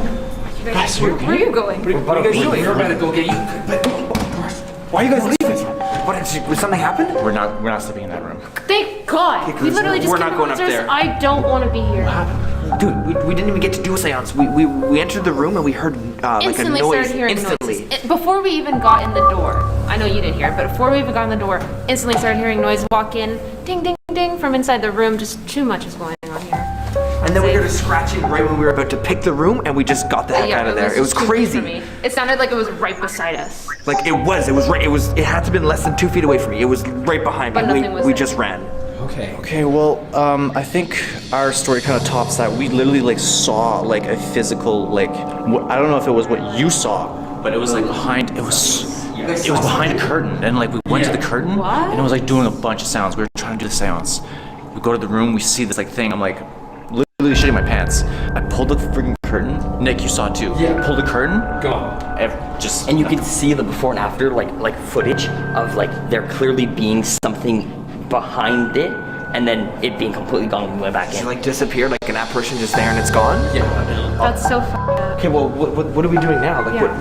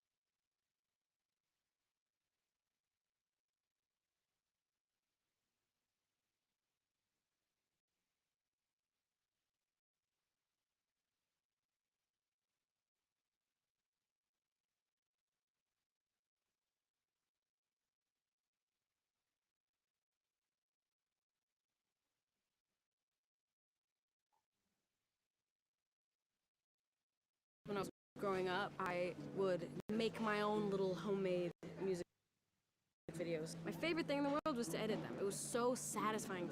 Twitter.com, a place for everyone to share what's on their mind. From me to complain about YouTube taking away my comments, to Victor Wanyama telling us about his dinner. Now, a large part of Twitter is taken up by fandom. Accounts dedicated to following and supporting their favourite celebrity. However, they have been known to be controversial. There's a lot of stigma around fandoms and them being toxic, and sometimes even crossing the line into real life. So over the next week, I'm going to go undercover as a Twitter fan account to see exactly what fan accounts are like, and to experience what it's actually like dedicating your life to someone else. So first things first, I wanted to do some research, and lucky for me, I found the perfect article: how to be a successful Twitter fan account in 7 steps. So I followed the steps. Choose a fandom you're in. Make sure you only choose one fandom. You don't want to not be loyal. I did some digging into who I should be a fan account of by looking at who has a lot of followers, who has a big fan base. Okay, I think I'm gonna go for Ariana Grande. Make a clever username that will make more people want to follow and interact with you, and try to not use capital letters, as it makes your account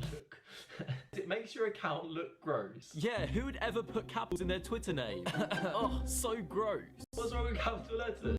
Yeah, I think that's enough of WikiHow for now. But I carried on setting up my account, and here was the finished product: George Grande. I love Ariana Grande. I'm her biggest fan, and only like her. Everyone else is trash. My goal is to get a follow from my queen, and to also meet her and fall. Yeah, it was supposed to say fall in love, but I ran out of characters. My location is at Ariana Grande's house, and my website is marrymeariana.com. So the account was set up. We were officially part of the fandom. So I did what any Ariana Grande fan would do. I tweeted Ariana Grande. Hello at Ariana Grande. Wanna be mates? So whilst I waited for Ariana to reply, I decided to try and make some friends. So I searched at Ariana Grande fan accounts and followed every account I saw, literally until we hit the daily limit. I also then set myself some goals for the week, from making a friend to meeting a celebrity, and it was my mission to complete them all. So now all I could do was sit and hope for a response. Okay, so it's later on in the day now. I've just checked my Twitter, and it's good news. No, Ariana Grande hasn't followed me. Not yet anyway. But what has happened is, we've got a notification. Ariana Grande fan account followed you. We've got our first follow back. I think that's enough Stan Twitter for one night. Hopefully we get some replies in the morning. It's me, Jessie Ari. Okay, so it's the next day. I've just woken up. I'm gonna check Twitter now. I've got 6 followers. I'm Twitter famous. So Lucas followed us. Who's Lucas? Oh no,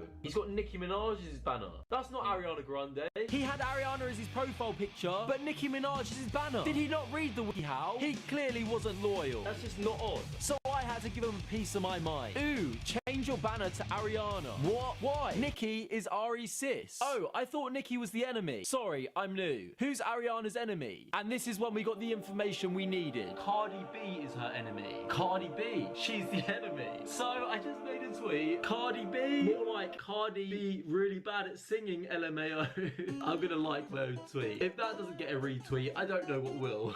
Okay. I'm not gonna lie, there's not been much going on. No one's liking my tweet. I'm kind of disappointed. I thought the Cardi B one was quite funny. However, we have got targets to hit. So I've got this one, make some enemies. Okay, so here's my plan. It's kind of like a known fact. If you tweet about BTS, you'll get loads more interaction, you'll get loads more engagement, just because there's such a big like BTS fandom on Twitter. And if you don't know who BTS are, they're a massive Korean boy band. So yeah, it's kind of known if you tweet about them, if you like them, you'll get a big following of their fans, because their fans are like really strong. So what I'm thinking is, I try and trigger some BTS fans. So I started a war against BTS. Realistically, BTS are bad. BTS stands for bad taste singers. BTS smell. Why does anyone like BTS? BTS need to relax before I fight them all. Hopefully some BTS fans find me and roast me. I need to make some enemies. Okay, so I posted all my BTS stuff and no one reacted to it. It didn't work. So in terms of goals, we haven't been too successful so far.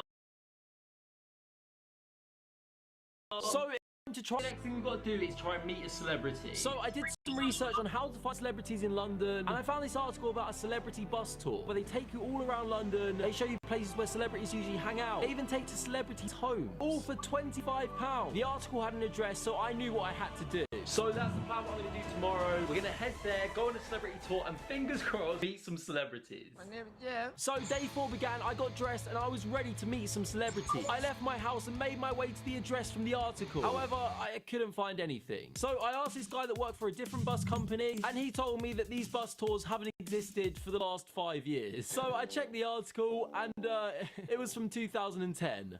Great. This guy then somehow managed to convince me to go on his bus tour, which cost £40 per person, and I didn't even know where we were going. I got on the bus and I was surrounded by elderly tourists. This was not what I meant by meeting a celebrity, but I looked to my right and there was hope. It must have been a sign. So we got off the bus and searched around London. We went to all the tourist spots, and I then found the biggest tourist spot of them all. No, not the London Eye, Shrek's Adventure. We were gonna meet Shrek until we got to the front door. Oh, you can't go without a ticket? Yeah, I wasn't gonna pay to go in and meet a fake Shrek. So we got back on the bus defeated. £40 for a tour that took me to the London Eye. We had failed once again. We came all this way and didn't even get close to meeting a celebrity. But we had one more plan. The bus went past Madame Tussauds, which is a celebrity waxworks place. They may not be real celebrities, but it's better than nothing. So I made my way to the door to buy a ticket, and this happened. Hi, can we buy tickets here? At the moment, we are closed. Okay. We close at 4 o'clock. Right. So if you come back at 9 o'clock in the morning at door 1, that's Right. where you buy your ticket. It's shot. It's shot. Oh no. Yeah, this day was just a disaster. It went from bad to worse. We'd spent all this time, all this money, and we hadn't even met a celebrity. So today was a massive fail. We didn't get to meet any celebrities. We didn't even come close, not even to fake ones. So I accepted at this point, meeting a celebrity just wasn't gonna happen. So I changed the meeting a celebrity target to gaining 100 followers by the end of the week. I haven't really been active on my fan account today because obviously I was out. So one of the Ariana Grande fan accounts I follow is making like a group chat for Ariana Grande fans. So I said add me some friends in there, and who knows, maybe some enemies. Nah, they usually tell me I look like Shalissa. Alright, so I've just woken up. I've checked my phone and look at my notifications. We've been added to a group chat, and look how many messages we've got. We've got 19 followers. So I got added to this promo group chat, which is basically a group chat filled with fan accounts. And whenever you do a good tweet, you send it into the group chat, and then everyone in the group chat likes the tweet. So I decided to test it out. I sent in my BTS tweet to see if it actually worked. Okay, so it's been about an hour since I put the post in the group chat. We got 2 likes on our tweet. I mean, the others, we got 2. We're also on 23 followers now. My goal is to get to 100 followers by the end of the week. This group chat's actually kind of helpful. I feel like these people must be in multiple of these because they're getting like 60 likes and I got 4. So I tried to join more group chats, but I didn't have much luck. Okay, so what I'm seeing is there's a lot of these things that people saying, I'm gonna make a group chat, blah, blah, blah, blah, blah, and they've all got more than 50 replies. So there's no point in replying because I won't be able to get in. Would it be smart for me to make a group chat? I'm gonna try, you know. I'm just gonna copy that other one. New group chat. Ariana's aquarium. Requirements. Stan Ariana. We want a bit of drama, to be fair. We'll get rid of that. We don't want people kicking people, though. Tweet. Oh, yes. We got 2 retweets. That's my first ever retweet. Sick. I've also come to the conclusion that getting a notice by Ariana Grande is almost impossible. What's the next best thing? YouTubers. So we're going to start with my good friend, Eleanor Neal. Eleanor loves TikToks a lot. She's just in love with TikTok. I'm just going to reply to every tweet she does with a different TikTok until she follows me or likes a tweet. Day 1 of tweeting Eleanor TikToks until she notices me. There we go. Enjoy that. I'm gonna keep doing that until she notices me. I then made the group chat and this happened. So everyone's talking about not liking BTS and then talking about like layouts and stuff. And then Ali comes through saying, also, if you guys want, I can remake this group chat with Ari in it. I'm about to be added to a group chat with Ariana. So Ali added Ariana to the group and I was now officially in Ariana Grande's DM. And my tweet about the group chat has 7 retweets and 17 likes. That's pretty impressive considering none of my other tweets have a single like apart from the one I put in the group chat. And that was pretty much it for this day. I spent the rest of the day sending Eleanor more TikToks, but that was about it. So let's see how we're doing. Notifications. We've got a couple of new followers. Let's see what the group chat's saying. Patera babies. Oh no, there's a lot of messages. Okay, what are they talking about? What's up? Not much, to be honest. Not much, to be honest. This is really good though. Literally, my idea for this fan account was to troll people and just like kind of make enemies. But we're literally bringing people together. I made this group chat. I'm not going to show the messages because they're getting a bit personal and stuff. But like, people are being really nice. It's quite heartwarming. So I think it's fair to say that we've made friends. And we haven't just made friends, we've made other people make friends. So I think we can confidently tick that off the list. So I ended the day sending Eleanor more TikToks, a grand total of 6. Surely she had to reply to this. Let me dry the boo. Okay, so as you can see, we've got a couple of notifications. What's going on there? We're getting quite a few followers, you know. look at all these followers. I'm on 77 followers. Today is the day. We're gonna hit 100k today. Okay, so we got the group chat. They're talking as always. Literally, look how much these guys talk. That's the last time I spoke. That was yesterday evening. And then last night and this morning, they've been going on. The plan for today, we're coming towards the end of the week. I want to achieve that today. I just checked our account and we're currently on 96 followers. We're 4 away from 100 followers. I'm gonna try and get it now. So I did everything I could to get the last 4 followers. We got a follower. We got 100 followers. Yes, we made it. 100 followers on our fan account. Let's tick that off. And that was pretty much it for this day. I also sent Eleanor 3 TikToks, but we still had no reply. It was just banter. Okay, so today's the last day. It's the last day that we can achieve any of the goals that we set at the start of the week. So we still need to make an enemy. We still need to get noticed, which I'm going to try and do again today by sending Eleanor more TikTok. The only way I can think about making enemies, I really don't want to do it. We tried triggering Cardi B's haters. It didn't work. I tried triggering the BTS fans. It didn't work. So the only thing I can think of doing now is destroying what I've made and becoming an Ariana Grande hater. I really don't want to do it because we created this really wholesome group where everyone's so nice to each other. However, I need to complete my goal. But just before we do that, this week's sponsor is Comedians Giving Lectures. Comedians Giving Lectures is continuing on Dave on the 25th of September. So Dave asked me to have a go at it too. So here's my lecture on aliens. Now you guys know I'm known as the biggest catfish of 2019, but realistically, aliens are the biggest catfishes of all time. Are they real? Are they fake? We don't know. I personally do believe in aliens. I think they exist, but I don't think we as humans have ever found them or caught any. But if you Google aliens, loads of photos come up, but let's be honest, they're all Photoshop. Trust me, I know Photoshop when I see it. When I was about 13, I was genuinely convinced that I'd spotted aliens somewhere around there. Oh wait, is that an alien? A UFO. But at the time, I genuinely thought I'd spotted a UFO. Now I look back on it, it probably was just a bird or maybe a plane. I mean, let's be honest, there's probably more chance it was Superman than a UFO. In 1848, a scientist actually tried to calculate how many aliens are living in our solar system. There would be 280 people per square mile. That would mean there are 22 trillion inhabitants in this solar system. That's a lot of aliens. If them aliens decide to come to Earth, I'm gonna need space. But yeah, that was my lecture on aliens. Don't forget, guys, Comedians Give Lectures is on Dave on the 25th of September. But yeah, now back to making some enemies. So it's time to destroy everything.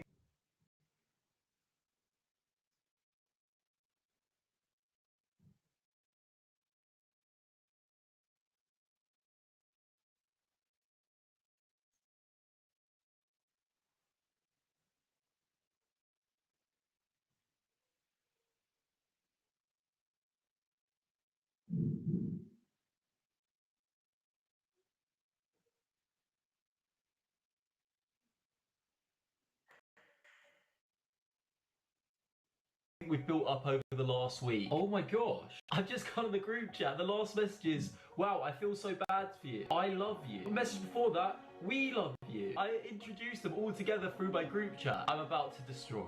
Alright, it's time to end my week as an Ariana Grande fan account. Hey guys, I don't really like Ariana anymore. Should we all unstand? The bants on it. I'm not bantering. I'm unstanding Ariana Grande. I'm serious. I think I'm gonna stand YouTube and said Ariana is just kind of irrelevant now. Alright, I'm gonna change my account now. And do you know who needs a fan account? Me. You see, I've got one fan account, George Mason TV fan, but they've got no tweets and it's kind of outdated. What I'm gonna do is, I'm gonna become my second ever fan account. So I made the transformation from Ariana Grande fan to George Mason TV fan. George Mason is my king. I love George Mason. Ex-Ariana Grande fan, however, I don't like her anymore. Only George. My goal is to get noticed by him. That would be the best day of my life. On the other chat, it's been seen by 3 people. They're just ignoring it. You guys should join me. It's better. Nah. Come on, guys. Who's with me? Someone said this gift. I'll pass. No, I'll stick with Ariana. Same. No, I'm good. But guys, she low-key isn't good anymore.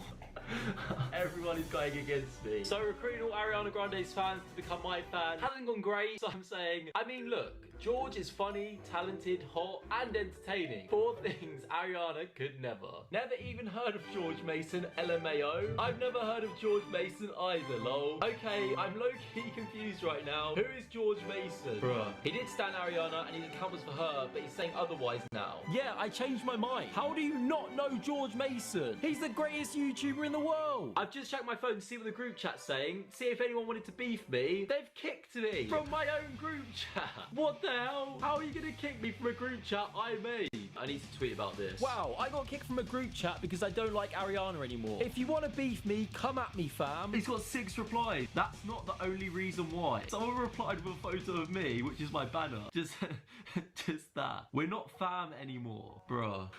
We're not fam anymore. Not really fam. I would say we've successfully managed to get into beef. It's taken all week, but we've managed. Actually, join the George.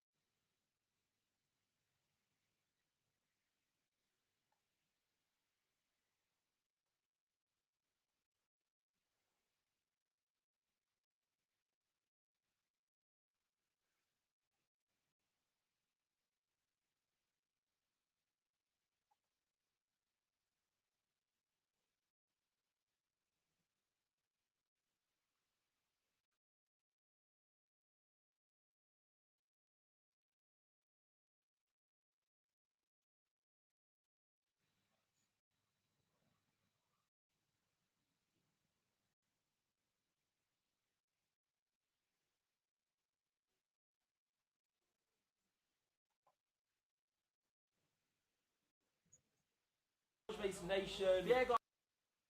The George Mason Nation. The biggest catfishes of all time. We've now grown to over 475,000 members. And we now have merch. If you want to show your support for the George Mason Nation and help me buy some Balenciagas, make sure you check out the shop in the description or go to georgemasonstore.com. We have t-shirts, we have hoodies, and become an official member of the George Mason Nation. So we finally have merch after people asking for months. But am I just going to give you guys merch? No.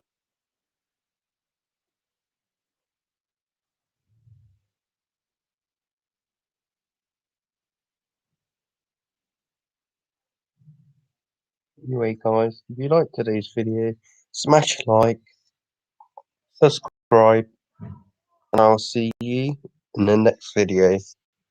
Peace.